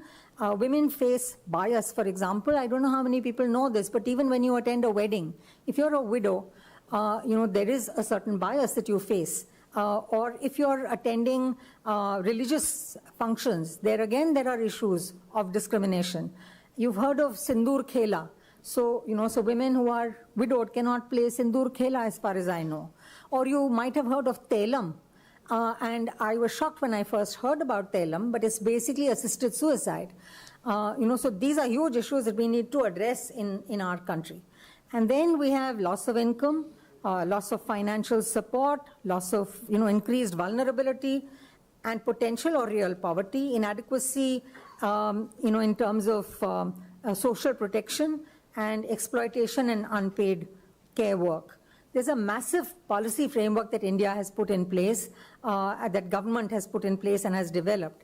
But the hassle is there's a huge gap between policy and the way in which it gets implemented. So NSAP, for example, is, we know, is based on Article 41 of the Constitution that provides that the state shall, within the limits of its economic capacity and development, make effective provision for securing the right to work, to education, to public assistance in cases of unemployment, old age, sickness, and disablement, and in other cases of undeserved want. Now, NSAP was launched in 1995 to ensure national minimum standards of social assistance for vulnerable groups who are BPL. So when you look at what is the old age pension that is given by the center for what is the amount that the center gives for old age pension? I doubt if any of you can even begin to hazard a guess. It's 200 rupees is what the center gives. How much the state adds to that depends on the state. So I was on the Common Review Mission for the Ministry of Rural Development in 2016 and subsequent years. In 2016, we looked at NSAP very closely. And what we found was that if you're an old person, man or woman living in Andhra, you got 1,000 rupees. In Jharkhand, 600. In Karnataka, 500. In Madhya Pradesh, 275. In Maharashtra, 600. Odisha, 300. Rajasthan, 500. Tripura, 500. These were the states that we visited. In 2016, we collected data from the states. So these amounts are actually a pittance. The pension that I get as a retired professor from my institute is many, many, many multiples of this pension. So these are huge issues that we need to tackle, because when you talk about poverty, then the poverty line in 2011-12 was set by the Tendulkar committee at 816 rupees per capita per month for rural areas. Think about time and how, with time, the numbers or the amounts should have increased, but they haven't, at least as far as the center is concerned. States have increased it. So in Madhya Pradesh today, if you're an old person, you get 600 rupees per month. You don't get 275 as earlier. That's because the state has done a top-up. But many other states have and have not followed through. So then there are other issues such as the fear of dependence on children, nuclear families, and feeling unwelcome when you visit your children, fear of morbidity, ill health, lack of functionality, the trade-off between isolation, living alone, finding it difficult to deal with times of ill health versus losing control over decision-making by living with children or others, or getting exploited by them, or being expected to provide unpaid care, or fear of abuse, or fear of loss of land, house, physical, financial assets, and becoming poor, fear of fraud, which is increasingly becoming a huge issue, especially in urban areas, and with mobile phones and smartphones, and the fear of loss of abilities and cognition with age, whether physical, mental, or emotional. Most elderly need assistance and support in order to lead a dignified life as soon as their functionality reduces. There are many other issues, but I think I'll stop there. I got various indications. Okay. Thank you so much, Professor Asha. I think that was a very vivid description of the challenges that older women in particular face. Now, if I may, I would like to pass over, I'm not sure which one I should call on first, Dr. Lakshmi, or, no, on this side, Diamanti? Tambe. Yeah. Yes. You choose. Diamanti ji, please start, okay. And then we'll move to Dr. Lakshmi. She'll start. Is everybody happy if I speak in Hindi? It could be mixed, probably. But I'll keep you on time in English. Namaskar to everybody, some of those whom I can't see. मुझे आश्चर्य इस चीज़ का हुआ कि जब age related बात आ रही है उसमें वॉर विडोज एसोसिएशन कहाँ फिट इन होता है. मुझे बाद में महसूस हुआ, I thought I was loud enough. फिर मुझे ये शक हुआ कि, sorry, this one? Yeah, the red light. Yeah, sorry, ignorant. फिर मुझे शक हुआ कि किसी ने मेरी उम्र देख ली है, पहचान लिया है, और शायद इसलिए मेरे को ये इन्विटेशन आया है that I should take part in this conference.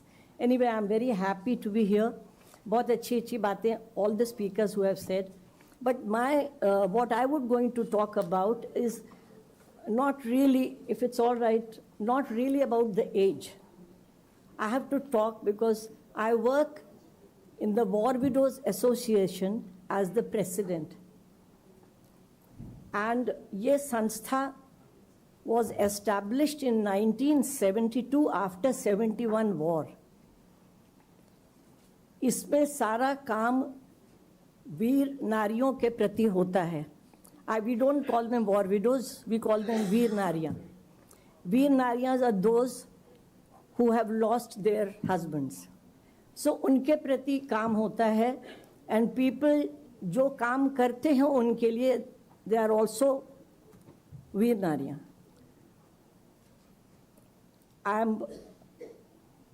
Let me share, I'm also a वीर नारी, and I lost my husband in 71. And आप लोगों को शायद कुछ लोगों ने सुना होगा, there is a case going where 54 people are still missing in action from 71 war. My husband was one of those. These 54, despite returning 93,000, these 54 were never sent back, and our government did not bother about them. That's history, so I'm not going to talk about that. मैं उसके बाद मैंने Jawaharlal Nehru university में I worked as a sports director, and वहाँ से retire होने के बाद, because War Widow Association is just across the road, I joined this. इस संस्था की chairperson, founder chairperson was Mohini Giri. I'm sure all of you have heard her name. She was the daughter-in-law of President V.V. Giri. Very active, और उन्होंने इस काम को शुरू किया कि जो वीर नारियां हों उनकी भी मदद करें, और उसके अलावा भी जो नारियां हैं जिनको मदद की आवश्यकता है उनको भी मदद करें. And that is how this organization started. ये इसका सिचुएशन शहीद भवन JNU साउथ दिल्ली में है, JNU के पीछे है. एंड मैं ये मौका लूँगी आप सबको, जब आपको मौका मिले, please you are welcome to come and see our association, see how we work, what we do. आप कुछ सुझाव देंगे, वो भी हम शायद इम्प्लीमेंट कर पाएंगे. शुरू में दूसरे तरह के काम हुए, अब जो करते हैं हम लोगों ने ये देखा है. देखिए, फौज जब से देश बना है तब से फौजें लगी हैं हमारे सरहदों पे. तो ये जो वो लोग हैं जो सरहद संभालते हैं और उनके परिवार वाले पीछे रहते हैं, उनकी देखभाल हमें करनी है, और उसके लिए हम ये काम करते हैं. 2-3 बार आप लोगों का जो एजेंडा NHRC ने भेजा था उसको हमने पढ़ा, और हमको ये महसूस हुआ कि इस जो सर्वेज हुए हैं, जो एनालिसिस हुई है, कई सालों से ये चल रहा है, बट इसका कोई निचोड़ तो अभी तक नहीं आया है. I think it's only 2 minutes left. Don't tell me. Anyway, I'll run. Give me just 2 minutes extra. Anyway, हमारा ये, I'm confused now. I'll only say about the cases that we have dealt with, and कैसे उनको मदद मिली है या नहीं मिली है, and कैसे परिवार से ही समस्याएं भी उठती हैं. There have been cases where a widow has been killed by the देवर, उनको ज़मीन मिलनी थी जो होना था. ये सब की समस्याएं हैं. इन समस्याओं को हम हल करने की कोशिश करते हैं. जहाँ तक जो वीर शहीद हो जाते हैं उनके parents face this problem of isolation, कहाँ रहना है, क्या करना है, कैसे समय काटना है, about their health issues are there, and they are सब सुविधा फौज सब देती है, बट फिर भी sometimes we feel it's not enough. दूसरी चीज़ जो मैं कहना चाहूँगी, वो लेडीज़ जो साथ में पेरेंट्स नहीं, ओनली वीर नारी बची है और उनके बच्चे भी घर के बाहर हैं. हम लोगों ने कई स्किल सेंटर्स वगैरह कोशिश करे थे to keep them busy and keep them occupied and help them out, but nowadays इतना सब चेंज हो चुका है that they don't need that. Pension के सहारे जीती हैं और उनकी जो समस्या होती है they come to us, we are open pan India, और हम उनका मदद करना चाहते हैं. I mean, I think age-related बातें हो चुकी हैं, सब ने कह चुकी है. I think I just say ditto, but let's see. Thanks a lot. I had to talk about my association more than the age-related matters. Thank you so much. I'm sorry to have to keep it so short because sorry. Yours is a very particular category of widows and an extremely important one. Yeah. And you're carrying a big burden for so many years. Yeah. So thank you so much for sharing that and explaining the situation. Yeah. So with that, I'd like to pass to Dr. Lakshmi, and then I will go to Sunan Mishra, who will be our last speaker. I'm under strict orders to finish by 1600 hours. So thank you so much. नमस्कार. सम्मानित मंच और सभागार में बैठे हुए सभी सुधीजन, सभी का सादर अभिनंदन, नमन और वंदन. मानव को मानव के अधिकारों के लिए जागरूक करने वाले मानव अधिकार आयोग की संस्थापना दिवस पर हार्दिक बधाई. और मैं हिंदी में ही आपसे बात करूंगी. आप काफ़ी देर से सुन रहे हैं और आज का जो विषय रखा गया है कि बुजुर्गों के अधिकार. बुजुर्गों में आधी आबादी हमारी मातृशक्ति की, हमारी नारी शक्ति की, और उसमें भी एक विशेष वर्ग उन महिलाओं को जाना जाता है विधवा के नाम से, विडोज के नाम से. मैं सुबह से सुन रही हूँ, हमारे माननीय उपराष्ट्रपति महोदय साहब ने भी विडोज के ऊपर बोला, उसके बाद फर्स्ट सेशन में भी बोला गया, और अभी भी लगातार हर स्पीकर अपने उसमें एक विधवा शब्द को, उनकी वेदना को समझकर और उनके मानवीय अधिकारों के लिए हम क्या कर सकते हैं, इस पर सोचा जा रहा है, समझा जा रहा है, चिंतन भी किया जा रहा है. मैं भी उसी विषय में आपसे बोलना चाहती हूँ, क्योंकि मैंने हर उस पल को जिया है इन माताओं के साथ. कान्हा की नगरी वृंदावन से आई हूँ, तो शायद आप जानते होंगे कि वृंदावन में ऐसी माताएं बहुसंख्यक हैं, और इसके लिए काफी समय से सरकार के द्वारा प्रयास किए जा रहे हैं. पिछले 10 साल में इन माताओं के वेलफेयर ने इसके लिए जितना काम हुआ है, शायद वो बहुत बेहद प्रशंसनीय है.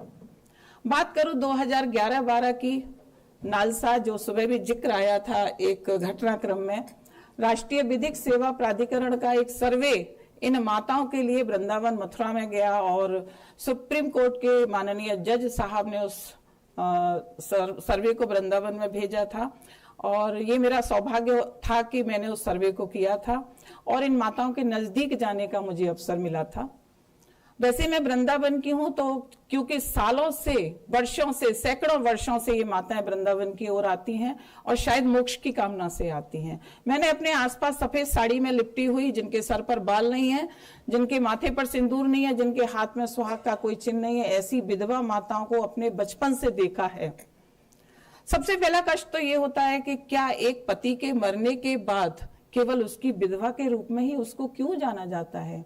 वो किसी की बेटी है, किसी की माँ है, किसी की बहन है, किसी की बुआ है, और उसका स्वयं का भी नाम है. तो विधवा शब्द क्यों? क्योंकि विधवा शब्द आते, और विशेषकर पश्चिम बंगाल में, मैं बात करूंगी केवल पश्चिम बंगाल की, क्योंकि वृंदावन में और वृंदावन के आसपास 100 किलोमीटर की परिधि में केवल ऐसी माताओं को विशेषतया देखा जा सकता है. बनारस में भी ऐसी माताएं हैं, इलाहाबाद में भी, प्रयागराज में भी ऐसी माताएं हैं, परंतु वृंदावन में जो मोक्ष की कामना से ऐसी माताएं आती हैं, उनको मैंने देखा है, उनको समझा है, उनकी पीड़ा को समझा है, उनके कष्ट को देखा है, अनुभव किया है, हर पल उनको देखा है. तो 10 मिनट का समय है. मैं तो समझती हूँ कि पिछले 25 वर्ष से मैं इन माताओं के साथ हूँ, तो शायद मैं 1 महीने तक भी लगातार बोलूं, क्योंकि इतने उदाहरण है हर पल. 24 घंटे में से 18 घंटे शायद मैं इन माताओं के साथ रहती हूँ, इनको जीती हूँ, इनको समझती हूँ, इनकी पीड़ा को समझती हूँ, अनुभव करती हूँ. कहने का आशय ये है कि एक पति के मरने के बाद, और विशेषकर पश्चिम बंगाल के दूर दराज गांवों में जहां आज भी शिक्षा का अभाव है, वो देश, वो राज्य जहां दुर्गा की पूजा होती है, वहां मातृशक्ति का इतना बड़ा अपमान कि पति के मरते ही उस माँ को या तो वृंदावन की ओर धकेल दिया जाता है, या छोड़ दिया जाता है, या उसको इतना अपमानित, इतना प्रताड़ित किया जाता है कि वो स्वयं वृंदावन में आती है. क्योंकि कितनी माताओं से मैं मिली हूँ, कितनी माताओं को मैंने देखा है जो अपने वैधव्य जीवन के अभिशाप को लेकर वृंदावन में है. वो सड़क सड़क पर जीती हैं, सड़क पर मरती हैं। अभी सरकारों ने उनके लिए आश्रय स्थल बनाए, उनको भोजन की व्यवस्था की है, उनके लिए छत की व्यवस्था की है, उनके लिए मेडिकल की व्यवस्था की है, और मरने के बाद शायद सम्मानजनक अंतिम संस्कार की व्यवस्था भी की है। बात होती है 2011 की, जो मैंने पहले जिक्र किया कि 2011 में एक सर्वे आया था, जिस सर्वे को मैंने किया और मैंने देखा कि जो माताएं सारा जीवन अपना सम्मान पूर्वक नहीं व्यतीत कर पाई, वो मरने के बाद उनका अंतिम संस्कार भी सम्मानजनक ढंग से नहीं होता। और मैंने कनक धारा फाउंडेशन को बनाया और 2011 से लेकर 2024 का अंतिम समय चल रहा है, अक्टूबर माह चल रहा है, न जाने कितनी माताओं का अपने इन हाथों से उठाकर घाट पहुंचाकर एक बेटी की तरह से, एक बहन की तरह से मैंने उनका अंतिम संस्कार किया। बात आती है क्योंकि सर्वेक्षण में कुछ ऐसी चीजें आई थी जो हृदय को बेध गईं। वो महिला किसी के परिवार की बेटी है, ये दुर्भाग्य है उसका कि वो विधवा हुई और वो वृंदावन में आई, परंतु उसका ये दुर्भाग्य तो नहीं कि सारा जीवन वो कष्ट झेलती रही, सम्मान नहीं पाया, अपशक्नी की तरह से अपने आप को उसने पाया। समाज में जहां उसके परिवार में उसका विवाह होता है, उसके पोते का विवाह होता है, उसके बेटे का विवाह होता है, उसकी बेटी का या रिश्तेदार का विवाह होता है, तो उसको कमरे में बंद कर दिया जाता है, उसको निकाला नहीं जाता क्योंकि वो अपशक्नी है। ये मानव अधिकार की बात हम करें तो मेरा निवेदन यही है, क्योंकि आज मैं इस मंच से मुझे बोलने का मौका मिला है, मुझे मौका दिया गया है। मैंने पहले भी कई मंचों से इस बात को कहा है, क्योंकि इस पीड़ा को मैं हर पल झेलती हूँ। उन माँ की आंखों के आंसू देखती हूँ कि जो अपने बच्चों से मिलने के लिए तड़पती हैं, रोती हैं। और पश्चिम बंगाल से ज्यादातर माताएं आती हैं। मैंने जो सर्वे किया उसमें 70% माताएं पश्चिम बंगाल से थी। मैंने कोई किताब नहीं पढ़ी, मैंने कोई इंटरनेट नहीं देखा, मैंने देखा है तो केवल अपना अनुभव जो मैं हर पल उनके साथ जीती हूँ और हर पल उनको महसूस करती हूँ। उनके साथ गले लग के जब उनके कष्ट को सुनती हूँ तो वो बताती हैं कि उनको क्या कष्ट है, कैसे उनके परिवार ने उनको प्रताड़ित किया कि गांव में एक छोटी सी पोखर होती है, उसमें वो सबसे बाद में नहाने जाती हैं और पानी भरने जाती है। उस गांव के लोग उसे उस पोखर से पानी भी नहीं भरने देते, उसे बासी भात खाने को दिया जाता है, उसे मछली नहीं, जो कि मुख्य भोजन है, मछली खाने को नहीं दी जाती। ये स्थिति है। हम महिलाओं की बात करें और महिलाओं में यदि शक्ति की बात करते हैं तो शक्ति का देश पश्चिम बंगाल माना जाता है, और वहां यदि शक्ति का इस तरीके से पीड़ा हो, उस शक्ति को यदि पीड़ा पहुंचाई जाए तो हम किसकी बात करते हैं। बात ऐसी है कि जाएगी तो दूर तक जाएगी। यहाँ से यदि मैं बात शुरू करती तो मेरा निवेदन यही है कि इन माताओं के 2011 से अब तक जाने, सड़क पर जीती सड़क पर मरती कितनी माताओं को मैंने घाट पहुंचाया है। कोरोना पीरियड में दिन में 6 माताओं का जब अंतिम संस्कार करती थी, और कभी कभी तो ऐसा होता है या अक्सर ऐसा होता है कि उनके पास आधार कार्ड देखकर हम उनके परिजनों से जब संपर्क करते हैं, और वही क्यों, वृंदावन एक ऐसी जगह, पेंशन होल्डर्स जितने होते हैं उनको एक फ्लैट दिलवा के उनके बच्चे छोड़ जाते हैं। कोरोना पीरियड में जब उनकी मृत्यु होती है या अस्पताल होते हैं तो उनके परिजन फोन करते हैं कि मैम मेरा पिता या मेरी माता हॉस्पिटल में, प्लीज देख लीजिए, और यदि चले गए तो अंतिम संस्कार कर दीजिए। तो ये कैसी विडंबना है। सुबह मैं सुन रही थी कि संस्कृति, संस्कार और संवेदना परिवार से आते हैं, सच आते हैं। परिवार के बुजुर्ग ही, चाहे दादी हो या नानी हो या दादी हो या बाबा हो, वही इन संस्कारों को बालकों को दे सकते हैं। हम अपने पिता माता को क्या दे सकते हैं? 2 समय की रोटी, हंसकर बोलना और उनके विषय में, उनके स्वास्थ्य के विषय में पूछना, इससे ज्यादा कुछ नहीं चाहिए। बात परिवार की ही क्यों करें? मैं भी जॉब में हूँ, प्रोफेसर हूँ, अगले वर्ष रिटायर हो जाऊंगी, तो शायद जहां हम काम करते हैं, जिस भी संस्थान में हम काम करते हैं, वहां भी रिटायरमेंट के बाद में वो सम्मान नहीं रहता जो हमारे सेवा कार्य में होता है, सेवा के समय, सेवा अवधि में होता है। ये मैं महसूस करती हूँ कि हमसे जो पहले रिटायर्ड हुए, जब वो आते हैं तो उनसे किस तरीके, तो यही परिवारों में भी होता है कि माता पिता अपने बच्चों से जो सम्मान की अपेक्षा करते हैं वो सम्मान नहीं मिलता है। तो ये हम ऐसे कुछ कानून बनाएं, कुछ ऐसी हमारी सामाजिक संवेदना जागे, जिसके लिए हम लोग मिलजुल कर ऐसा काम करें कि बुजुर्गों, जो हमारी थाती हैं, जो हमारी धरोहर हैं, अनमोल धरोहर हैं, उनको हम समझें, उनकी हम बात करें और उनको वो सब कुछ दें वो जो चाहते हैं। केवल हम बीमारी में ही क्या, उनकी जो वेदना है उसको समझकर उनके प्रति हम कुछ करें। बहुत सी बातें, बहुत से उदाहरण है। मैं एक छोटा सा उदाहरण देके अपनी बात खत्म करती हूँ। 2015 में मुझे प्रधानमंत्री मोदी जी ने PM हाउस बुलाया था ऐसी माताओं की वेदना जानने के लिए, और लगभग 50 मिनट मेरी बात हुई थी। तो मैं आपको बताऊं, इनको खाना, कपड़ा और वस्त्र और छत ही नहीं चाहिए, इनको सामाजिक संवेदना भी चाहिए। हमारे प्रधानमंत्री महोदय, मैंने उस दिन देखा कि कितने संवेदनशील है।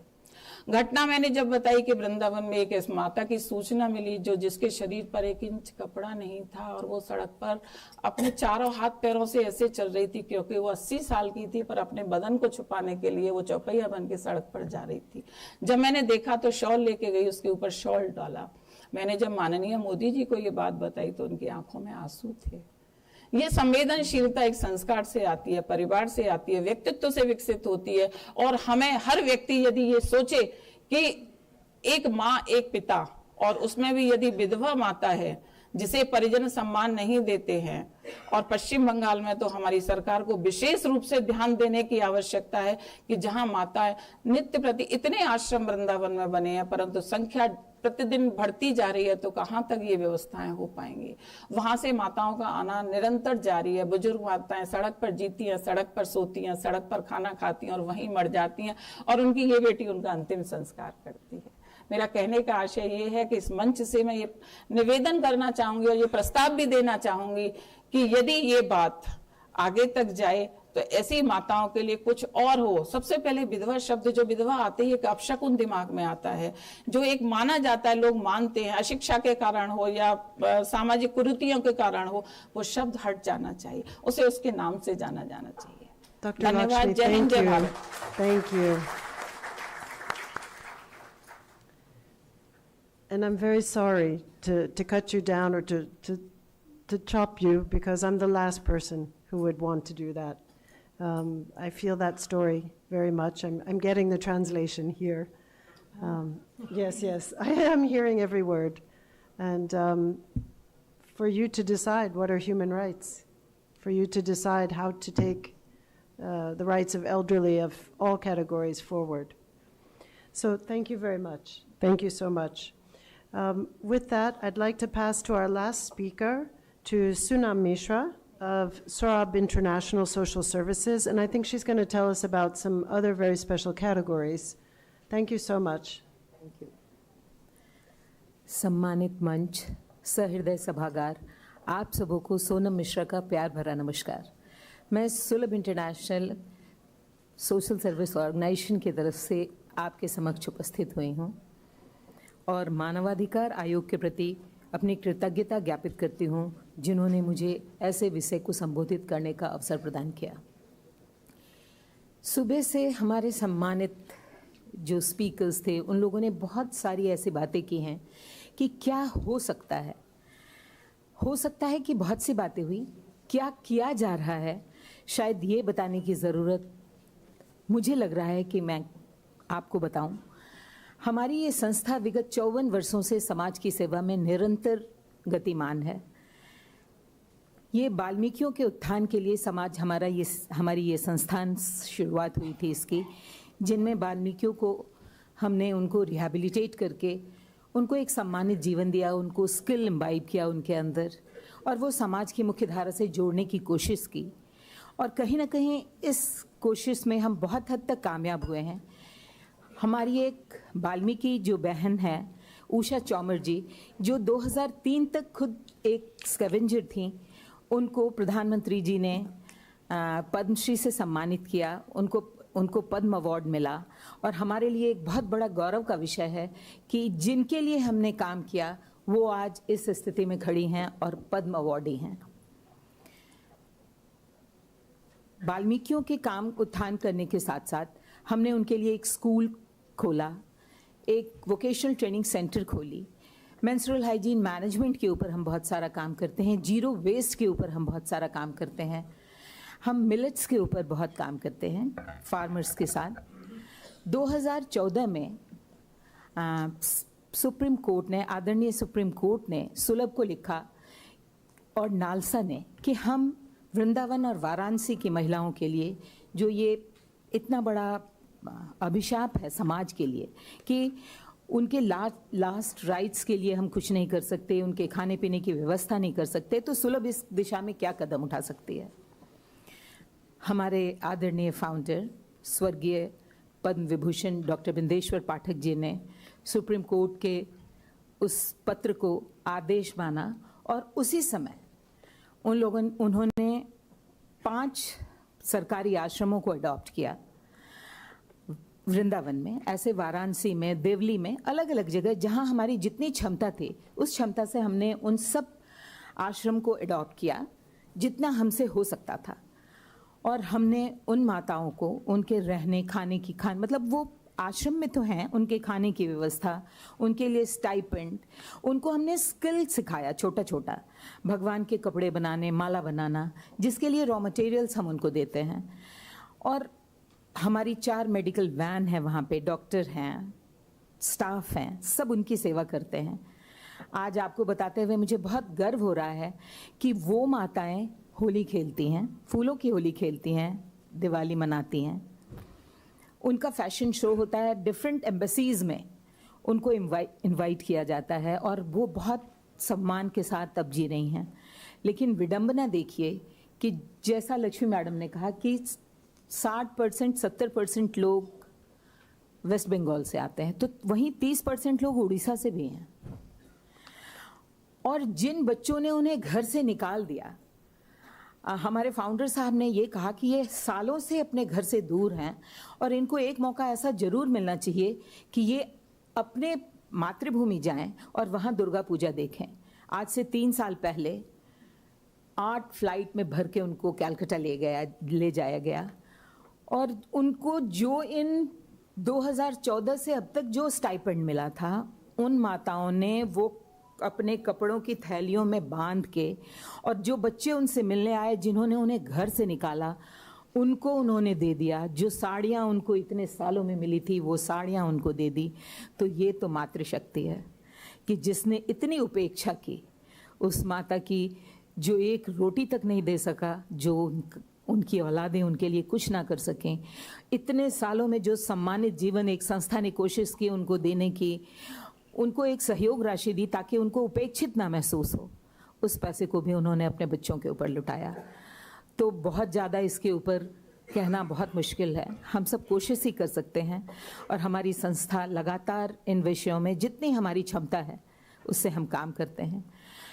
हमारा मानना ये है कि एकल समाज, जो हमारा एकल परिवार का जो ये हमारा ट्रेंड हो गया है, इस वजह से शायद ये परेशानी बहुत ज़्यादा हो गई है। क्योंकि अगर जॉइंट फैमिली सिस्टम थी तो हर कोई, उनके बेटे, बहू, बच्चे सब उसकी देखभाल करते थे और उनको किसी सोशल सिक्योरिटी की और किसी पेंशन की ज़रूरत नहीं होती थी।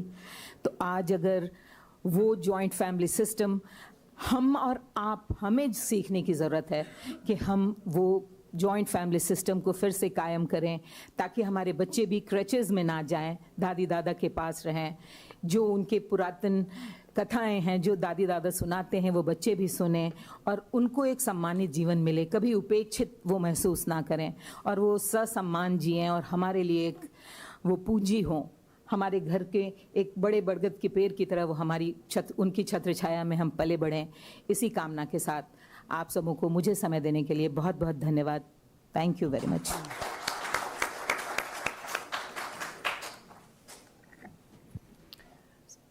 Thank you so much for those experiences, Sonam.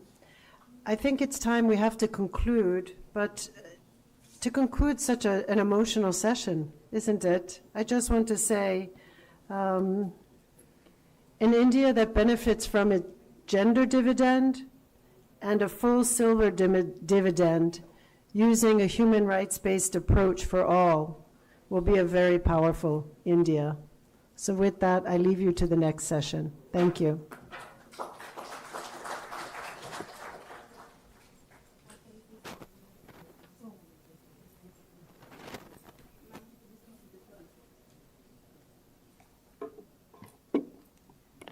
Thank you to our chair and speakers for an insightful discussion.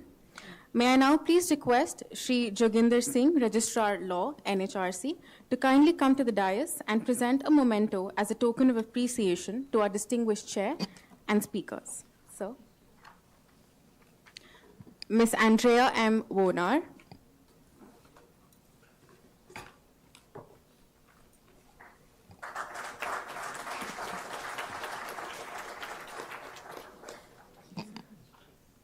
Dr. Lakshmi Gautam.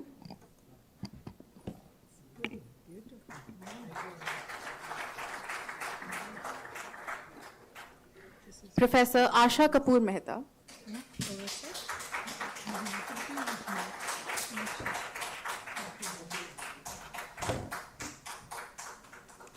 Mrs. Damayanti V. Tambe.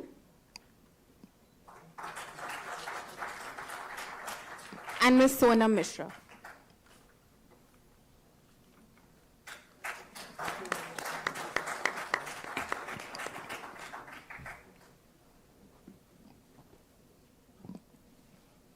Thank you so much. Thank you, Chair. Thank you, panelists.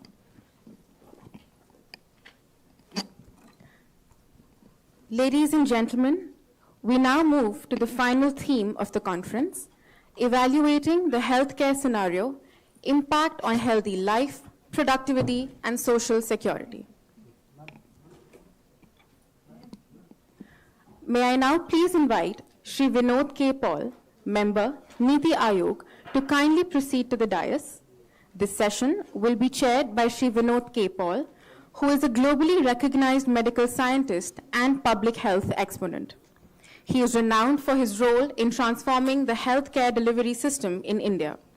Today, he will guide us through the discussions on the importance of accessible healthcare for the elderly. Sir.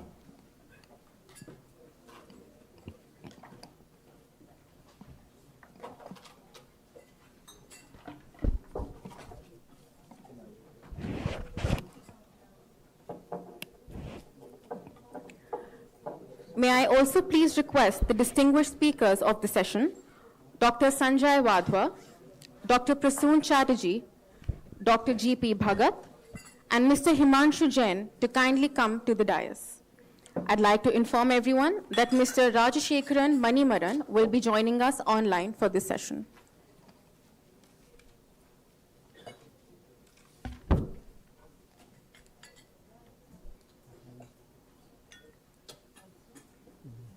Who's coming, joining? Tanmay is not there. किसी को ले लेते हैं.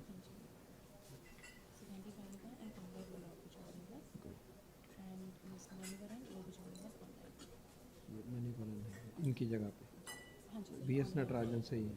ठीक है. Thank you for joining. Thank you very much. ये कहाँ है? प्रसून चैटर्जी, संजय वाधवा जी. संजय वाधवा जी, प्रसून,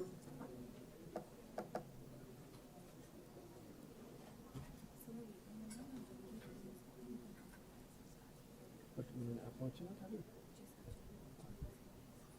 ओके. सो हिमांशु जी से शुरू कर लेते हैं. भगत. Well, good afternoon. Namaste. Thank you very much, NHRC, for the opportunity for me to be here in this very topical, very relevant, very timely seminar that has brought so many stakeholders into the room. Welcome. Come. Well, as has been stated, we are focusing now on the health care of the elderly. And to this audience, the importance of health of the elderly, is an obvious issue, an obvious priority, and an obvious area of serious concern. And if you have to ensure that the benefits of universal health coverage are extended to all our senior citizens, we have to look at what pathways are available today, how these pathways can be strengthened going forward. As has been stated, I'm sure, repeatedly, with growing population of the elderly in our country, it is high time that we put our act together. And in this regard, I'm very happy to state that the government has included 70 and plus year entire population in the Ayushman Bharat Pradhan Mantri Jan Arogya Yojana. So that has been done, which means irrespective of the socio-economic status, the elderly above this age have access to almost 1900 plus packages of care, surgical and medical, in as many as 29,000 hospitals, of which about 12,000 are private hospitals. That's a very remarkable achievement. Even earlier on, within the existing PMJ beneficiaries, the elderly were included. But what has now been brought forth is that the original PMJ beneficiary family, they will get the 5 lakh coverage for themselves. For the elderly in the family, 1 or 2 as the case may be, additional 5 lakh is now available for these senior individual, one senior citizen or more senior citizens, and this doesn't have to be shared with the rest of the family. And the second part is that whether you were part of PMJ beneficiary system earlier on or not, if a household has elderly, those elderly individuals, citizens of India, who have contributed to the nation throughout their lives, are now covered with a $500,000 rupee coverage. I'm happy to answer more queries on this if if need be. But this moment I'm very pleased to welcome our distinguished speakers who have joined, and I'm going to learn from them, and I'll be happy to be giving some reflections toward the end. But let me start with Dr. Bhagat. Dr. Bhagat, sir, you are dealing with the health care of the elderly. I would urge you to kindly give us the perspective as you have learned, you have experienced, and you have contributed in this area. So over to you. What we will do is we'll confine ourselves to about 6 minutes just to be in time instead of the 10-minute slot that we have kept. So just respect that slot for us to be in time for everybody's. Hello, सम्मानित मंच, सभागार में उपस्थित सभी विद्वद्गण, एक senior citizen का जब सवाल आता है तो उसमें 3 कैटेगरीज आती हैं। एक हैं जो physically mentally fit senior citizen हैं, दूसरे हैं जो फिजिकली डिसेबल्ड हैं बट मेंटली फिट हैं, तीसरे हैं जो कि मेंटली डिसेबल्ड हैं, फिजिकली फिट हैं, एंड फिजिकली डिसेबल्ड हैं एंड मेंटली अनफिट हैं। ये दोनों प्रॉब्लम है। और एक ग्रुप ऐसा है जो फिजिकली एंड मेंटली दोनों डिसेबल्ड है, और फिजिकली एंड मेंटली जो डिसेबल्ड ग्रुप है वो ज़्यादातर आफ्टर 70 या आफ्टर 60 भी बहुत लोगों को, जैसे डिमेंशिया की एक केस आई थी बेंगलोर में, एक इंजीनियर को 55 इयर्स की एज में डिमेंशिया हो गया। तो जितने भी डिमेंशिया, अल्जाइमर, साइकियाट्रिक प्रॉब्लम के जो बुजुर्ग हैं, और साथ में अगर वो पैरालाइज हो जाते हैं, फ्रैक्चर हो जाता है, तो ऐसे लोगों की जो घर में, नो डाउट बहुत से परिवार ऐसे हैं जो खूब सेवा करते हैं, सारी सुविधाएं रखते हैं, बट मैंने बहुत लोगों को देखा है कि उनकी अबेंडनिंग हो जाती है, उन्हें घर से निकाल दिया जाता है। और शायद मैं 2003 से इस काम की शुरुआत किया हूं, जो मैं रेस्क्यू करता हूं, सड़कों से उठाता हूं, और मैं चाहूंगा कि अगर मेरी वीडियो दिखा देंगे, 2 मिनट की है, तो उसमें आप लोगों को पता चलेगा कि कैसे हम लोग पूरी रात 24/7 हमारी गाड़ियां चलती रहती हैं, और दिल्ली की सड़कों पर गर्मी हो, सर्दी हो, बरसात हो। और एक चीज़ और आपको जानकर बड़ा दुख होगा कि सर्दियों में सबसे ज़्यादा जो डेथ होती हैं, रात को उस बुजुर्ग को घर से निकाल के सड़क पर फेंक दिया उनके बच्चों ने, और सेम नाइट में लोग की डेथ हो जाती है। बहुत ज़्यादा जो डेथ केसेस होती हैं सर्दियों में होती हैं। बारिश के दिनों में बुजुर्ग बारिश के अंदर बैठे हुए भीग रहे। मैं बहुत लोगों को रेस्क्यू किया हूं, खुद जाकर उठाता था सड़कों से, और मोर देन 10,000 लोगों को कम से कम हम लोग उठाकर ले आए, कीड़े पड़े हुए, सड़े गले अंग, चल फिर नहीं सकते, गिर गए सड़क पर, जो है कुछ कोई इलाज नहीं हुआ, कुछ नहीं हुआ, कौन पूछता है। एक ऐसा ग्रुप है, क्या वो ह्यूमन राइट्स, उनका कोई राइट्स नहीं है, उन बुजुर्गों को बिल्कुल निगलेक्टेड हैं, उनको कोई देखने वाला नहीं है। अभी कुछ समय पहले एसोसिएट प्रेस ने अमेरिका से आकर के उनकी टीम हमारे ओल्ड एज होम को कवर किया और आज वो पूरे वर्ल्ड में एक बहुत सारे न्यूज़पेपर में हमारा कवरेज आया कि शियोज is bringing dignity to the abandoned in India. उनकी कोई डिग्निटी नहीं, क्या उनका कोई राइट्स नहीं है? वो बुजुर्ग जो अपने परिवार को आगे बढ़ाया, बहुत सारे मैनेजर, इंजीनियर, प्रोफेसर, साइंटिस्ट, और अभी आप देखेंगे वीडियो में ग्रैंडसन ऑफ राष्ट्रपिता Mahatma Gandhi, he was scientist in NASA, वो भी मेरे ओल्ड एज होम में रहे। और जब वो थे उस समय हमारे माननीय प्रधानमंत्री जी ने अपने एक मिनिस्टर को भेजा और जाकर उनसे बातचीत किए।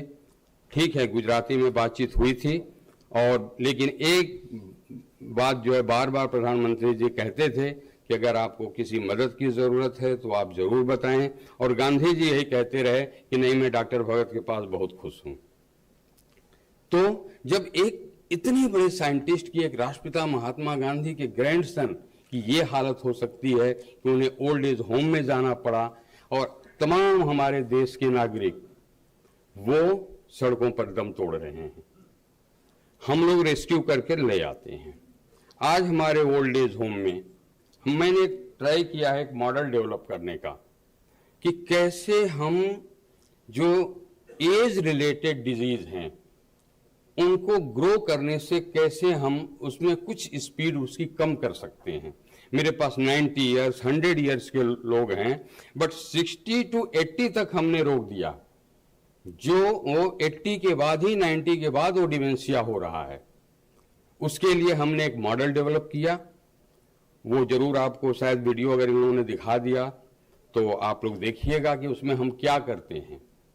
उनको एक इन्वायरमेंट दिया हमने, नेचर के करीब ले गए, गंगा के किनारे बिल्कुल नेचुरल वातावरण में ले गए।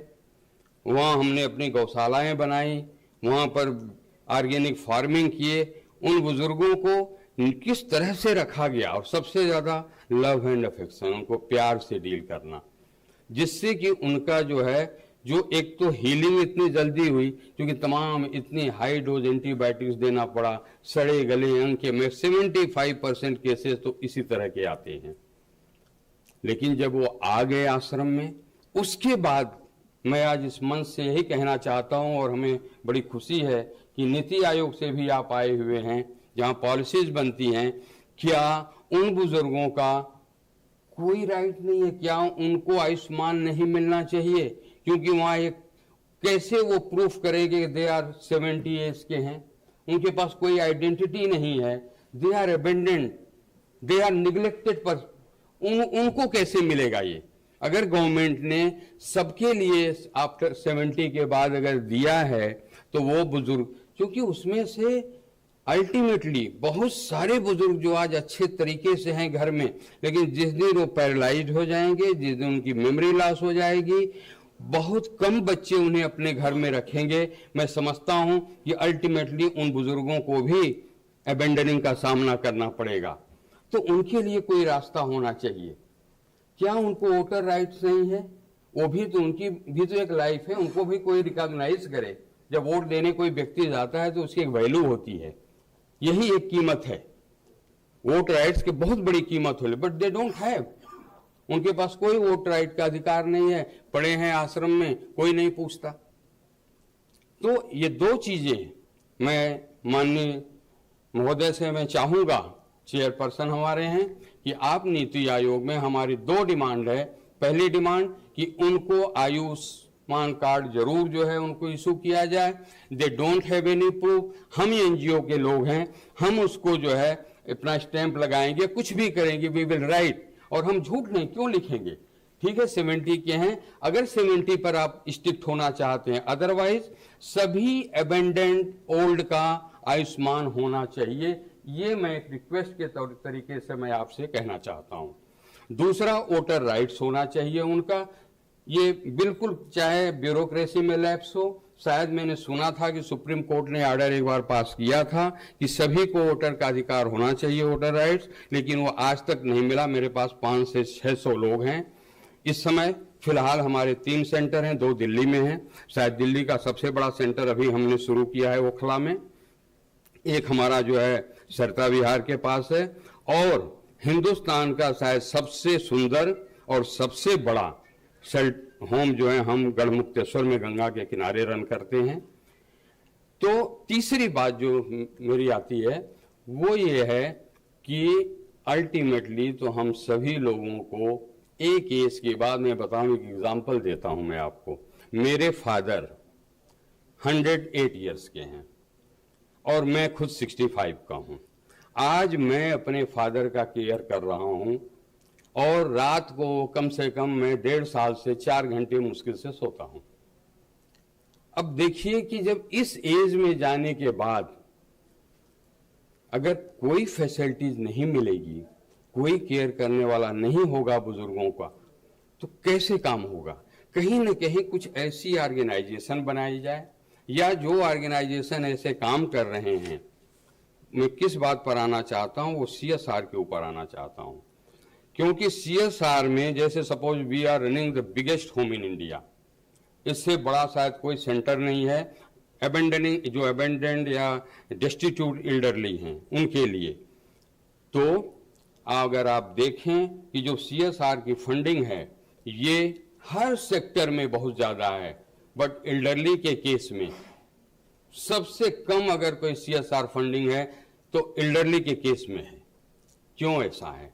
कुछ ना कुछ तो गवर्नमेंट, मैं कहता हूँ आप डेवलपमेंट में बच्चों के लिए 80% आप जो है डायरेक्ट करिए आप कंपनीज को, बट एटलीस्ट 20%, 10% समथिंग यू से कि जो अबेंडेंड एल्डरली हैं, जो NGOs उनकी देखभाल करते हैं, जो उनके लिए काम करते हैं। और क्या समझते हैं, अगर जब तक NGOs आगे नहीं आएंगी, डेडिकेशन नहीं होगा, मैं फुल्ली 30 ईयर्स से 21 ईयर्स कंटिन्यूअसली मैं 24 आवर्स उन्हीं बुजुर्गों के साथ रहता हूं, उन्हीं के साथ सोता हूं, उन्हीं के साथ भोजन करता हूं, उन्हीं की सेवा करता हूं। मैं उनके दुख दर्द को जानता हूं, इतनी तकलीफ में होते हैं। जब दर्द होता है उन बुजुर्गों को, जब कीड़े पड़े होते हैं, उस समय इतना तकलीफ से कराहते हैं वो बुजुर्ग। कौन देखता है उन्हें?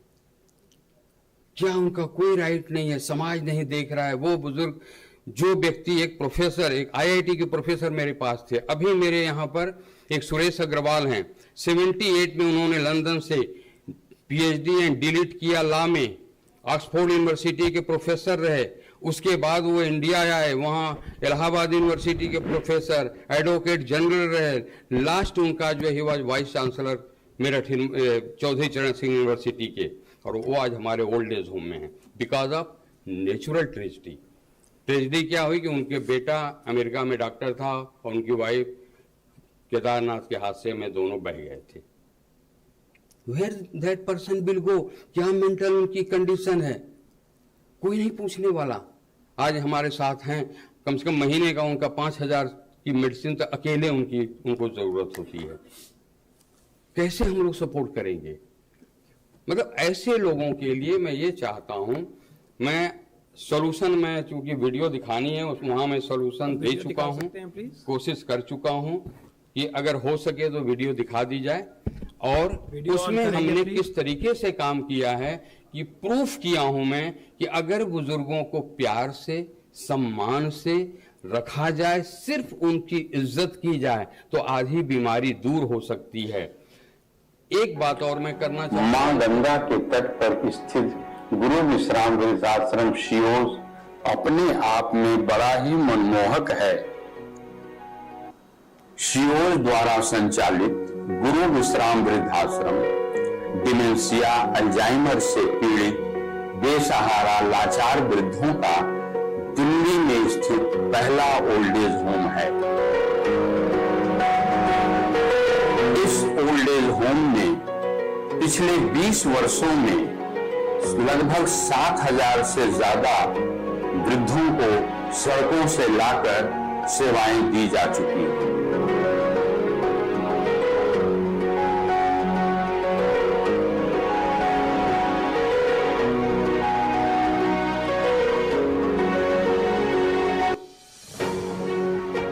इस समय 600 से ज्यादा वृद्ध दिल्ली व गढ़मुक्तेश्वर के ओल्ड एज होम में रह रहे हैं।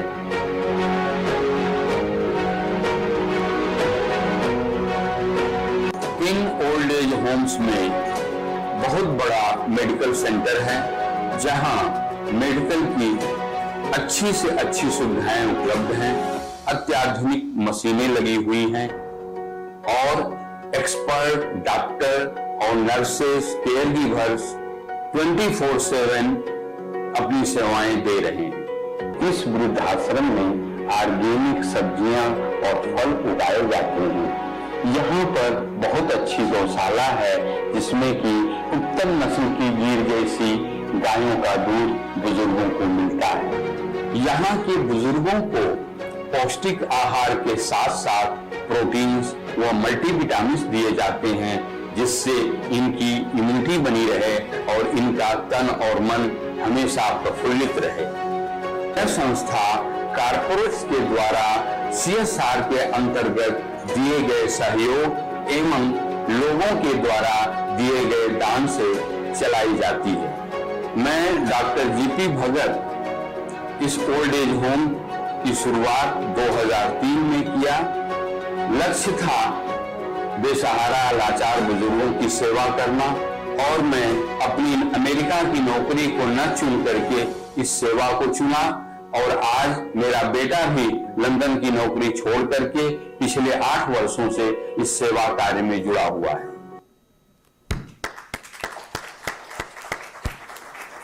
सर कंक्लूड करें। कॉन्शियसनेस चली जाती है। अब देखिए भगत साहब इतना काम करते और कब सोते हैं, कुछ सोने का टाइम भी उनको मिलता है। वो तो रात को मेरे पास आते हैं और चिंता करते हैं मुझे ये मिला या वो मिला या वो मिला। तो अब ये भी भगवान है ना, भगत साहब भगवान के बहुत नजदीक है और बापू के बहुत ही नजदीक है। महात्मा गांधी के नजदीक भगत साहब है, हम लोग नहीं है। हम लोग उनको देखकर उनके दर्शन करके उनके देखकर जो इंस्पिरेशन मिल वो कर हम वैसा बनना चाहते हैं। Thank you. मैं बहुत बहुत धन्यवाद और मैं आभारी हूँ। Thank you. So thank you very much. A big hand to Dr. Bhagat. Thank you. Very proud, sir. We'll respond to some of the points that you have raised, but may I now request Himanshu Jain ji to give your perspective. After this, we will join Shri Manivaran ji on the VC. तो उसकी तैयारी रखना please. And Manivaran sir, आप इनके बाद अपना views रखेंगे. Himanshu. Thank you very much. NHRC and everyone for inviting me here. It's an honor to be here and to be able to, present in front of you. And especially thanks to all of you for your patience, because I know बहुत time से आप लोग बैठे हैं सुबह से, and I promise I'll be very very quick because मैं एक startup founder हूँ और मुझे एकदम lightning pitches देने की आदत पड़ गई है। तो मेरी कहानी ऐसी है कि we have started a company called Khayal, और ख्याल भी इसलिए क्योंकि हम अपने बुजुर्गों का ख्याल रखना चाहते थे। And specially I lost my mother very early in life in 2008 and my dad's journey has been very lonely. I was busy building my career and because of that guilt I thought I should be able to contribute to the society. तो मैंने अपनी company बनाई थी US में, जो मैं बेच के वापस आ गया India, and I wanted to build for the senior citizens. तो ख्याल आज जो प्लेटफॉर्म बनाया हम लोगों ने, it is India's #1 platform for senior citizens. ये लोग ज़्यादा करके पोस्ट केयर के लिए बनाते हैं, बट हम लोगों ने प्रिवेंटिव केयर के लिए बनाया है, so that we can create longevity and we can create healthy and healthy senior living experience for senior citizens. तो आज if you see next slide please, if you see हमने चालू किया था ख्याल को 2020 में, and we are proud to say that we right now have 20 lakh seniors on our platform all across India. We have also raised funding and we were lucky to raise more than $5 million. हमारे platform पे more than 5 lakh से भी ज़्यादा seniors monthly use करते हैं ये app. We were also awarded by Google to be one of the best apps for good in 2022. तो हमारा जो मकसद था is to be able to create a space for senior citizens where they can come and engage, educate and empower themselves through a community sort of an effort. तो हमने चालू किया था 2020 में with just a small WhatsApp group, और ये भी चालू किया था हमने just so that we can help senior citizens in their day-to-day necessities. And our sessions became so popular that हमारा group बढ़ते गया, and I think in a few months we had more than 10,000 seniors on multiple WhatsApp groups. तो इस वजह से हमने सोचा why not create a space, why not create like a club which can be digitally accessed by seniors, क्योंकि हर कोई senior एक club में जा नहीं पाता, अफोर्ड नहीं कर पाता क्लब जाने के लिए. And also in a club sort of an environment आपको नए कनेक्शंस बनते हैं आपके, you make new friends, you meet people, you keep yourself physically active and cognitively active. So we created a platform like this. If you go to the next slide, I would like to show हमारे app पे क्या क्या features हैं. तो हर एक feature के पीछे कहानियां हैं actually, but I will not take a lot of time. So every day seniors join multiple events. We have like 4 to 5 events every day on our app. Starts with yoga, meditation. There are education-related, sessions, healthcare-related sessions to guide them. Also sessions related to financial fraud and assistance. Evening ke time pe we have created a lot of fun-related engagement sessions, entertainment-related sessions like Tambola, Sudoku, and Antakshari, because seniors should also have fun, right? So we created a club sort of a format. So the Khayal app is free for everybody to download and use it. But at the same time, we also provide the Khayal Club membership, which is priced at just 1,000 rupees per year. और ये हमने इसलिए रखा है so that we can sustain as a company. And we have also created like a rewarding experience. तो आप जब भी events attend करते हैं तो आपको Khayal coins मिलते हैं, which you can utilize for various rewards which are provided on the platform. Plus हमने एक और fintech card बनाया है senior citizens के लिए, जो एकदम ही नया तरीके का कार्ड है. This we created because we thought that the amount of frauds which are happening in our country is so much that seniors are becoming more and more afraid of using the online payment system. तो ये डर निकालने के लिए हमने ये card बनाया. So इसमें क्या होता है कि you don't make your primary bank accounts vulnerable. सबसे ज़्यादा बड़ा डर सीनियर्स को ये रहता है कि हमारा प्राइमरी बैंक अकाउंट में से पैसा चले जाएगा. तो हमने बोला why not we innovate this space. हमने ऐप पे ही we created a card which automatically creates like a secondary bank account, और इसके साथ we also provide cyber security insurance so that your money is safe in this account. And not only just seniors but also their children can send money on to this card. So बहुत सारे seniors ये use करते हैं और वो खुद से अपने सारे ट्रांजैक्शंस करते हैं. Plus, because this is such a community effort, seniors ने हमसे कहा कि why not we go out for tours? So we started building a lot of tours and travels for seniors, and these are slow-paced tours for seniors. यहाँ पे seniors अपने दोस्तों के साथ, either it is like a reunion sort of a thing for them, or if they've made friends in the community, they go out, and we've created a lot of travel itineraries which are slow-paced for them, which are accessible. And we also take care of all their healthcare needs during this travel. Seniors also, invest in gold on our platform. There are job opportunities on this platform and various other things. And this is not just an online platform. If you see on the next slide, we also have a lot of sessions. If you can go to the next slide, we also have these kind of sessions. And we also, if you go to the next slide, we do a lot of physical activities also for senior citizens.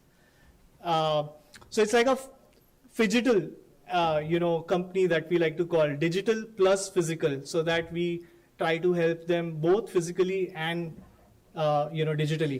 And our model is that we partner with a lot of healthcare providers. So if you go to the next slide, these are some of our healthcare partners. So we try and give a lot of healthcare support also to the seniors, along with a lot of banks as well. So we help banks also with creating digital literacy for senior citizens.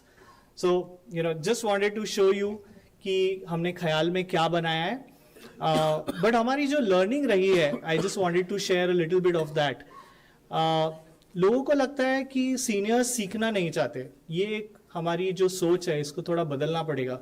Seniors actually सीखना चाहते हैं, and plus लोगों को ऐसा भी लगता है कि सीनियर्स शायद से ऐप ना यूज करें, but this is actually wrong. This seniors proved us wrong. तो हमने जब देखा, सीनियर्स सेड कि हम जब अपने बच्चों के पास जाते हैं कोई भी क्वेश्चन पूछने के लिए कि ये कैसे यूज करना है, कोई एक ऐप को कैसे यूज करना है, तो हमारे बच्चे हमारा मजाक उड़ा देते हैं बोल के कि आपको क्या इतना छोटी सी भी चीज नहीं आती. सो the problem with our society is that we tend to ignore seniors. तो ये हमारी जो सोच है ये हमको ही बदलनी पड़ेगी. And Khayal became so big is because we were able to bridge this gap between the learning portion of senior citizens. जब seniors को कोई चीज सीखनी होती थी तो we were there for them. तो हमने हम ये ट्राई कर रहे हैं अचीव करने का जो हमारे सीनियर्स ने हमको सिखाया है, to be healthy, wealthy and wise. हम चाह रहे हैं कि यही वैल्यूज हम ये ऐप के द्वारा सारे सीनियर्स तक ले आए. And I feel also one of the things that we need to change in our society is that we always optimize for wealth. We say healthy, wealthy and wise, but हम हमेशा wealth को we see first, we optimize that first. But if we can live healthy right from the very beginning, if we change our diet, if we do a lot of physical activity and keep ourselves fit right from the very beginning, I think all of us can live longer independently without having to depend on anyone. So this is all I wanted to share. Thank you for having me here. Thank you. Thank you, Himanshu ji. Thank you indeed. May I now invite Shri R. Manivaran ji to come on the video. Connect karenge please.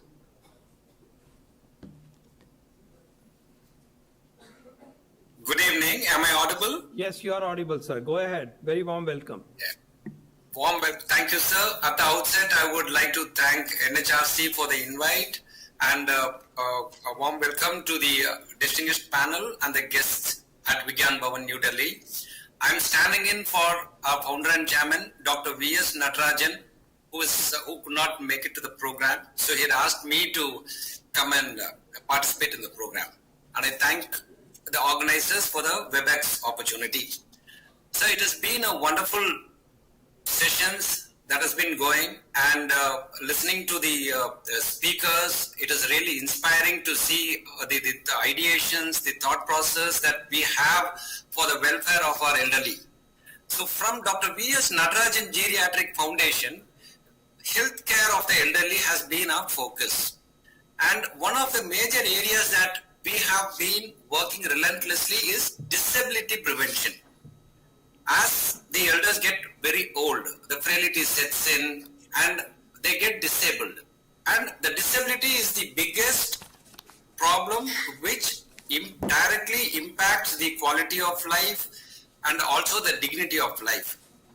So the charter that Dr. V.S. Natarajan Geriatric Foundation has in the domain of disability prevention among the elderly, one is to create hyper-local communities which provide a lot of opportunities for the elderly as well as the caregivers to better care for the elders. So one of the programs that we advocate is fitness programs especially designed for the elderly, that is particularly the persons above the age of 70, which will be delivered on a daily basis at the local fitness parks and gymnasiums. So as we all know, people above the age of 70 will not be found in gyms. But most of the gymnasiums do not have a patronage after 9 a.m. So that is the time we have had arrangements with the gym owners to welcome the elderly into their gyms and give them specialized training programs. The next of the program in the disability prevention is comprehensive geriatric health assessment camps at various neighborhoods. Like what we have noticed, when we have a centralized medical camp, we see that the elderly find it difficult to travel and come to the camps. So that is when, from the foundation, we have done local triaging with local stakeholders like hospitals and other healthcare providers to conduct comprehensive geriatric health assessment camps at local areas. One another area which we find that there is a direct impact to the quality of life is access to nutritious food. As people get old, and nowadays a lot of elderly are living alone and they are not able to run their kitchens after a certain age. So at the foundation, we are working on supporting the local communities, set up and run local community kitchens which will provide nutritious food to the elderly so that their well-being is guaranteed. And one another huge gap area in the wellness of the elderly is the emergency response. Elderly today live in constant fear about a fall, of a stroke, or a cardiac arrest in the middle of the night or when they are alone. So this constant fear further compounds and the health status of the elderly goes down. So at the foundation, we work with the local stakeholders to create local area triaging for emergency response, have local area volunteers for emergency response. So these are the things that the foundation has been working, sir. So we have identified disability prevention. Elderly should be independent for as long as they can, and as a community, as people working in the elder welfare domain, we should all join hands to create localized ecosystems which will support the elderly to lead a fear-free life. So according to us, having to be able to lead a fear-free life will guarantee the rights to life, a quality of life at old age. So having said that, I would like to conclude the speech, and I thank the organizers and the distinguished panel for the wonderful opportunity. Thank you, sir. Thank you very much. So we heard three very intense programs, initiatives in the NGO system. All the three experiences are absolutely moving at one level and inspiring at another level. And they also offer how the holistic care of the senior citizens should be visualized, can be visualized, and some of the building blocks are becoming evident to us. We'll come back to that, but now I move to hardcore health sciences, and I'm going to request Dr. Prasoon Chatterjee from the All India Institute of Medical Sciences to tell us about the healthcare paradigm and how we would like this to be structured in case we move toward a system which we would, which is senior citizen friendly, enabling, empowering, and provides both physical, in fact mental as well as spiritual, three ways of care and health that they all deserve. Over to you, Prasoon. You have about 6 minutes. Thank you, sir. First of all, I'd like to thank NHRC for giving me this opportunity. Before I start, I'll just raise few questions. I'm really happy to see there are many young people here. We are here, we have gathered here to raise the issues of older person. Because all of us know that all of us are aging actually. So older person concept is no more restricted for 60 plus, 70 plus, 80 plus. It is a life course perspective what we talk in WHO. So I have some different perspective when we talk about right for older person. When I see my patients, I have seen the difference. Primary difference is in your attitude actually. So if I talk about right for older persons restricted to health right, they have to ask for it. They have to practice for it. And as I mentioned, it is a life course perspective here. Whoever is here, we have to start preparing for that. Acquiring for that health, active aging, healthy aging, longevity, health span. These are merely some terminology, but we have to be healthy, we have to be participatory, we have to be active. I will give a small example. In 2010, one patient, elderly person came to me, unka umar tha 70 years. So usually, as a geriatrician, we interact a lot with them because they have, as Sir rightly mentioned, they have familial issue, they have social issue, they have their physical health, they have their mental health, their financial health. So मैं सबको पूछता हूँ आप क्या करते हो, तो उन्होंने बोला अभी तक तो मैं फार्मर था, बट फार्मिंग में लास्ट 10 साल में बंद कर दिया था, लेकिन अब मैं फिर से शुरू किया क्योंकि मुझे मेरा बेटा का सपना फुलफिल करना है। तो बोले क्या सपना था उनका, तो बोले उनका सपना था गांव में एक school banana. It's in win Morena, it's like that time win Morena was not that developed like now. तो so you see, he had a purpose, and you know what for he came to me? He came to me with a neurodegenerative disorder called Parkinsonism, which we know as it is a very progression differ. So he came to me with some constipation, some non-motor feature of Parkinsonism, but he had tremor that time itself. He had rigidity also. So see the attitude towards aging. He didn't come to me to say I don't have money, he told I have a dream.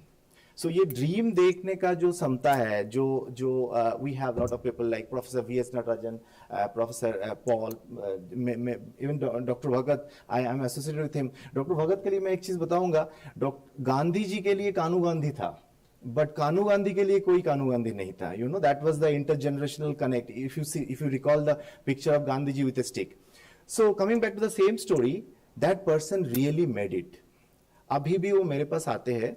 He made a primary school by collecting money from people for the women in a small village. His Parkinsonism has progressed a lot, but he always called me over phone and said, "Doctor, how are you?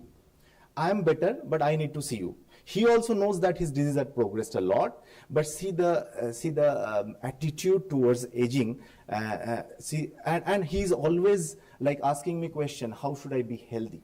This paradigm shift I have noticed in my last 2 decadal experience, where seniors are no more asking me that, telling me that I'm 80 plus, so just living my bonus life, do whatever you want, if you can do something. Even few days back, one patient came to me, he's 85, after discharge from our department with only 30% heart is working, we call as ejection fraction. He took me like from my OPD outside because he was little hesitant to say in front of his son. His son is also in a club of 60 plus, you know. Then he was telling me, "Doctor, do you feel few more years I can play golf? I can be with my, the way my son is enjoying his elite club of 60, why can't I do that? What is your thought?" So here, as a doctor, as a researcher, my job is to educate elderly people, to create awareness among seniors. And I always say that you have to ask for your right. Whatever government is doing is great. The way sir has mentioned, I think 5 lakhs rupees is enough if you can take care of your health well throughout your life course. And our purpose is to delay the chronic disease. Medically, we call it as compression of morbidity. A very simple thing. I'll just quote here some data from LASI wave 1, where it shows that 50% older person are inactive. This is dangerous, you know, like inactivity kills a person. It's as a doctor, as a researcher, I can say that. So if we can work on your activity, we can improve your health-seeking behavior, of course, family has to work on it. I think now in this forum, I can say, seeing so many young people, they are also thinking that the sanskar they will transfer to their next generation by taking care of their parents or not by taking care of them. They have to suffer the same thing because all of us are aging, and वो दिन दूर नहीं जब हमें भी देखने के लिए कोई नहीं रहेगा अगर आज हम नहीं देख. And really, are you just 5M if we can take care for elderly people? One is muscle, one is movement, one is memory, one is mood, and meaningful engagement. Many a times patient comes to me, elderly person comes to me and say, "Doctor, why should I leave?" So they don't have any purpose in their life. We have a lot of tertiary care center. Government is working proactively. Some instance I can say in last 4 years, sir, there are 16 medical college where Department of Geriatric Medicine has been started, and post-graduation training we are providing. But again, you know, this is I always say seniors need a 360-degree care where many stakeholders will play a major role, starting from community worker, from family, from peer group, friends in the park. You know, this the list is endless. But the first thing, it starts with you. No government agency, no social security system. We have seen developed nation, all of them failed until unless we are not trying to constrict our morbidity and mortality to the maximum level with very few small steps. There is no rocket science. You need not to live and die in blue zone. You must be knowing blue zone or in the Japanese few specific island. All of us has the opportunity to live a life of active and healthy aging through proactive management and taking charge of your life. Thank you. Probably I just tried to stimulate and some question to all of you. Maybe I'll answer to sir in a writing later. Welcome. Thank you very much. Big hand. Dr. Sanjay Vadwaji is head of Department of Physical Medicine and Rehabilitation. We just now heard about the high probability of disability and how it is to be handled in that particular context, but above all, in an overarching way, sir, we're looking forward to your perspective. Thank you so much, sir. It is such a great pleasure and honor to be presenting something in front of you. You have been a mentor and a visionary. I practice in the field of rehabilitation medicine, also known as physical medicine and rehabilitation. May I have the first slide, please? We are at a very important juncture in history. India is being transformed, and some of the changes are happening at a very rapid pace. And we have something to look forward to. And one important goal in front of us is to have a developed India when we are celebrating 100 years of independence of India in the year 2047. And there is a roadmap which has been developed to make that possible, and I am very glad that the Niti Aayog has been given a major responsibility, and sir is steering the health section in the Niti Aayog. Next slide, please. Now, the Honorable Prime Minister in the year 2021 on the Independence Day had given this call that India should become developed country by 2047. And although many things have been highlighted, and some of the important ones are related to the economy aspects, that India should soon become the 5 trillion economy. But there are many other sections and ministries also which have been given some targets and goals to work in that direction, so that all-round development is there and not one or two sectors in particular. So if all over there is development, India will definitely be a developed nation by the year 2047. And I wish it becomes developed nation a few years before that. Next slide, please. So this is one important document when I was preparing for this talk today, and I found it very useful for the conference that is on elderly care. It is full of very useful information, and very inspiring is the message in that document by Professor Vinod Paul sir. And next, please. In that document, there are many things which are mentioned: National Program for Healthcare of the Elderly, National Action Plan for Seniors, PMJ, Ayushman Bharat Yojana, Ayushman Arogya Mandir, Rashtriya Vayoshri Yojana, National Health Policy 2017, etc. Now, since 1947, so many good things have happened, and the pace of development has been variable among different decades. And in the last 10 years, so many new things have happened. And Niti Aayog is basically National Institution for Transforming India. Next. And so many new things they have launched. And based on the Vision 2047, I thought I must spell out what is my vision. All elderly people in India should enjoy good quality of life, safeguarding human rights, and function to their fullest and effective participation in order to contribute to the growth and development of the country. They have wealth of experience. Next. The goal is to increase access for all elderly Indians to equitable, affordable, and quality rehabilitation services. There have been many initiatives in providing rehabilitation services, but at present the quality is not uniform. And there is a need to have a higher quality, accessible and affordable rehabilitation services as close to the doorsteps as possible across the healthcare delivery system in the country, utilizing the trained manpower in modern system of medicine as well as in other systems of medicine, including Ayush and others. Next, please.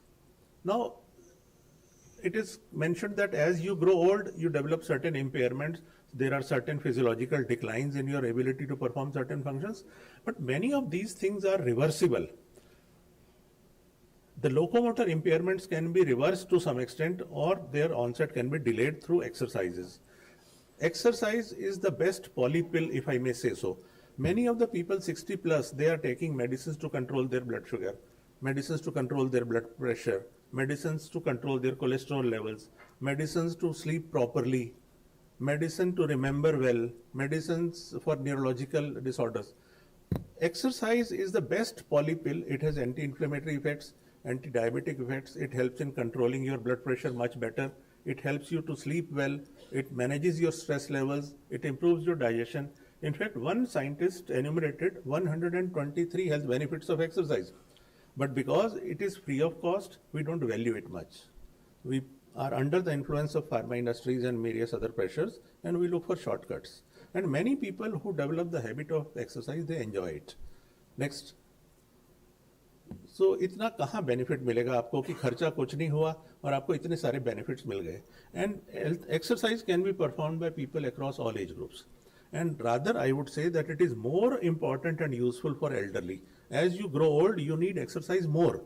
Of course, within the safe limits of your tolerance and taking into account the risk of soft tissue injuries or falls. Next. There are various studies which have been done, how different systems decline at different age groups and all, but various surveys have demonstrated, national level surveys, that locomotor impairments are the commonest impairments in elderly people. And my specialty primarily deals with locomotor impairments. And prevention of locomotor impairments is possible and far more cost effective than rehabilitation. Never have this idea that rehabilitation is cheap. It is never cheap. Comprehensive quality rehabilitation is expensive. Next. But it is doable. Now, it is interesting fact that I observed while updating myself for this presentation, that globally in terms of the market, the rehab sector is growing very rapidly, and especially the elderly rehab related sector. We are yet to tap the full potential. In terms of monetary rewards, the figures are very impressive, and it is going to grow in future. So if somebody enters into this area, he can reap great fortunes. Next. Now this is a structural representation. It is a crowded slide. I won't read much into this. Next slide, please, because time is an important thing. Here we are fortunate today that we have recommendations from the World Health Organization. World Health Organization is very much seized of the role and importance of rehabilitation across the healthcare delivery system throughout the world. And they have recently come out with their guidelines regarding how we can strengthen the rehabilitation in the health systems. And they have given a call for action by 2030 also. And we should seize this opportunity. And if we take into practice some of the recommendations of the World Health Organization, because WHO says that you think globally but act locally. So we can gain a lot from the recommendations that have already been presented before us after a lot of brainstorming and deliberations. Next. Now in the year 1947, when India gained independence, in 2047 we will be celebrating 100 years.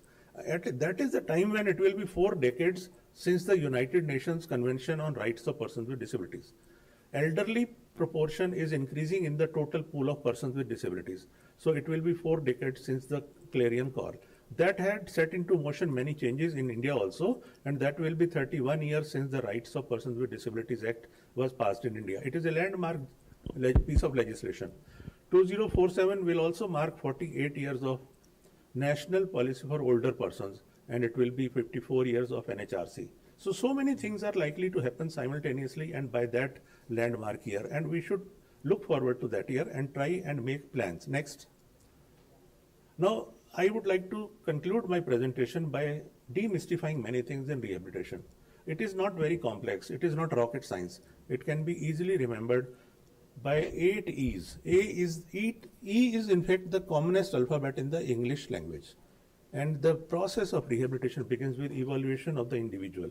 Elderly person you evaluate, you find out what are the systems which are functioning well, which are the functions which are impaired, what are the other resources available in the individual, what is the ability, what is the limitation.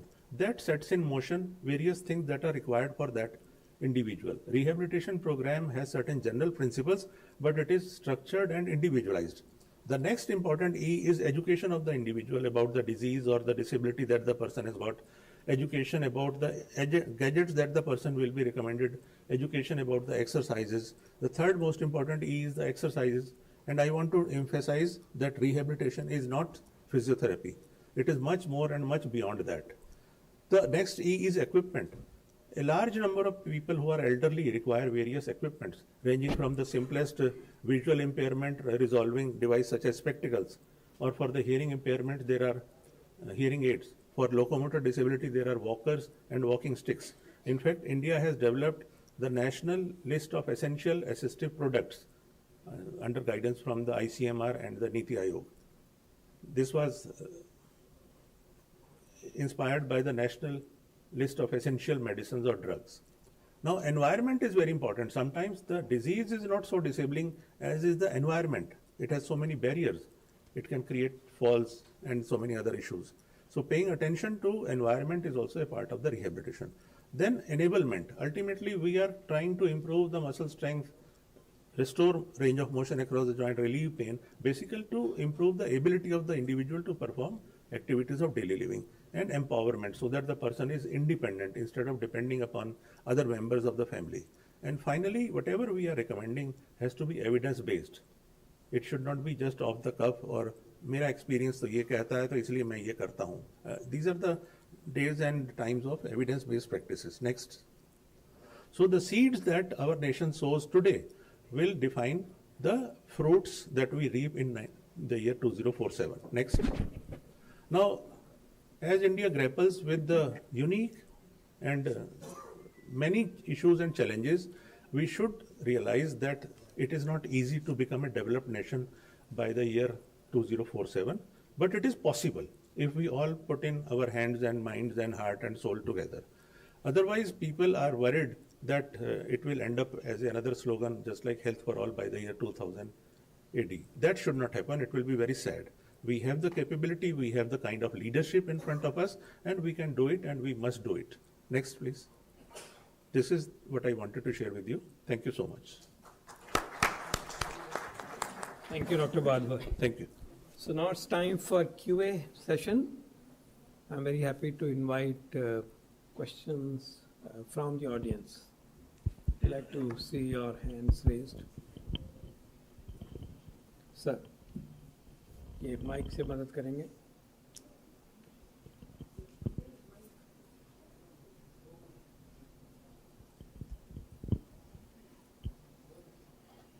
Welcome, sir.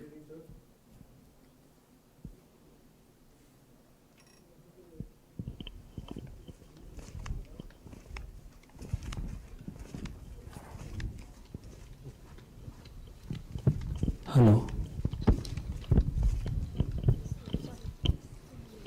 Hello.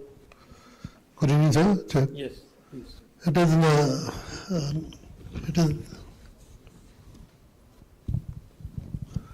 basically it's not a question and answer. Hello. This is one of the small few tips. Almost everybody has covered everything, but as the new young generation is there, I want to share few tips because आगे जो हमारा ये था right for older person. As the new generation is there with us, there are few tips. If they follow this, the older person can have a good life. One is spend time with them. Second is ask for advice. Whenever you are going for a job, आप घर में बड़ा काम कर रहे हैं, कुछ भी कर रहे हैं, if you ask their advice, they will feel happy. Next is enjoy at least one meal together. आजकल पॉसिबल तो नहीं होता because your timing and their timing are different. You have to आपको जल्दी घर से निकलना है पेरेंट्स को, बट इफ पॉसिबल हो सके at least you enjoy one meal together. Next is discuss family history and heritage. कभी कभी अब बैठ के उनके साथ फैमिली की हिस्ट्री के बारे में, फैमिली की हेरिटेज के बारे में कभी बात करेंगे, दे विल फील हैप्पी. ये जितना बाकी सारा आपने सुना बहुत अच्छा है, मेडिसिन चाहिए सारा, और गवर्नमेंट बहुत कुछ कर रही है. ये जो चीज़ें हैं जो मैं आपको बता रहा हूँ ये सब फ्री है, इनमें किसी को कुछ नहीं करना है. घर में अगर ये हम चीज़ें अपने आप करते हैं, जो हमारे older person they feel very happy. Show courtesy and respect. Next is pick up the phone. सबसे बड़ा जो आजकल है, हम लोग बहुत बिजी रहते हैं, कभी फोन आया, अरे यार छोड़ो पर दादाजी का फोन है, क्या ऐसा नहीं करना चाहिए. We should pick up the phone. Next is express your appreciation. जब भी हो उनको थोड़ा अप्रिशिएट करें भी, बहुत अच्छा है या जो भी है. Next is visit your senior communications. जहाँ पे सीनियर्स की कम्युनिकेशंस वगैरह हो रही हो, we must visit them. Next is switch off your, जो आजकल सबसे बड़ी बात है, जो switch off your mobile when you are talking to them. आप जब उनसे बात कर रहे हैं, एटलीस्ट 2 मिनट के लिए फोन अपना बंद करें, उनसे साजिशा से बात करें. They will also feel very happy. And the last is if ask for any help. Cover बहुत पहले भी किया लोगों ने. That is when ever they feel उनके मोबाइल में कोई ऐप है उनको नहीं आती है, या कोई कंप्यूटर में थोड़ा काम है नहीं आता है, तो उनको ठीक से समझाएं. If they don't understand, don't get irritated, repeat it, और उनको समझाएं. They will feel happy. जय Hind. Thank you very much. Thank you indeed. Yes, ma'am.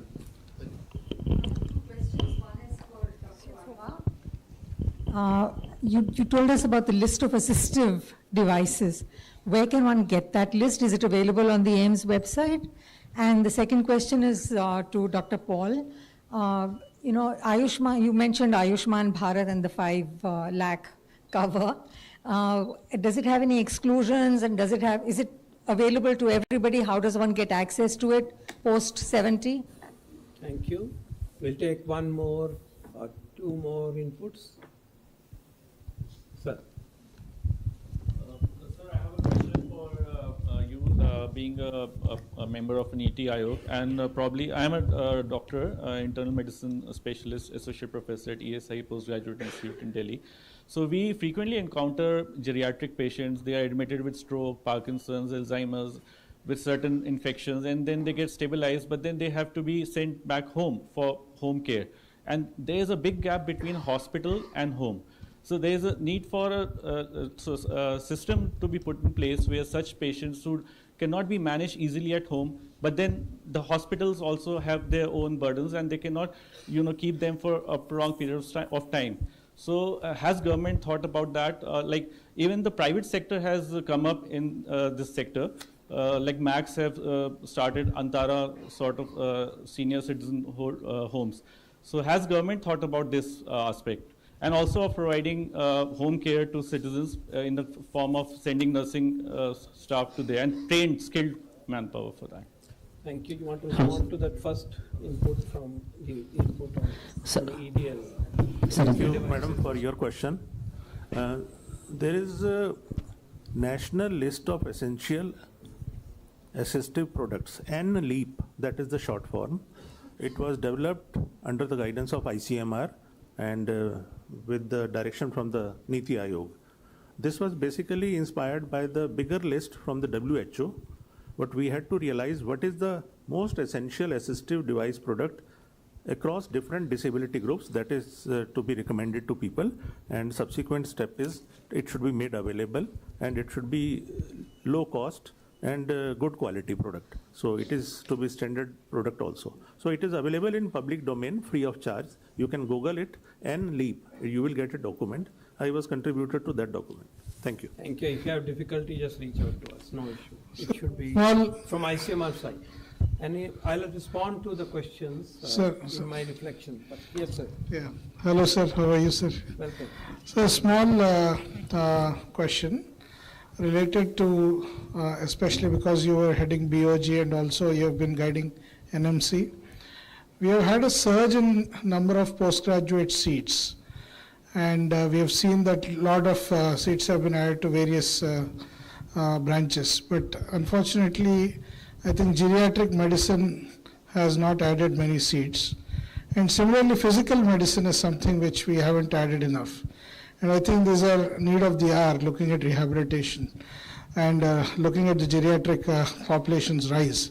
How can Niti Aayog and NMC or BOG or ministry contribute to growth of these courses? And the second addition to this, you are very much active in the formation of district early intervention centers, DICs, and we have seen every district hospital have something like a DIC center. Something similar to that. Now, we have the geriatric group. Can we have a stroke rehabilitation center, a physical rehabilitation center at every district hospital? I know we are categorizing some beds for geriatric care, but then we really need a very, very proactive stroke rehabilitation, geriatric rehabilitation centers. And I think if you can throw some light on how we can augment these things. Thank you so much. Sir, last one. Yes, sir. So this is Naveen Kumar, founder of Action Trust, National Youth Award from Government of India and State Youth Award from Government of Tamil Nadu. We are from Erode, sir. Actually, we are working for last 10 years for the rehabilitations of the homeless people and elders and beggars. And the last 10 years away, we reached more than 12,000 people and rescued more than 1,400 people. And we have the shelter home and everything, and a lot of the volunteers as team members. And we are facing a lot of issues during the roadside. Many family members, the parent, they send the parent to the roadside by the offspring. And a lot of the dying destitute people living in the roadside. Even though GH and 108 ambulance also not interested to take in the dying destitute people in the roadside and admit you to the home, hospital. And also hospital without attender, they not take care of the particular people because of they absconded immediately. But lot of the issue. Per day we are received more than 50 calls from the public and government sides from all the department side. These people, they are sitting in the roadside. Please, we need to give the accommodation for their livelihood. But we give the limited shelter home for the aged people. And during the aged people, during the roadside, they are faced a lot of the issues. And I request you to give us some suggestion and opinion to resolve these problems, sir. So thank you so much. Thank you. Thank you. Please send. Okay, please. Welcome.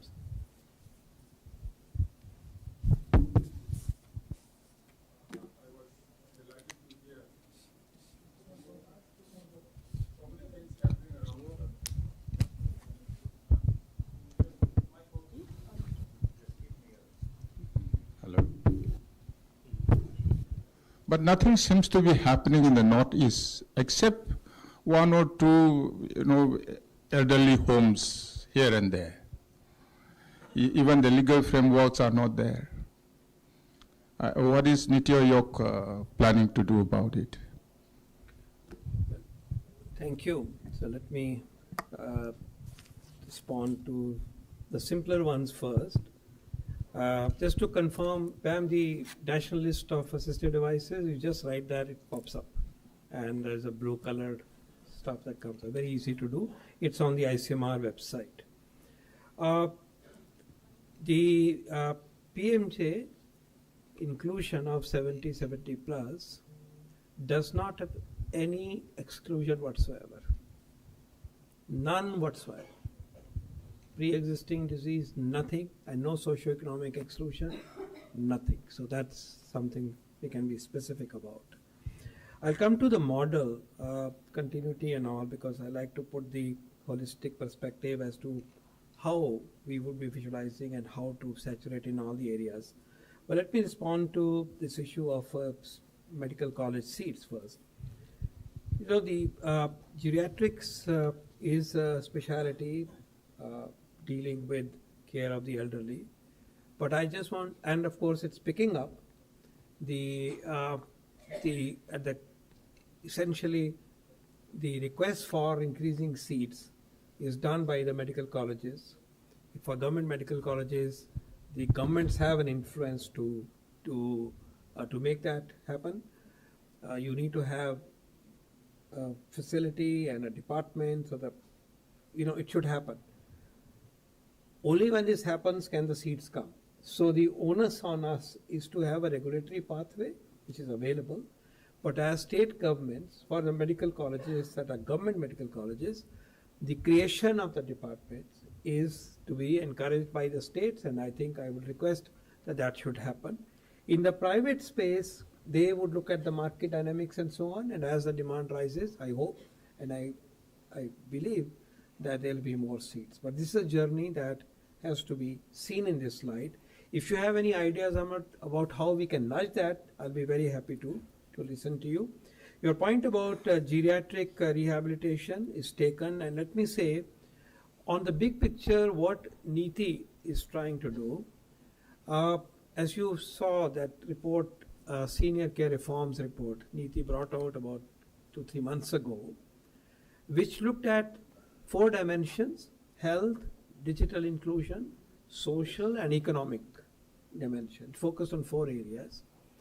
And it actually triggered a good discussion, but it also then opened the pathways to go beyond just ideation or a big ticket idea, but how to do it.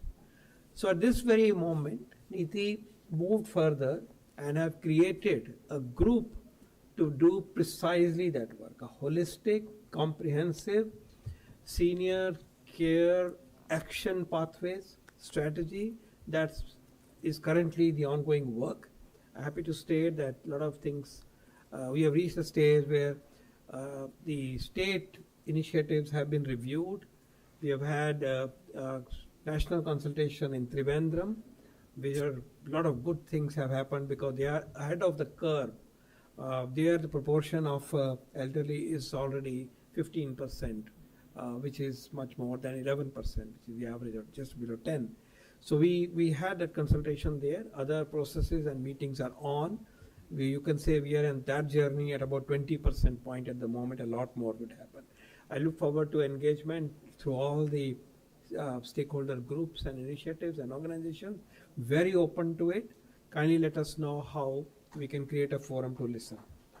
And that will pave way, I hope, for then much more specific action. Notwithstanding the fact that the Ministry of Social Justice, which is the nodal ministry for elderly, is also on their own revising the policy for the elderly, which happened way back in early 90s, is another initiative, and they are also looking at the other schemes. But that's in summary.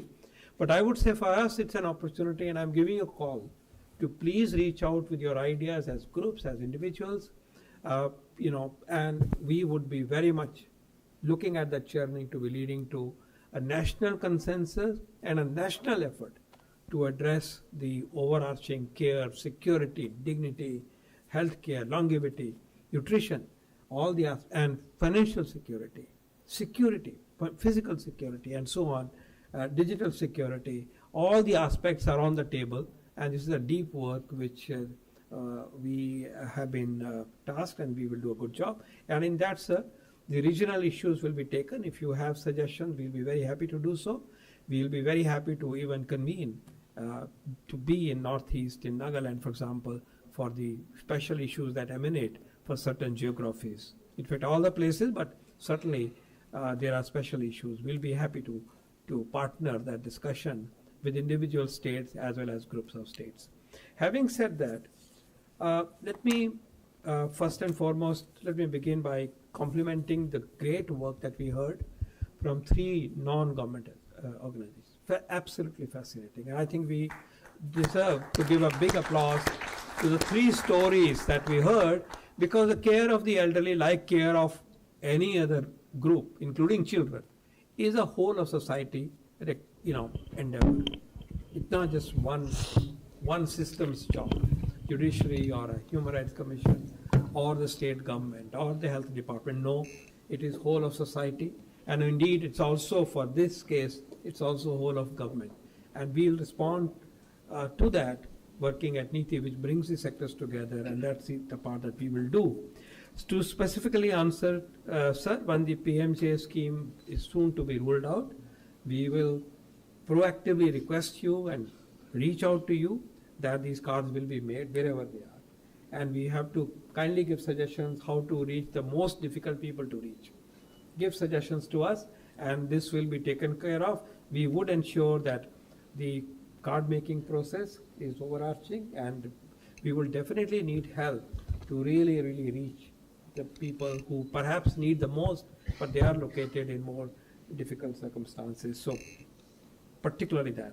Voters' right, sir, there is an issue that you may like to take up with other organizations, happy to contribute, is ensuring voting rights of those who are in the ashrams and homes and the unheard places. They're not visible. So that's, I think, a very important task, a classical work for the commission to trigger, and we'll be there to support. Your point about CSR is very valid. My data shows that only 0.2% of the CSR is spent on the care and the welfare of the elderly. It is a point for us to work and move the levers. In our report, this will find a place, but I need ideas on this and how best to create an environment for this. Right to dignity is the right for all of us and so on. But thank you very much for triggering those questions, sir. We're happy to answer. We heard how, technology can be useful. I'm glad to hear the fact that community kitchens, nutrition is a very important issue. We heard from Chandigarh very recently that in that affluent city state, union territory, the welfare department gets phone calls to arrange food. And it's a very, very affluent city, as you know. खाने के लिए मदद मांगी जाती है, तो एक बहुत जो कहा इन्होंने बहुत ज़रूरी है. हमें हेल्थ के साथ न्यूट्रिशन को दोनों तरह से नहीं भूलना चाहिए, एक्सेस भी और उसमें जा क्या रहा है. हेल्थ में हमने सुना कि क्या क्या डिमेंशंस हैं, न्यूट्रिशन में भी वो जो चीज़ें एल्डरली के लिए ज़रूरी हैं, जो हेल्थ साइंसेज हमें कहती है, उसको हमें पहुंचाने की बात होगी. Let me now just very briefly, overarchingly, tell you how the health system would look at the senior care. The current national program is relatively modest and limited. It is only essentially talking about having centers of excellence and beds that are associated and specialized training programs. Now that's the apex. The specialty of geriatrics or gerontology should essentially be seen as a standard setting, research, and handling very complex situations. That's not how most people will get the care. The care will come bottom up. Care will come in the homes, and that will be the last point that I'll make, how we do that. But then below this, even within the program, we are saying a district hospital, so many beds should be there. But remember, geriatric care of the elderly is invariably interdisciplinary. There is a cardiac element, there is a skin element, there is a food element, there is a rehabilitation element, mental. So we have to be mindful of the fact that there cannot be a specialist-driven care for the elderly. That is only for a very tiny fraction in certain circumstances, complex circumstances. And here, the emerging specialty of geriatrics in our nation is filling that space, and it must be strengthened. At the bottom, I would like us to remember that the primary healthcare layer of India is Ayushman Arogya Mandirs. The erstwhile sub-centers and the primary health centers are being updated and strengthened and made vibrant for comprehensive primary health care, and they are being called as Ayushman Arogya Mandir, these erstwhile health and wellness centers. 12 packages that this system is supposed to deliver, comprehensive primary health care, includes care of the elderly, the other ones being non-communicable disease, hypertension, diabetes, 3 cancers, mother and child health, mental health, oral health, ENT, eye. So we have a comprehensive 12 package paradigm for primary health care. 1,79,000 of Ayushman Arogya Mandirs have reached a stage of infrastructure development, and in 150,000, the sub-center ones which don't have the doctor, there a new worker, a mid-level provider has been recruited and put in place. 1,40,000 of them. This quiet revolution has taken place. I want you to talk more about this, not just PMJ, which of course the more visible leg of the Ayushman Bharat, but this is the second leg, and which complements the health protection at secondary, tertiary inpatient care with primary health care as two building blocks of the USC. Now, there it will be about fundamentally important things for the team at the sub-center Ayushman Arogya Mandir to provide to the community of about 6,000 individuals. What we have there is the elements of primary care. What we have there is counseling. What we have there is also home care through the frontline worker. That has been set. 10 teleconsultation is available. It's an early stage of the implementation of this particular package because this is new. The classical packages have been mother and child vaccination and so on. My plea here is, through your systems, please connect and see how we can create a great model at the primary care level. This is work in progress. This has not been done as yet. But this is intended, this is announced, and this is a mission that goes with the name of the Honorable Prime Minister. Among the all the missions that the Honorable PM has taken forward in the health sector, this is on the top of that list. I'm urging you, this is work in progress. We have a paradigm, how this should be actually implemented, how to make it responsive, vibrant.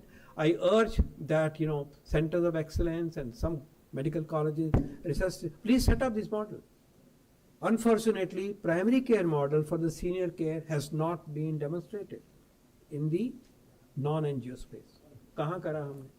कहाँ करा कि कैसे बनाया जाए? कितनी बार ये contact करें?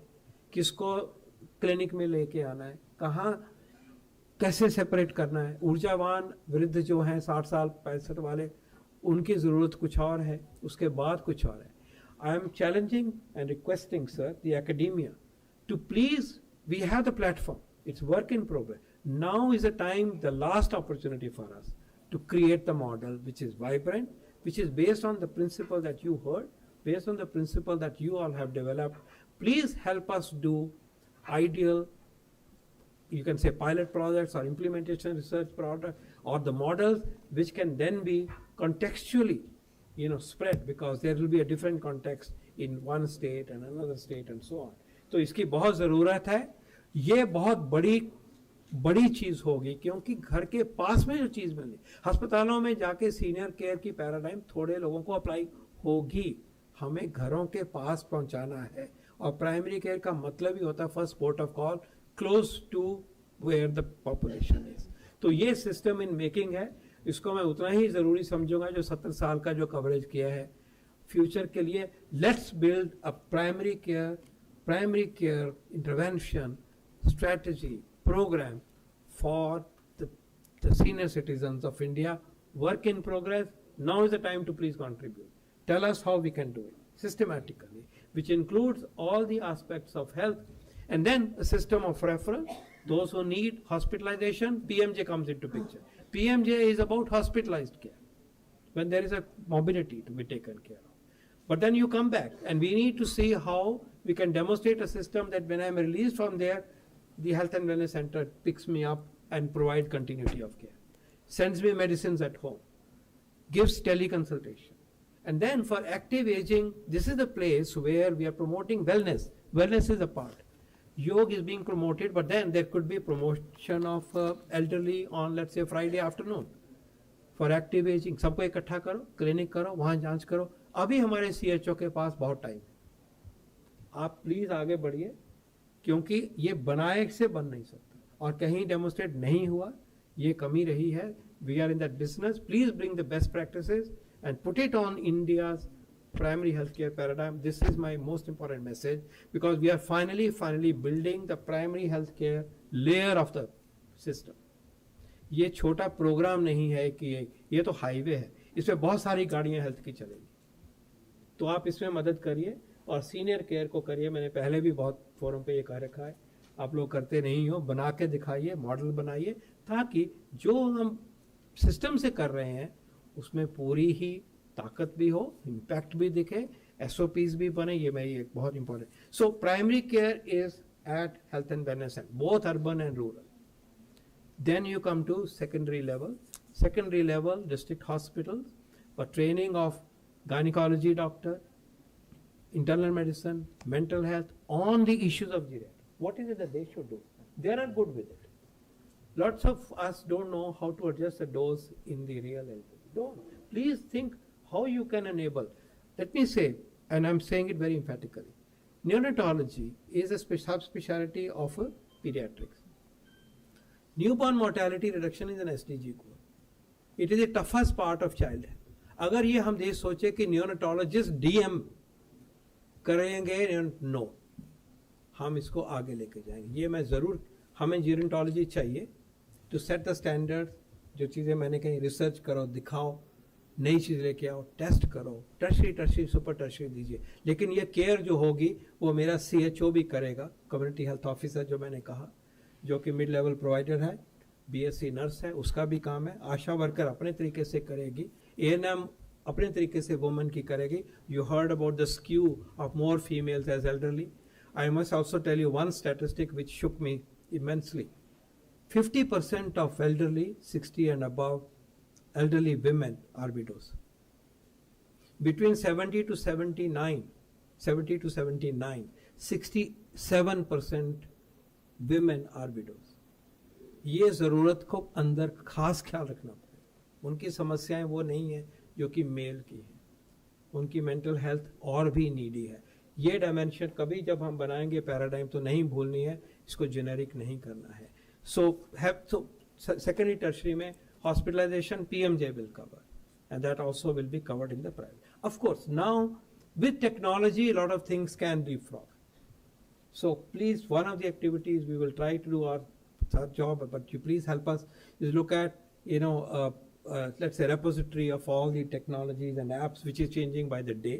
A lot of you are working in this space. हम उसको visible करेंगे, कुछ free है तो free मिलेगा, लेकिन उसके साथ so that can leapfrog, that can help. We heard how for mental health interaction and all that this can help. So technology is handy to us. We must create a paradigm of how it can going forward. Assistive technologies which are conducive to the usage and saturation thereof will be a strategy. लेकिन एक बात और इसमें लेके आते हैं, वो ये है कि होम केयर एक नया मॉडल बन के आ रहा है, और खासकर एल्डरली की केयर में हमने देखा इन कोविड-19 कि अल्टीमेटली जब सब कुछ हो गया, जब समझ आनी शुरू होगी इस बीमारी की, तो होम केयर का मॉडल निकला, और उस होम केयर में NDMC भी जुड़ा, स्टेट गवर्नमेंट्स भी जुड़ी, एप्स भी जुड़ी, और प्राइवेट सेक्टर भी देता रहा। तो clearly hospital to home care का एक नया मॉडल इमर्ज हो रहा है। मैं चाहूँगा कि उसको भी प्राइमरी केयर से जोड़ा जाए design wise. We will do our part, लेकिन प्राइवेट स्पेस जो आ रहा है सर, मैं कहूँगा NHRC को कि प्राइवेट स्पेस में जो ये चीज़ें उभर के आ रही हैं उसको इनकरेज भी किया जाए, उसको ये भी देखा जाए कि वो एक्सप्लॉइट ना करें, अफोर्डेबल भी हों, और उनका जो जितनी भी ताकत से हम पास ले जा सकते हैं उसके पाथवेज क्रिएट किए जाएं। But home care is an important area of work, and there 14,500 about 40,000 care worker को सोशल जस्टिस ट्रेन कर रही है, वो इसको बढ़ा के 1 लाख 3 लाख जाने की बात हो रही है। So care economy is one offshoot of this which we are visualizing should happen. Please help build that paradigm, make it affordable, the skills and so on. Every elderly doesn't need 24-hour support, which is indeed costly if you have a care provider. So that brings me to the last point. The vision for India has to be India's model. Bharat का model हमें senior care का चाहिए, उसमें family will continue to play a role. Family एकदम नहीं चली गई, बहुत सारा उसके बाहर छूट रहा है, लेकिन मेरा रीडिंग ये है कि फैमिली सेंटर्ड मॉडल कैसे बन सकता है। How do we enable the families, what are the pathways that society and the government can take, enable the help family। जैसे इन्होंने कहा ये 12 चीजें फैमिली इसी एजुकेशन को पढ़ाए, लेकिन और किस तरह से हम फैमिली को एनेबल कर सकते। 3 घंटे का कोई कवर दे दे, ऐप से इंटरेस्टिंग बना दे।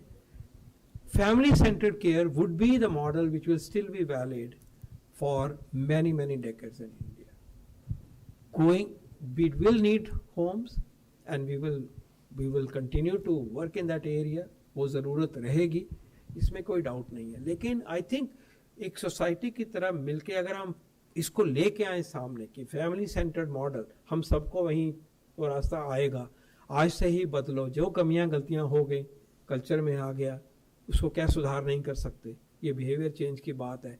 तो enabling families who with little bit of help, little bit of guidance, little bit of motivation and little bit of seeing and branding, इस चीज़ को आगे बढ़ा सकते हैं for holistic care, which is health, which is nutrition, which is well-being, which is hygiene, which is entertainment, which is stimulation, brain को stimulate करना, active ageing को क्या फैमिली को पार्ट बना के उस मॉडल की तरफ कैसे हम बढ़ सकते हैं would be one area, because I think the mainstay, the bottom of the pyramid is going to be for a long time family-centered care of the elderly.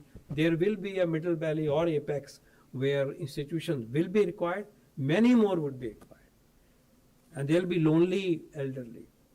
And just last but not the least, in Bharat Lal ji sir, Kerala में मैंने सुना कि police बहुत important role अदा करती है sir.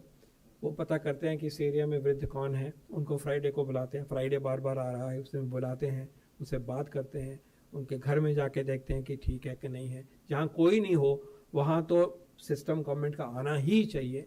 और उसमें एक angle, there are many things that are coming up as we are learning through the exercise that NITI is doing. एक एंगल ये निकल के आया कि एल्डरली की केयर में पुलिस सिक्योरिटी एक बड़ा इंपॉर्टेंट एंगल है.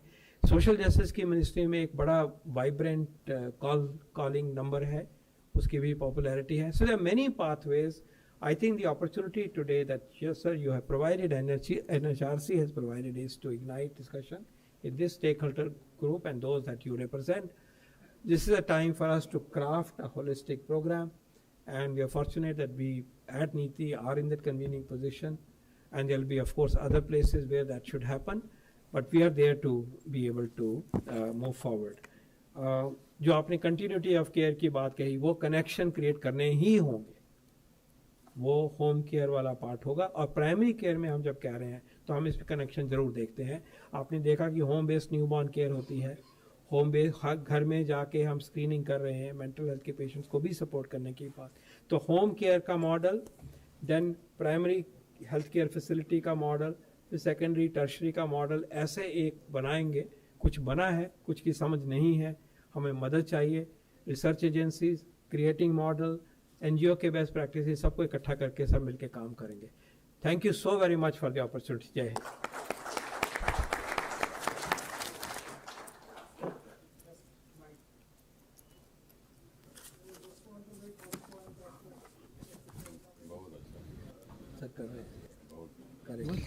बहुत करेंगे, आप हमें गाइड करते जाइए. मैं कार्ड देता हूँ.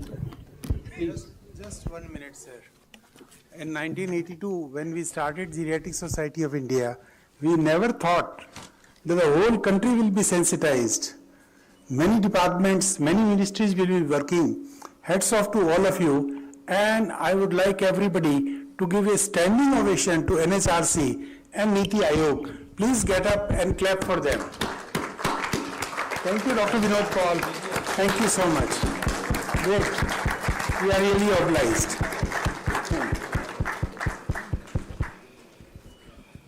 May I say happy birthday for the Foundation Day to NHRC? Sir, I just want to add one point, sir.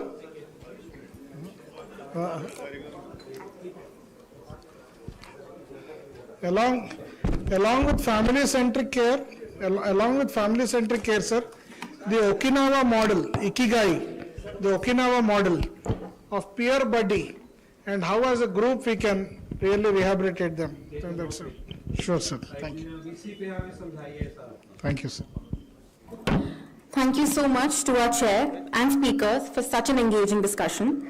May I now please request Shri Devendra Kumar Nim, Joint Secretary NHRC, to kindly come to the dais and present a memento as a token of appreciation to the distinguished chair and respected panelists. Shri Vinod K. Paul,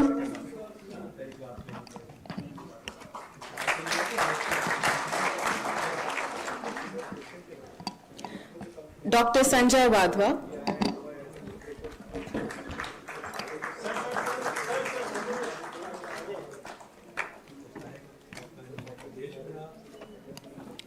Dr. G.P. Bhagat,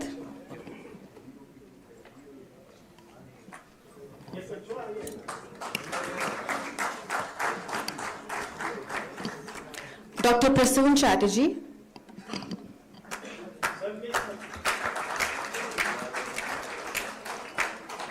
and Mr. Himanshu Jain.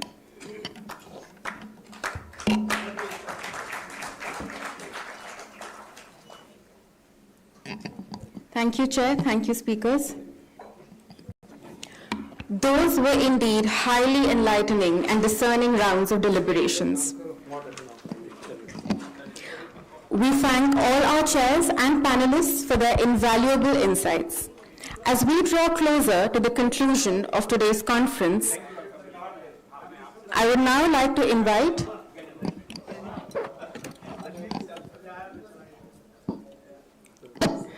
Shri Devendra Kumar Nim to kindly deliver his vote of thanks. Sir.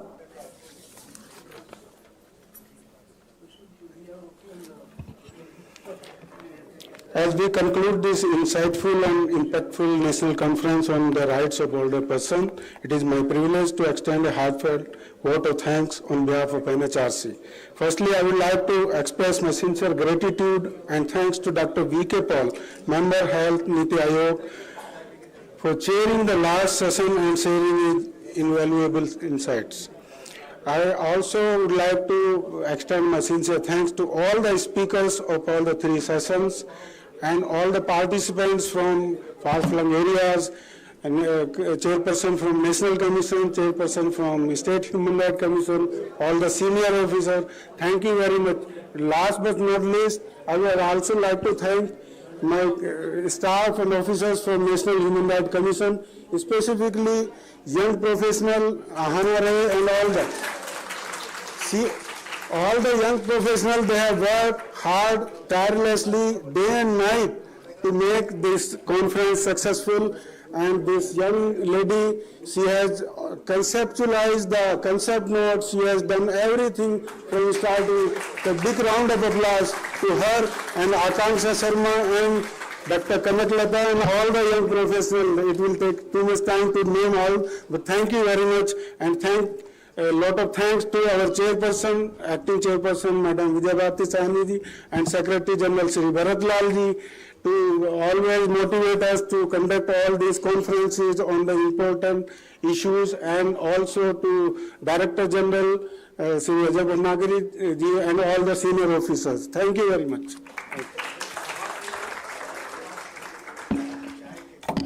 And also there is a high tea, we are in high tea. After taking high tea, kindly go then. First let us have high tea.